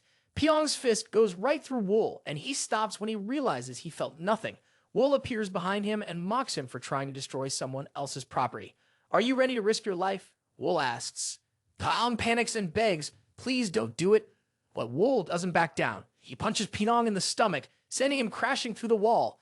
Pyong lies injured as Wool approaches and plants a foot on his back. Terrified, Pyong realizes how powerless he is. Wall wraps him in silver threads and snaps his bones with a flick of his wrist. He orders his men to take Pyong away and walks off, leaving him broken. The scene changes to a small house by a pond. Su Yang takes off a mask from Wool's face and thanks him for saving her last night. As Wool rests on her lap, she worries about Pyong's friends causing more trouble. Wool agrees and says they have visitors who should be let in. Meanwhile, Wan walks up to the guards and says, "I am a friend of the slacker who was recently embarrassed." With a big smile, she asks to meet the owner of the pavilion. When Juan enters Wool's room, his confident invitation to come in catches her off guard. She pushes the door open and stares at him in stunned silence.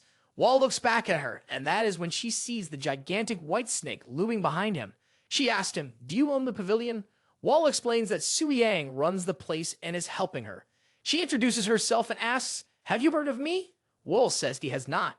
She smiles and remarks, "I need to spread my name more. I thought I was well known in Jianghu, but not everyone seems to know me." He replies that he has never left Sichuan, but his skills are so impressive that he easily puts her in this situation. This surprises her, especially after what happened in Chengdu. She asks, "Can I know your name?" Wall looks at her and begins to say "Knight," but stops. Remembering Siang's advice, he says, "Call me the Knight." She responds, "I'm not here because of one clueless person, but because of the entire group." She then asks, "Are you the same killer from the Sichuan tragedy?" Wall wants to know why she is looking for him. She explains, "I have something to ask the killer." When Wall asks, "What's on your mind?" She replies, I will only ask when we meet face to face. Wol says there's nothing more to say. Before leaving, she adds, we might cross paths again someday. At Qing Cheng's sect, a man burst into the main hall shouting, something terrible is happening. The sect leader asks, why are you freaking out? The man explains the Thunder Clan is outside. Both of them look frightened and quickly leave the hall. A group of people in matching uniforms walks toward them. Klein, hanging out with his squad, says, I'm the new leader of the Thunder Clan. The sect leader introduces himself, I'm Mo. Klein feels confused and scared. Not really knowing what to do now, he recalls what Hu said about climbing Qing Chong Mountain in 3 days and handling what he told them to destroy. He isn't sure what to say to stall for time. Ryong asks, are you alright? He remembers the murder of those 2 people. I hear a demand that the King Chong sect take responsibility for the death of their former leader, he replies. Rayong's advisor yells, the real culprit is already dead. Ryong asks, what do you expect us to do about it? Khan responds, we lost our leader. The Kang clan needs to repay that loss with someone just as important. Then he drops the bombshell. The leader of the King Chong sect has to take his own life. When Ryong heard that, he paused for a second. The members of the King Chong sect were really fired up, yelling that it was disrespectful to their elders. Han started to panic, feeling unsure and scared. He thought about Huck's promise to take care of things while they created a distraction. But now, he was totally lost on what to do next. Suddenly, a man steps in and tells everyone to stop. He introduces himself as Li Piang, the head of the High Heavens Martial Academy. Ryan is surprised. Why is Mr. Li here? He wonders, thinking it must be pretty embarrassing for him to see this mess. Ryan figures Li stepped in because the Azure Crest clan and the Academy have been inactive for a long time. He thinks Li could not simply stand by and watch them struggle with these demands, even if mistakes were made. Li smiles broadly and says the Thunder Clan leader's request makes perfect sense. Ryan is taken aback and momentarily speechless. Suddenly, another man in the crowd calls out, I'm Lu from the Clan of True Warriors, and supports what Li said. Han watches all of this with unease as the 2 of them urge the Azure Crest sect leader to take responsibility and step down from his position. Ryan feels a deep weight in his chest after hearing that. Under the bright midday sky, damaged buildings with broken windows stand silently. Hong and Among gaze ahead at the quiet village, its streets eerily empty. Hong asks, what happened? The main street is littered with debris, with tools scattered across the ground. Hong kneels beside one of the villagers and checks for a pulse before asking, are there any survivors? The monk in black replies that there are none. Curiously, Hong asks, who caused this? The monk explains they discovered the scene earlier that morning, but still don't know who was responsible. With a troubled expression, he adds, we might never uncover the truth. The monk points out that all the dead are holding weapons, and it looks like the villagers turned on each other. Hong stares at the dead body shocked. He wonders aloud if the villagers fought each other, and if nobody made it out alive. He jumps up, unable to wrap his head around what went wrong here. The scene shifts to a flashback, just moments before the deadly fight. One of the sect leaders is pushing Raynong to end his own life. Behind Raynong, a guy with dark hair is chatting with his brother about how weird the sect leaders are acting.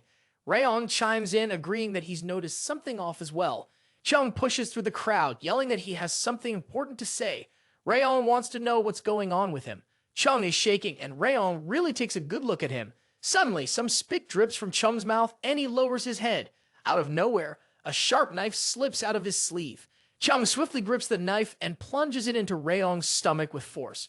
Raynong coughs up blood, staring at Chung in shock and terror. The mustachioed man catches Raynong as he collapses, panicking. Raynong's hands tremble as he starts to pull the knife out. The mustachioed man yells at Chung in rage, demanding an explanation. Chung looks just as intense as everyone else, repeating over and over that mistakes have consequences. The group of rogue monks moves forward, chanting in unison. The man with the mustache carefully helps their injured leader sit down, keeping a watchful eye on the restless crowd. The monks form a protective line in front of their leader. Suddenly, the enchanted crowd surges forward with determined expressions and loud shouts.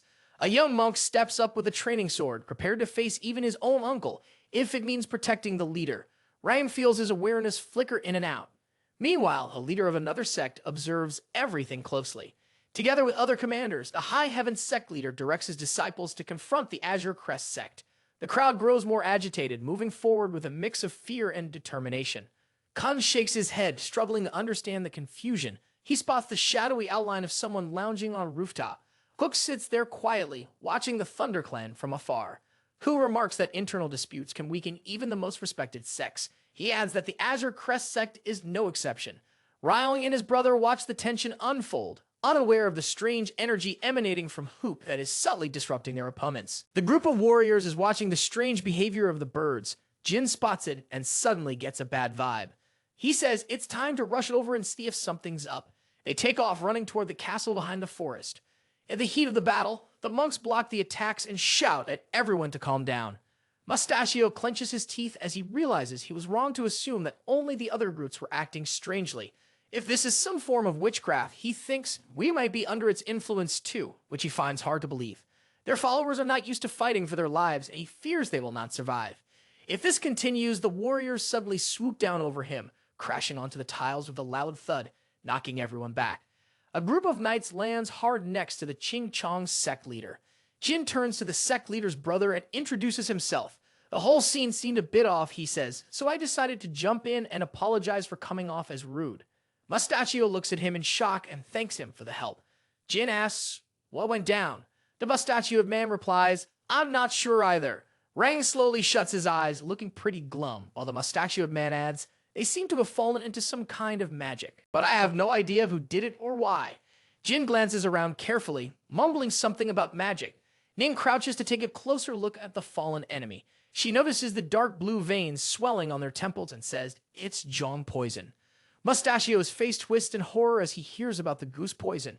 It's a deadly toxin from South China made by forcing venomous creatures to fight until only one survives. The venom is packed with concentrated toxins. He pauses, then asks if everyone is affected by it. Kun looks around at the people near the sect leader. His eyes widen as he wonders how this could even be possible. Ning thinks she might be onto something. If she's right, someone nearby must control everything. They need to track down and stop the sorcerer. She looks at Jin and tells him not to worry. We'll handle things while you go find the sorcerer. Jin agrees with Ning and starts using his magical energy to search for the sorcerer. A wave of energy spreads out, turning everything around him into strange, negative colors. A moment later, Jin notices something. He shoots into the sky for a better look. He flies over thick bushes and stops above a small clearing where he pulls out his sword. With a powerful swing, he chops down the treetops, revealing a dark space below. Red glowing eyes and a shadowy figure begin to appear. Hayek asks, how did you track me down? Jin lifts his sword and responds, what are you up to, Hook? Hook chuckles softly, saying, I have no clue. Jin tells Hook, I'll break the curse by force if I will get an answer. He spreads his arms wide, creating an intense wind before grabbing his glowing sword and swinging it with full force. A massive red wave of energy blasts toward Hook, but Hook does not move or react. The attack crashes into a rock behind him, leaving Jin completely stunned. Before Jin can act, Hook appears behind him, smoke coming from his eye, and says, it's not too bad. Jin quickly turns to strike again, but Hook transforms into a spirit and vanishes into the sky. Jin lowers his sword, staring at the empty sky, frustrated that he's lost him again. Jin thinks it through. He faces the city, remembering a man named Kun. There are still a few things left to take care of. He takes Kun to Mustachio, who is sure there's poison involved. Kun is sweating, staring at the ground, looking terrified. Jiang glowers at him, saying, spill it. Who put you up to this? Kun yells that he doesn't even know. Cian presses him, asking, are you really that clueless? He warns him, this is the last time I'm going to ask. Kun, clearly freaked out, finally admits the sorcerer is from the Thunder Temple. Jian thinks that the Minor Thunder Temple could be where the Thunder Clan originated from.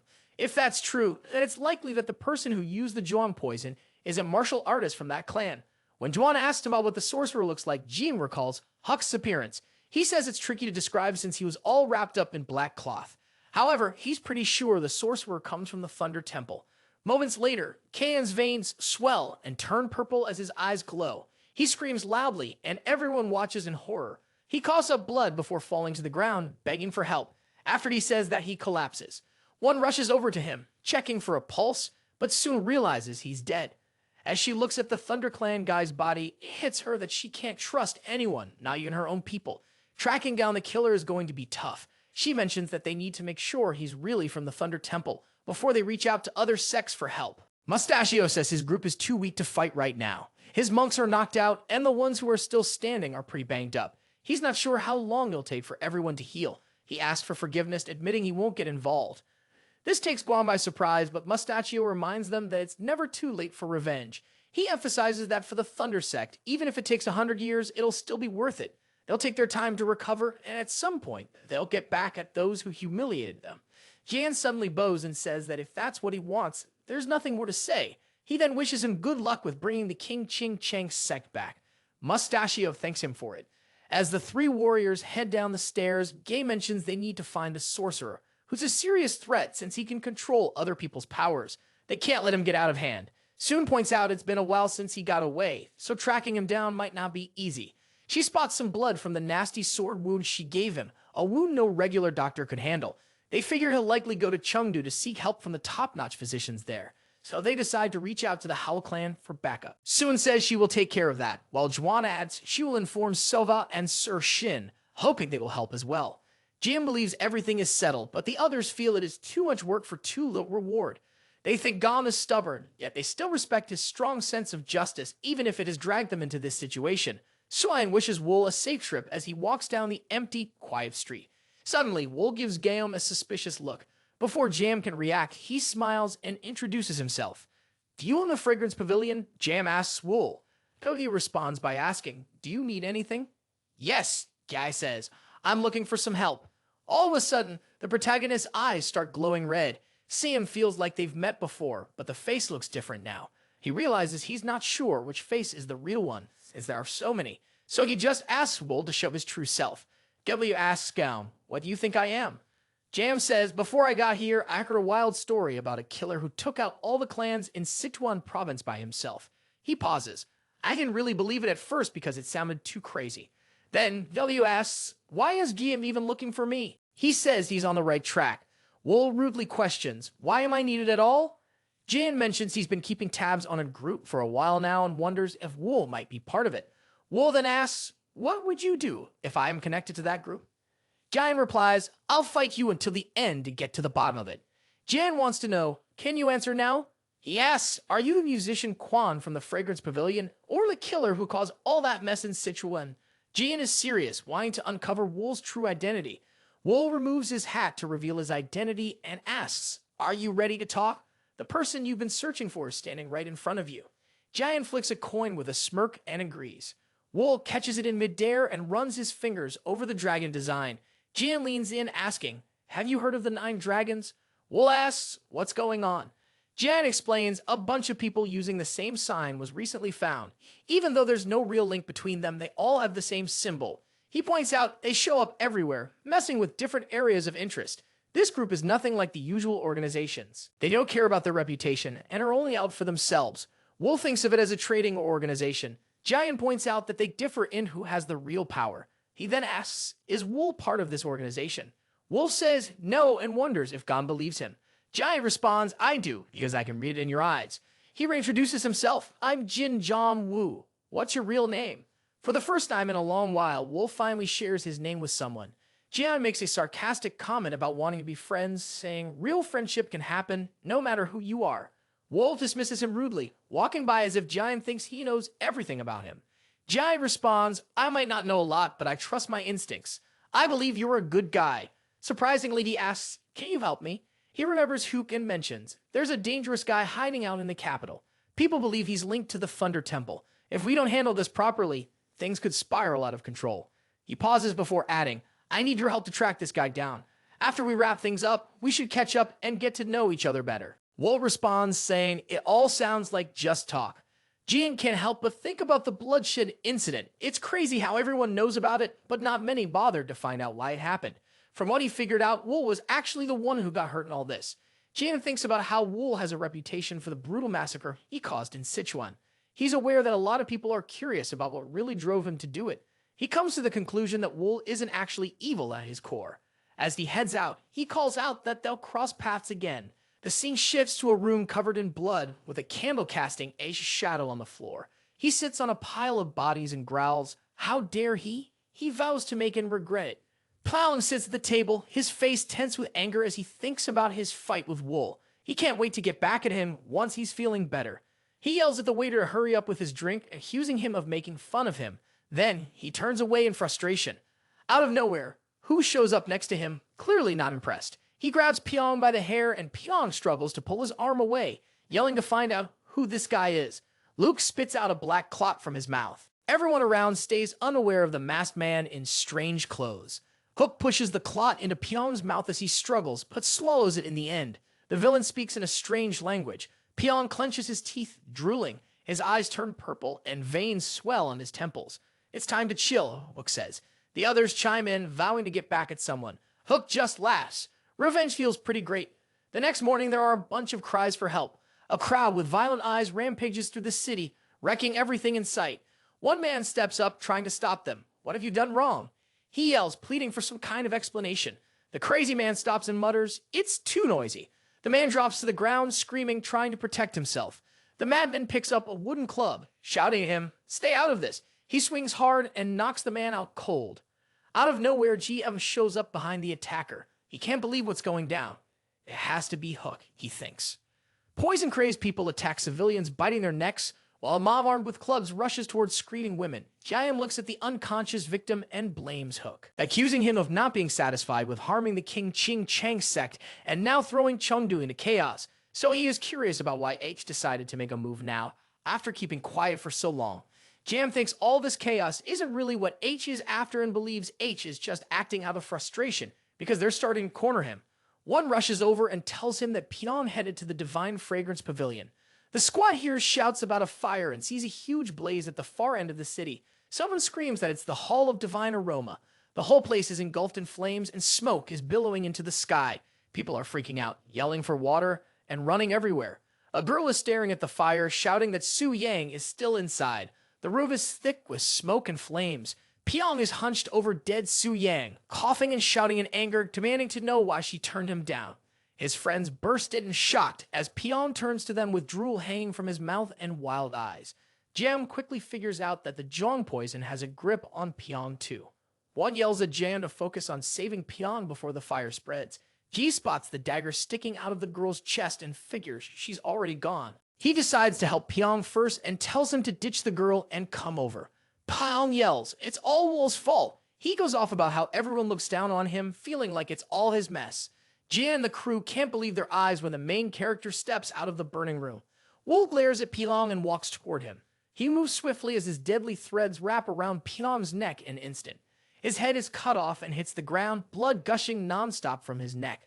Jan watches from a distance as Wol beheads Pyong in an instant. The three of them stare in shock. Unable to recognize him, Su, furious, demands to know who he is and how he dared to kill Pyong. Wol ignores their questions and kneels beside Su Yang, lost in memories of their time together. He remembers lying on her lap while she asked if he had achieved what he wanted. She mentioned how he always fulfilled others' wishes, but never his own. Wol tells her about his dream of creating a world free from darkness and asked about hers, pointing out that she never seems to want anything for herself. She reluctantly admits that her dream is out of reach even though it won't happen, and she thinks it's enough just to look at him. Trying to shake off those painful thoughts, Wol wraps his arms around Su Yang. He says, while you were doing your best to help me reach the dream I wanted, you were also trying to make the world better. Suddenly, Wol bursts out in anger. I won't just die here alone.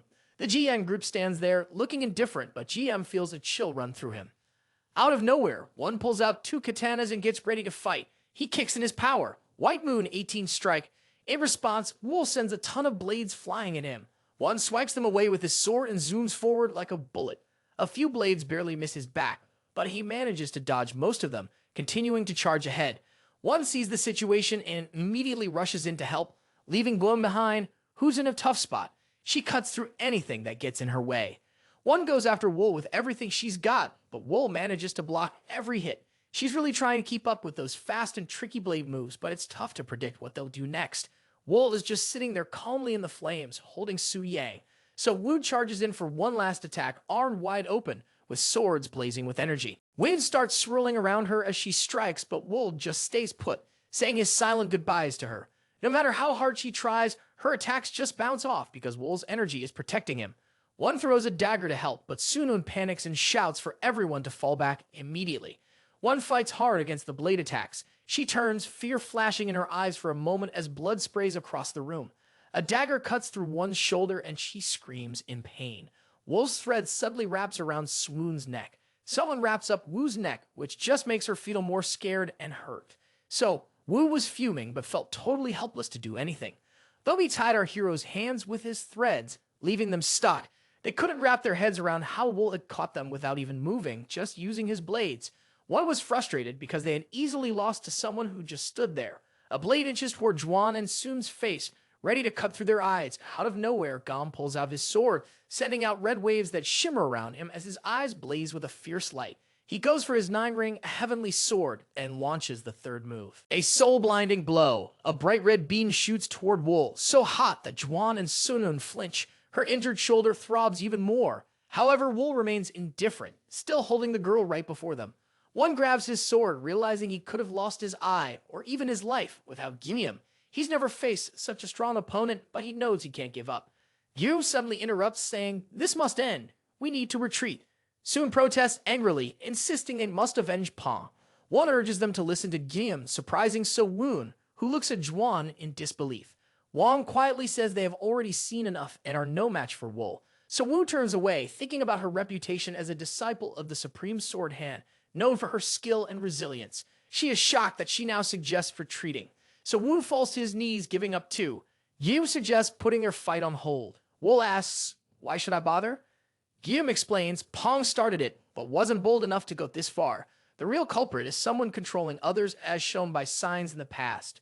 Victims. He further suggests that this recent incident is a mere distraction and insists they must catch the real villain. He warns that the perpetrator may have already left Chungdu, potentially causing more harm elsewhere. Wall asks, "What happens if I refuse?"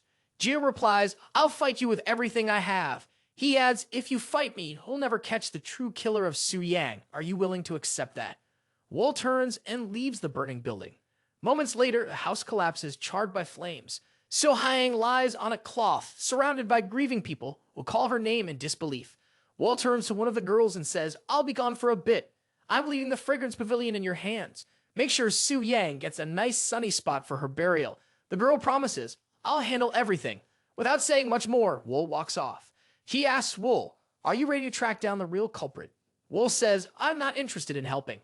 Jim insists it wouldn't be too hard to find the bad guy, but I'm more focused on finding the one who's really behind all of this. He grips his sword and gets ready for her fight. But Wol brushes off the idea and mentions the Minor Thunder Temple as a possible lead.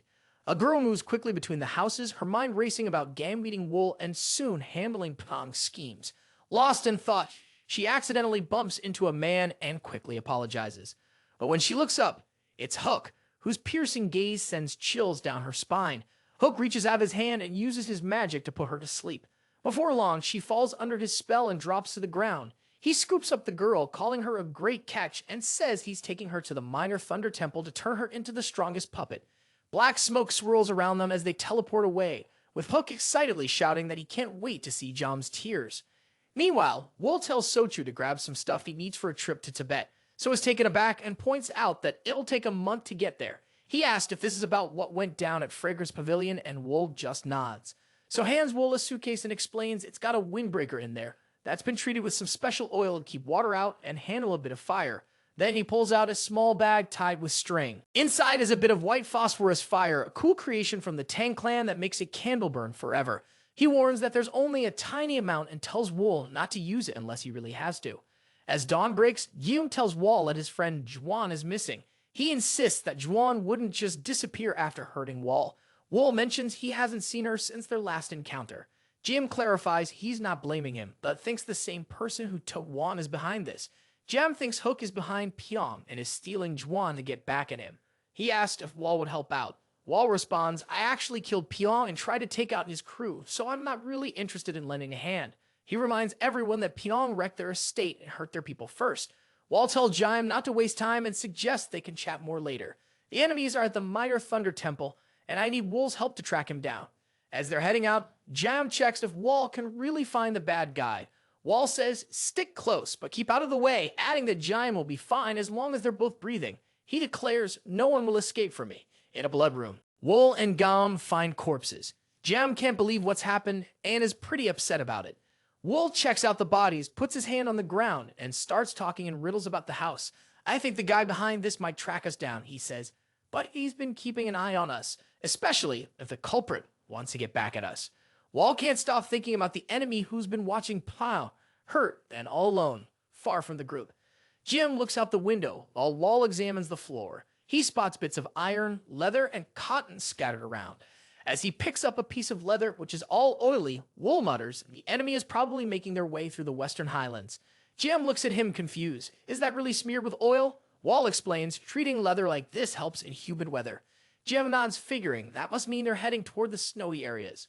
Wol adds, the western mountains are the only snowy spots between Sichuan and Tibet. Jiang and Wol start walking, with Jiang moving ahead. Jiang pauses, then says, we have to head to the western mountains. Wol nods in agreement. As they stroll along, they stumble upon a dead horse and a man. Both bleeding out, Jiang looks around and agrees with the guy that the enemy probably made a getaway by boat. Getting closer, the group sees tracks leading into the water. Wol takes a closer look at the prints, trying to figure out as much as he can. Wol shares 2 bits of news. The good news, one is still alive, he says, which puts a smile on Jiang's face. But then Wol adds the bad news. The enemy knows we're on our way. The boy hands Jiang a blanket and says it'll help with the snow. Jiang asks, how about you? The boy opens a small box saying he has something special before putting a veil over himself. In a snowy forest, Hugh trudges through, leaving heavy footprints. While holding Zhuan, he pauses, sensing someone really skilled is tracking him. He looks around, wondering who and if Sichuan could be that tough.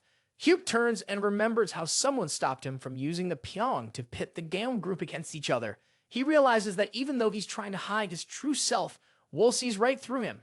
Wol is also a shadow dweller like Hook, but he's way stronger and more dangerous than he seems.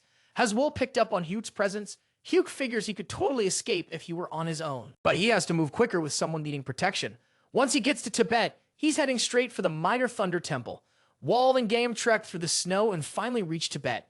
Jiang admits he wouldn't have braved this cold without Wol. After traveling with him a little, Jiang observes that their only common interest is martial arts. Still, they are entirely different. Wol's senses are as sharp as blades. What is the level of the person who single-handedly destroys the King Qing and AIM sect? Jiang remembers the crazy fight he had with Wol and figures he probably knows a ton of techniques he hasn't even seen yet. It kind of freaks him out, but he's also curious about what else Wol can pull off. Wol mentions, something's headed our way. Suddenly, a group of armed warriors shows up in front of them. Jiang recognizes them as the notorious mountain bandits known for robbing and killing without mercy. He grabs his katana and says, we're about to clash. Wol tells him, take care of it. Wol steps aside and mentions, the strong winds can easily cover the tracks upon leaving a trail for you to follow. Jiang, ready to go, tells Wol, head out, I'll catch up soon. With that, Wol takes off running at full speed. Meanwhile, Jiang calmly approaches the bandits to set things in motion. Back in the city, Sound clenches his jaw, recalling his encounter with Wol. He feels as though there's nothing more he can do. Someone knocks on the door and asks to come in. It's Sir Shin with Sova, they say as they enter, checking on him. Don't bother sitting, they remark. We're here to introduce Hong Yusin from the Hao clan. Hong Yusin, currently observing the clan members in Chungdu, nods at Sound. He has important news to share, so he stopped by despite the late hour. So, Sound asks, what's so urgent? Hong begins, it's about Wol, the elusive figure traveling with Mr. Wang. Wol is highly skilled and potentially dangerous.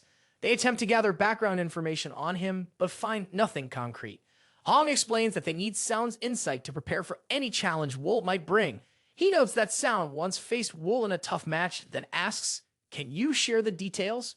Sound agrees to help, but admits he's unsure how much assistance he can provide. When Hong presses further, Sound concedes, I'm still trying to understand how I ended up being outmatched by Wol.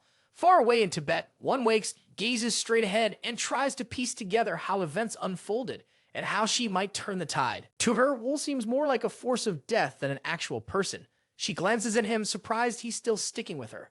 Hoke suddenly halts, picking up on the girl's breathing and heartbeat speeding up. He looks around, but sees nothing unusual, just an empty stretch of land. He wonders if he's missing something. Deciding to take a tougher route, Hoke hopes to force Wol to show himself. Wol catches sight of several pictures of Hoke carrying a girl and can't figure out how that's happening, but he decides to make his own move. The girl is impressed by how Wol seems to anticipate Hoke's every move. She realizes that as Wol keeps up with him, Hoke takes one step but never seems to lose sight of him. The girl thinks Hoke can't see Wol as no one can see behind them. Though Wol's steps seem ordinary, Hoke still can't spy him. Frustrated by the feeling of being followed, Hoke stops and uses magic to force Wol out of the shadows. Hoke can't help but wonder why this guy is slowly tailing him.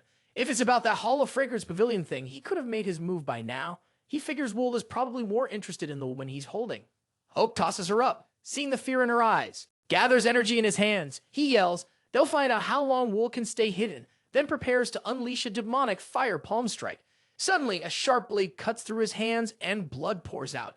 He didn't even realize where the daggers came from or where they went. The girl collapses in the snow, who looks down at his bloody hands, feeling a wave of fear as he realizes the situation is serious. He knows he needs to act fast and takes off running toward the Thunder Temple through the snow.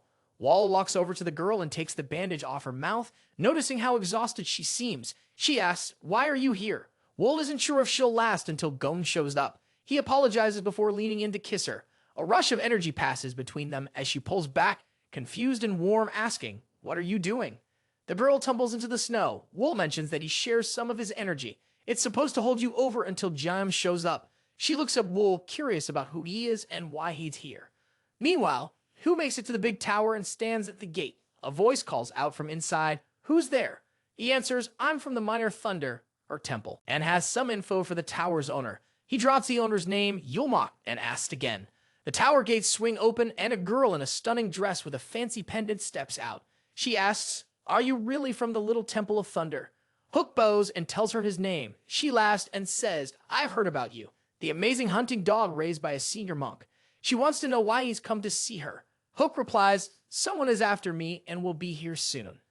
He warns her, "The pursuer is skilled and good at sneaking around, so we need to get ready." Mok chuckles, finding it hilarious that a hunter is after a hunting dog. Hook reassures her, no need to stress. She mentions that even the senior monk who raised him couldn't make it through this tower without causing a mess. She jokes, "Maybe I'll do you a little favor to keep you in my debt." Then she adds, "A scared dog like you should hide out here." He nods and says, "I'm cool with staying for the night." Later that night, Hook lies in bed with his eyes shut. He notices two bloody bracelets next to him. When he opens his eyes and sees them, he freaks out. He grabs the bracelets and remembers they used to belong to Mok. In a flash, we see Wol standing in front of the tower. Someone inside calls out to see who's there, but no one replies. One guy looks through the gate, looking confused, while another asks if someone went by.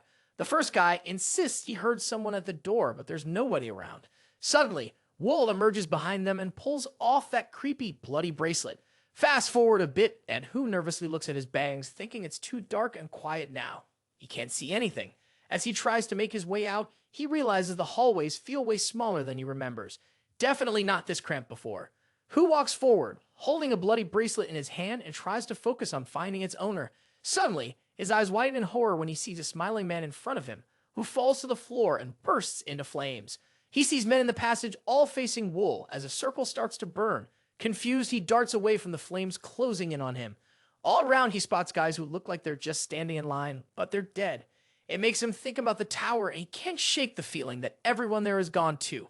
Hu's eyes widen as he runs forward, confused by what happened. Bloody bracelets fall to the floor as he sees Mok's bloody body on the throne. Surrounded by a pool of blood, he wonders why Wol killed everyone in the Crimson Tower, but left Mok's bracelets for him. Why not just kill me? What does Wol gain from toying with me? UK jumps from the burning Crimson Tower, thinking it's about to come down. Wol throws a dagger, hitting Hook in the shoulder as he runs for it. Hugh doesn't notice the injury and keeps charging ahead, convinced his only chance to survive is to reach the Minor Thunder Temple. Wol stands on the tower, watching Hugh dash away. The scene shifts to the forest. Hugh strolls among the trees, holding his bleeding shoulder, and starts laughing. Wol is sneaking behind him, curious about where he's headed. Hugh slipped away right before Wol could grab him. He could feel Hugh's breath and warmth just a moment ago, but now he's vanished. Wol picks up on some weird vibes and starts wondering if this is a setup or if he's been in this place before. Eventually, he turns around and admits that he lost him. Wol stands by the forest edge but decides to avoid it. He can't shake the feeling that the forest is unfriendly, almost as if it wants him gone. Wol senses spells meant to mess with a traveler's mind. He feels strong energy from a nearby temple, likely the Hidden Thunder Temple, an important yet elusive place in Tibet. Wol figures that if he keeps exploring, he'll eventually uncover its secrets. Moving away from the forest, Wol reflects that this is his usual approach. He finds himself in a small town, wandering the street, scanning for hints about the Thunder Temple. As Wol walks, he notices the townspeople staring but keeping their distance. The streets are oddly quiet, as if they're avoiding outsiders. Suddenly, a boy sneaks up behind him with a rock. He appears around a corner and throws it hard. Without him looking, Wol catches it effortlessly. The boy yells at him, "Leave our town." A crowd gathers behind the boy, yelling for their friend Mom. A man rushes forward, kneels, and bows his head, asking Wol to forgive his son.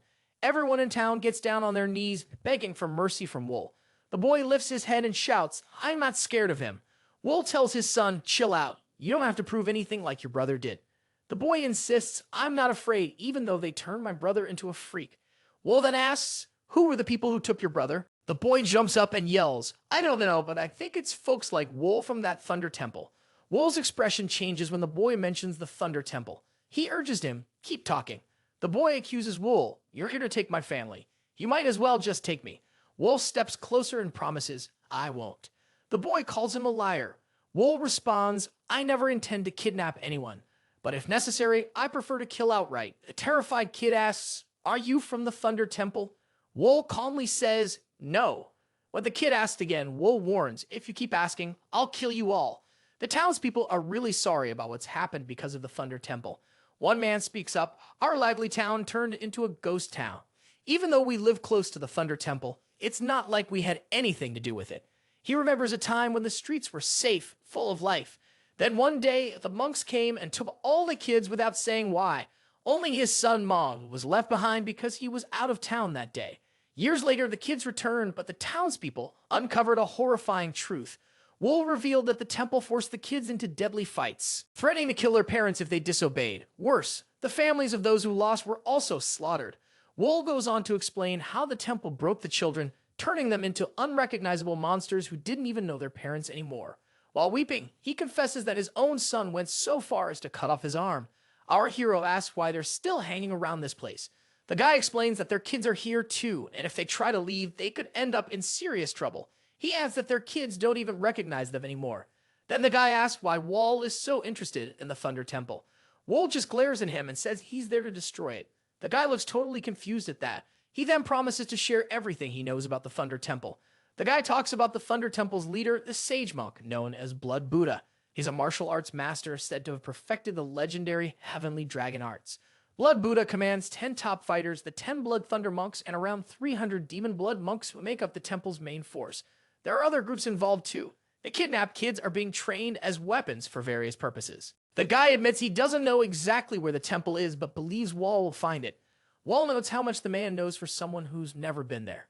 The man says it's just the instinct of a father searching for his child. Wol reflects on how the temple uses these kids, finding it disturbingly familiar. He realizes if he hesitates, the temple will prepare for him, so he decides to act quickly. Maul nervously walks up to Wol and pleads with him to save the kids if he comes across them. He admits he couldn't do it himself. That day haunts him as he can still hear the screams of the children being taken, hiding in an alley. He felt afraid as he listened to his brother's cries. He shares how his brother Soma was calling out to him, but he was too scared to budge. His dad tries to comfort him and tells him that it's not his fault for being afraid in such a terrifying moment. He reminds Mom that it would have ended badly if he had been caught too. As the boy starts to cry, Wol suddenly cuts in and says he can't promise to help them out. Shocked, Ma asks why not. Wol explains that he can't know what's happening inside the temple. He mentions that there's no way to get in through the front and admits he is there for a completely different reason, which is not to save anyone. But then, Wol makes them a deal. He'll kill every bad guy in the temple. Next, we jump to a dark forest. Wol strolls by a river while scanning the area. He thinks the magical setup around him is working perfectly. He realizes that even the best magic can't hide everything, like how the water flows. He studies it closely and figures it would be tough to fake how it feels. Suddenly, he spots a lot of fish in the river. Seeing so many, he guesses the area must be polluted with food and waste. As the water rushes past his feet, he finds a drain pipe. He notices a dark aura from the pipe spreading throughout the forest. He realizes that his eyes have tricked him, but this time he's sure he's on the right path. He takes a few steps forward and stops, trusting what he sees. He focuses instead on the stream's flow and how things feel. He follows the stream until he spots something ahead, a big grate, and the dark energy behind it feels even stronger. He can see the Thunder Temple beyond that. Realizing he's at the edge of their base, our boy pushes through the strong current and grabs one of the great bars. He then steps toward the temple, and someone warns nobody approaches our headquarters without an invite. Wol stands firm, overhearing a couple of monks chatting at the entrance. One talks about how their headquarters has a history of keeping outsiders out. Just then, their commander shows up and urges them to stay alert. The monks nod nervously. In a tall tower, Sage Monk questions Hook about being chased by an assassin. Hook, keeping his head down, apologizes. The sect leader gives Hook a hard time about his failure, saying he should have spotted the assassin's face. Hook begs for another chance, promising he can take care of it if given more time. A monk jumps in to back Hook up, saying he deserves another shot. He suggests they send out hunting dogs or start some patrols, but others brush off the threat, thinking anyone could unlikely reach their headquarters. Hook disagrees, figuring he can't depend on anyone else. He resolves to deal with the situation alone. The story shifts towards three monks who are having a chat. They're wondering if there's anything to discover and keep saying they haven't seen anything. One of them figures it's pointless to keep searching the forest and thinks H might have steered them wrong. The second monk grumbles that Hugh always acts so superior. The third monk jokes about how Hugh ran like ghosts were after him. The first one then suggests they head back to discuss what to do next. Two of them start walking back toward the temple, but the first monk hangs back in the clearing, watching them go. A few days earlier, that monk from the temple came home and crawled into bed. He wondered how they tracked down an invisible assassin. He accused Hugh of having no clue about what they went through all day. Through the haze, Will appears on the ceiling watching him. He unleashes his soul, reaping threads that start to pierce through the monk's body. Wol completely paralyzes him. Terrified, the monk stares at Wol. Wol leans in, and the monk calls Wol a monster. He realizes too late that Hugh was right. Now that monk is going up the stairs from the woods to the temple. Two other monks spot him, wondering if it's senior disciple Young Mak and what he's doing back from the forest. They ask if he's done with the search. Is this the last place to check out? One of them asks. Young Mak replies, I think there's nothing special to report. I'm just here to share the news properly. The monks bow as he moves further into the temple. Young Mak catches a whiff of a strong bad smell that seems to be coming from somewhere specific. He figures this must be some kind of research area. He ends up at a particularly foul wall. When he takes a closer look, he finds a gap. This is where the stench is coming from. Wol, disguised as Young Mak, finds this stench familiar and wonders if it is poison. He then forces open a hidden door that leads down into a green mist. In this secret lab, a gay-haired man is experimenting over a guy tied to a chair who is breathing heavily. He walks over to them and says, I've just finished a tricky concoction. He takes off the gag and warns the prisoner, don't drink too much. Just one drop is all it takes. He pours a single drop into the prisoner's mouth. The man writhes in agony, coughing blood. He screams in pain before collapsing lifelessly. The gay-haired man beams. Thrilled by his success, he marvels at the poison's strength, saying, one drop could kill 10 men. Young Mak steps out of the shadows, startling the alchemist. The alchemist asks, why are you here? Young Mak asks about the poison, and the man proudly explains, it's so deadly, even skilled fighters wouldn't make it past 7 steps. Young Mak suggests, how about naming it 7-step soul-destroying poison? The alchemist agrees, laughing at the aptness of the name. Young Mak extends his glowing finger and energy threads near the alchemist. Blood sprays across the room as the alchemist collapses, dead. Young Mak declares, I now have a useful weapon. Inside the temple, the sect leader rages as he learns all the Mad Blood monks have been killed. The assistant leader nervously reports the murderer is likely hiding within the temple. The sect leader demands, how did the killer bypass our defenses? The assistant leader reveals Young Mak's body is missing. They search the entire area, but neither Young Mak nor his body could be found. The assistant leader suggests the killer might be Young Mak himself. The sect leader slams his fist into a sofa, destroying it. Capture Young Mak before any further harm befalls the disciples, he orders. He growls, I will personally tear the intruder limb from limb. In the temple, the monks are packing up the bodies of their fallen comrades. They can't believe that one assassin managed to take down so many of them without getting caught or killed. The assistant is furious. How can our temple be brought to this state by just one guy? He thinks starting to consider how to report this disaster to their leader. Blood Buddha. When he asked about Hook, someone tells him that Hook has locked himself in a room and hasn't come out. This makes the assistant even angrier. Hugh is hiding away when he's the one who brought the assassin into their midst. Furious, he orders someone to drag H out and bring him to the leader. When Hugh finally gets dragged in front of the sect leader, he claims he has a plan to handle the assassin. The sect leader isn't impressed. He's angry that Hugh was missing while their monks were being slaughtered, but curiosity gets the better of him, and he asks about Hook's plan. Hook explains that he has gone to great lengths to lift the restrictions placed on the oranges. These are children taken from a village and trained in the corrupt Wanian demonic arts. This technique is a twisted version of the Shaolin Temple's sacred arts. Designed as an experiment, the problem with this demonic art is that while it gives the user unlimited potential, unleashing its full power causes the brain to start melting. To protect itself, the brain imposes a limit and restricts the user from fully tapping into the art's abilities. Hook is really good at messing with people's minds. He says he's figured out how to lift the restrictions, and the results are impressive. He's totally convinced these kids can take down the assassin, but the sect leader isn't so sure. He reminds Hyuk that he's got a lot at stake, especially since he's already messed up before. Feeling a bit humbled, Hyuk can't shake off the embarrassment of being chased by the assassin. He vows to give it his all this time and asks the sect leader to bring everyone together. After thinking it over, the sect leader agrees and calls all the disciples to meet at the Lunar Pavilion. Once everyone is gathered, Hyuk introduces 3 kids from the village, Gin, Yunio, and S. He thinks the assassin is hiding in plain sight, disguised as one of them, and he feels pretty sure the assassin is among the gathered crowd. With all the disciples present, Hyuk believes they can take him down with the help of their martial masters. The sect leader asks how Hyuk plans to find Wol. Hyuk explains what the kids can do. Gabby can see energy flows, so she can spot anyone who doesn't have the usual energy for martial arts. On the other hand, Yun might be blind, but her other senses are super sharp and enable her to sense lies. The sect leader is pretty happy with Gabby and Yun on the job. They can finally figure out Wol's disguise. Then he asked about his skills. Hyuk admits he's not totally sure, but says has this crazy bloodlust and really loves to kill. Even though S made it through the lifting of restrictions, Hyuk doesn't have a clue what his real abilities are. The Southeast leader brushes off S's bloodlust as nothing special since every member of the Thunder Temple has it. Still, he thinks S might have something more to offer and tells him to help find the assassin. However, S doesn't seem to be interested in anything.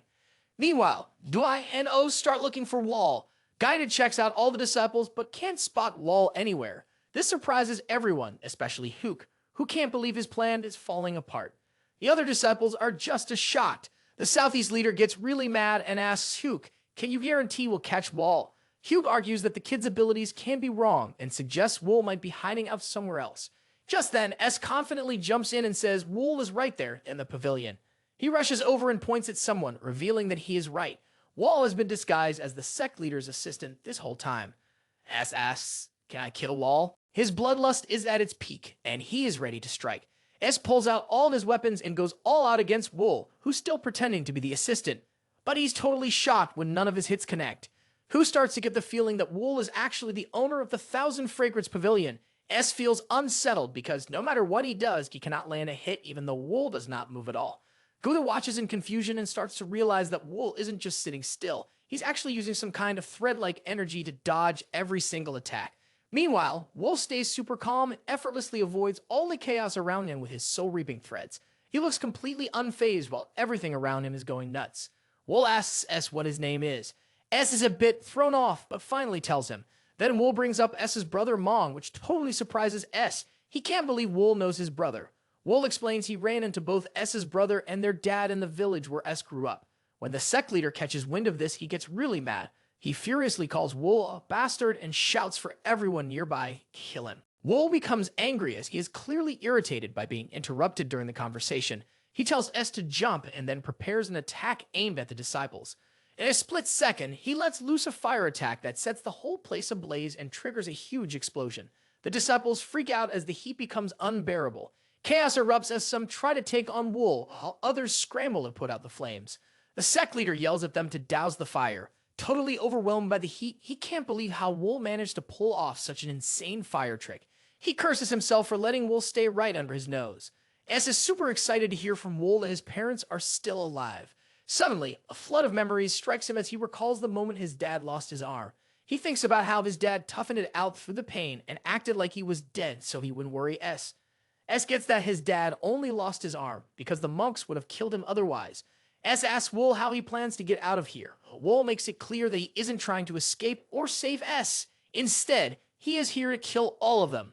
At first, S feels a bit lost because there are so many people around. But when Wol reassures him about the plan, S gets more and more pumped up. His bloodlust kicks in and he's fired up to join Wol in the fight. Hyuk steps up to S, blasting him for what he sees as betrayal.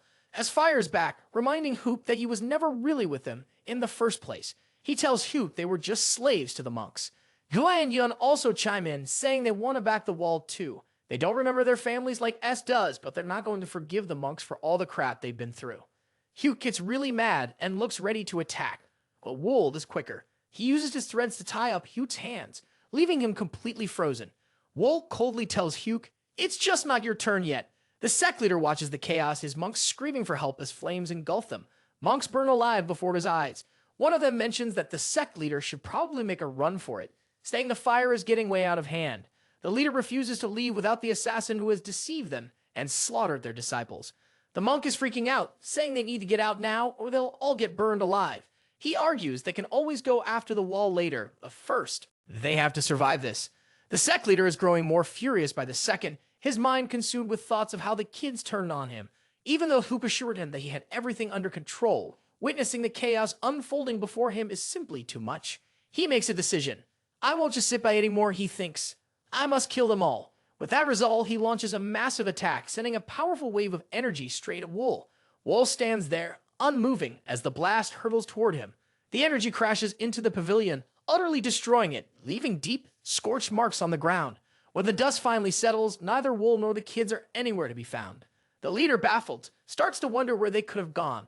His disciples are equally confused, and they begin searching for any sign of them. One of them suggests maybe the leader's insanely strong attack turned them to dust, leaving nothing behind. But the leader shakes his head, his eyes sharp with conviction. Wol is still out there. Keep looking for him. Meanwhile, Wol and the kids are racing toward a specific location. Wol, with a grim expression, carries the lifeless body of a monk. Blood steadily drips from the corpse, leaving a trail in their wake. The sect leader and his disciples follow the blood trail, which leads them straight to the law pavilion. One monk murmurs they must have been hurt badly by the leader's earlier attack. Maybe they're hiding out there. He tells the leader that a team has already gone inside, but the leader decides to go in himself. Hook suddenly figures out where they are and remembers why the law pavilion is important. It's the spot where the crazy blood monk used to mess around with poison, along with his guys.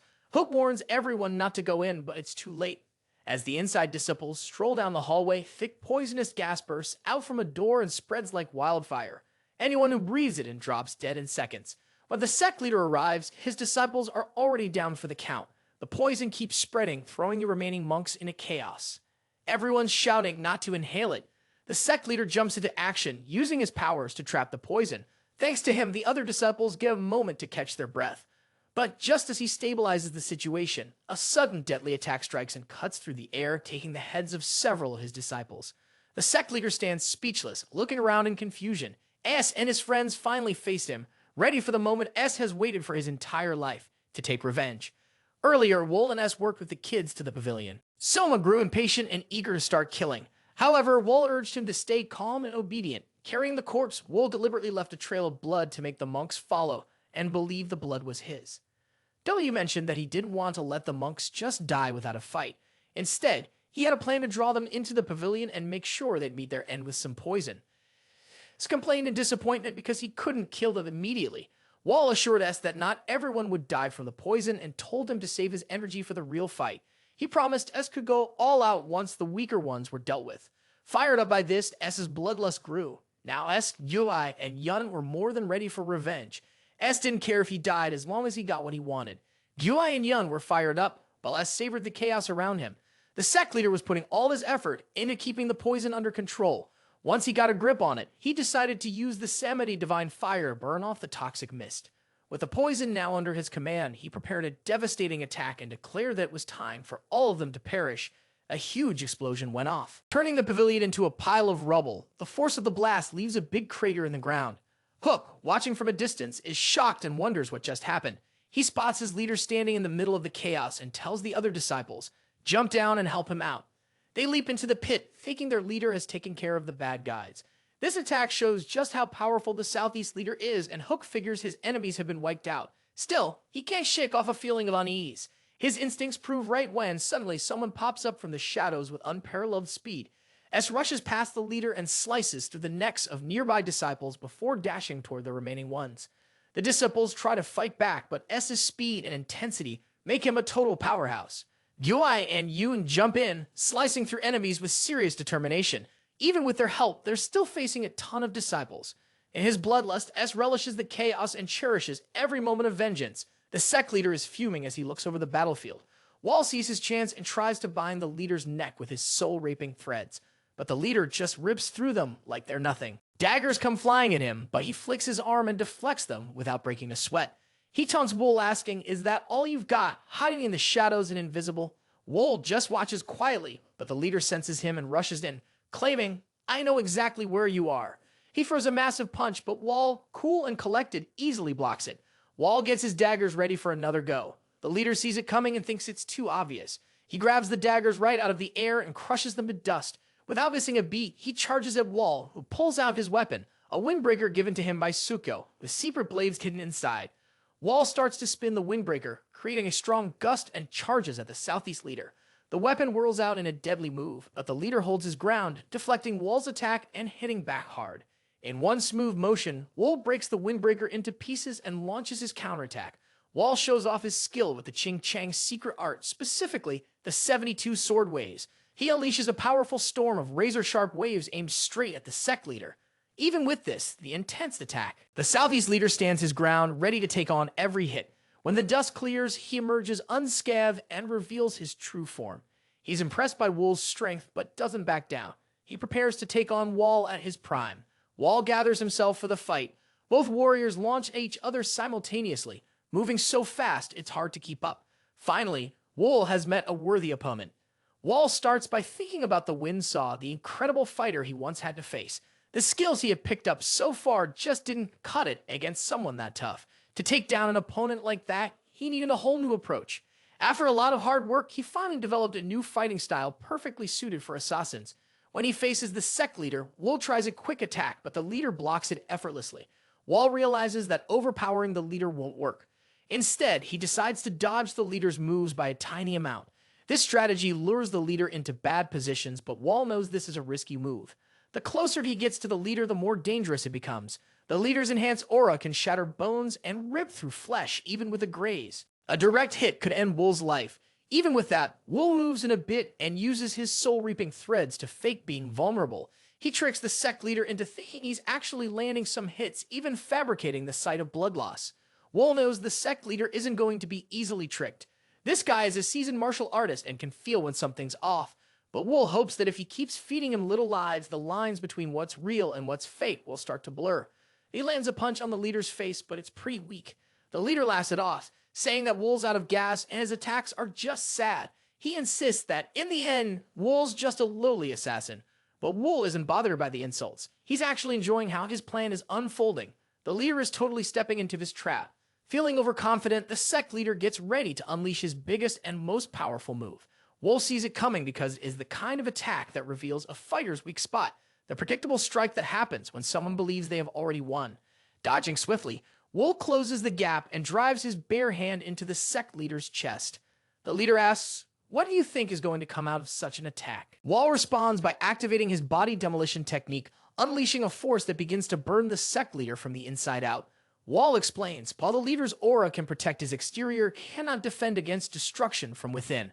The flames consume the sect leader's body entirely. The powerful monk has finally been taken down. His students are left in shock, unable to move. The silence ends quickly as they surge forward with the determination to kill Wol in their leader's place. They believe he is too exhausted to defend himself. S is pumped and bellows, "Where do you think you're all headed?" His voice clearly loving the chaos and itching for more action. Out of nowhere, a figure drops down from the sky and puts up a barrier that blocks the way for the disciples. It's Guillaume. He checks in on Wol, asking, "Are you okay?" Wol looks a bit surprised and asks, "What are you doing here?" Guillaume explains, "It was tricky to track you down since your trail just disappeared out of nowhere. I only found you by following the tower and that huge explosion. Even though I wish I could have gotten here sooner, I'm glad I made it in time." He points out, while Wol has done a lot already, there are still some things he could help with. Jian turns to Wol and asks, "Can you still go for it?" Even though he's wiped out, Wol says, "I owe Guillaume for having my back." Jian says it feels great to finally be fighting together. Even though their leader is down, the fight isn't over yet. Wol and Jian are ready as the last of the enemies gear up to attack. Hugh watches in shock as the chaos unfolds below. Wol and his crew have taken out the last of the disciples with scary efficiency. Jian tells Wol the job's done and calls him a friend. Wol quickly shuts that down, saying, "We're definitely not friends." Jian isn't bothered by Wol's refusal and reveals, "I saved Juan and sent her to Changdu." Wol is surprised and asks, "How did you manage to find me without leaving tracks?" Jian admits, "Tracking's not my strength, but I tried to copy Wol's methods. I'm just glad I arrived in time." Noticing how worn out Wol looks, Woon comments, "You seem pretty drained. If I had been any later, you might not have made it, and we'd still have that debt hanging over us." Jian can't help but be amazed by the power of that sage monk and wonders, just how strong is Wol really? Jam suggests they head back to Chungdu, but Wol says he's not done yet. They end up setting the whole temple on fire and just watch it burn to the ground. Meanwhile, Hugh runs for his life, trying to escape as fast as he can. He's totally panicked, thinking about where to go next. With the Thunder Sect gone, he remembers Patala Palace as a safe spot and figures that Wol wouldn't come after him there. As he weighs his options in a frenzy, he suddenly feels something behind him. When he turns around, he sees Wol's threads zooming toward him. Freaking out, Hugh tries to duck behind a tree, feeling a moment of relief, but the threads wrap around him anyway, pinning him down. Now, he's stuck, completely helpless. Tears fill his eyes as he starts to feel really sorry for himself. He pegs Wol for death. The threads tighten, crushing him mercilessly. As his life slips away, Hugh mutters that he's finally free. When the sun rises behind the mountains, Guy and Yun take in the incredible view. Yun turns to Guy and asks, "Who do you think would win in a fight between Wol and Gam?"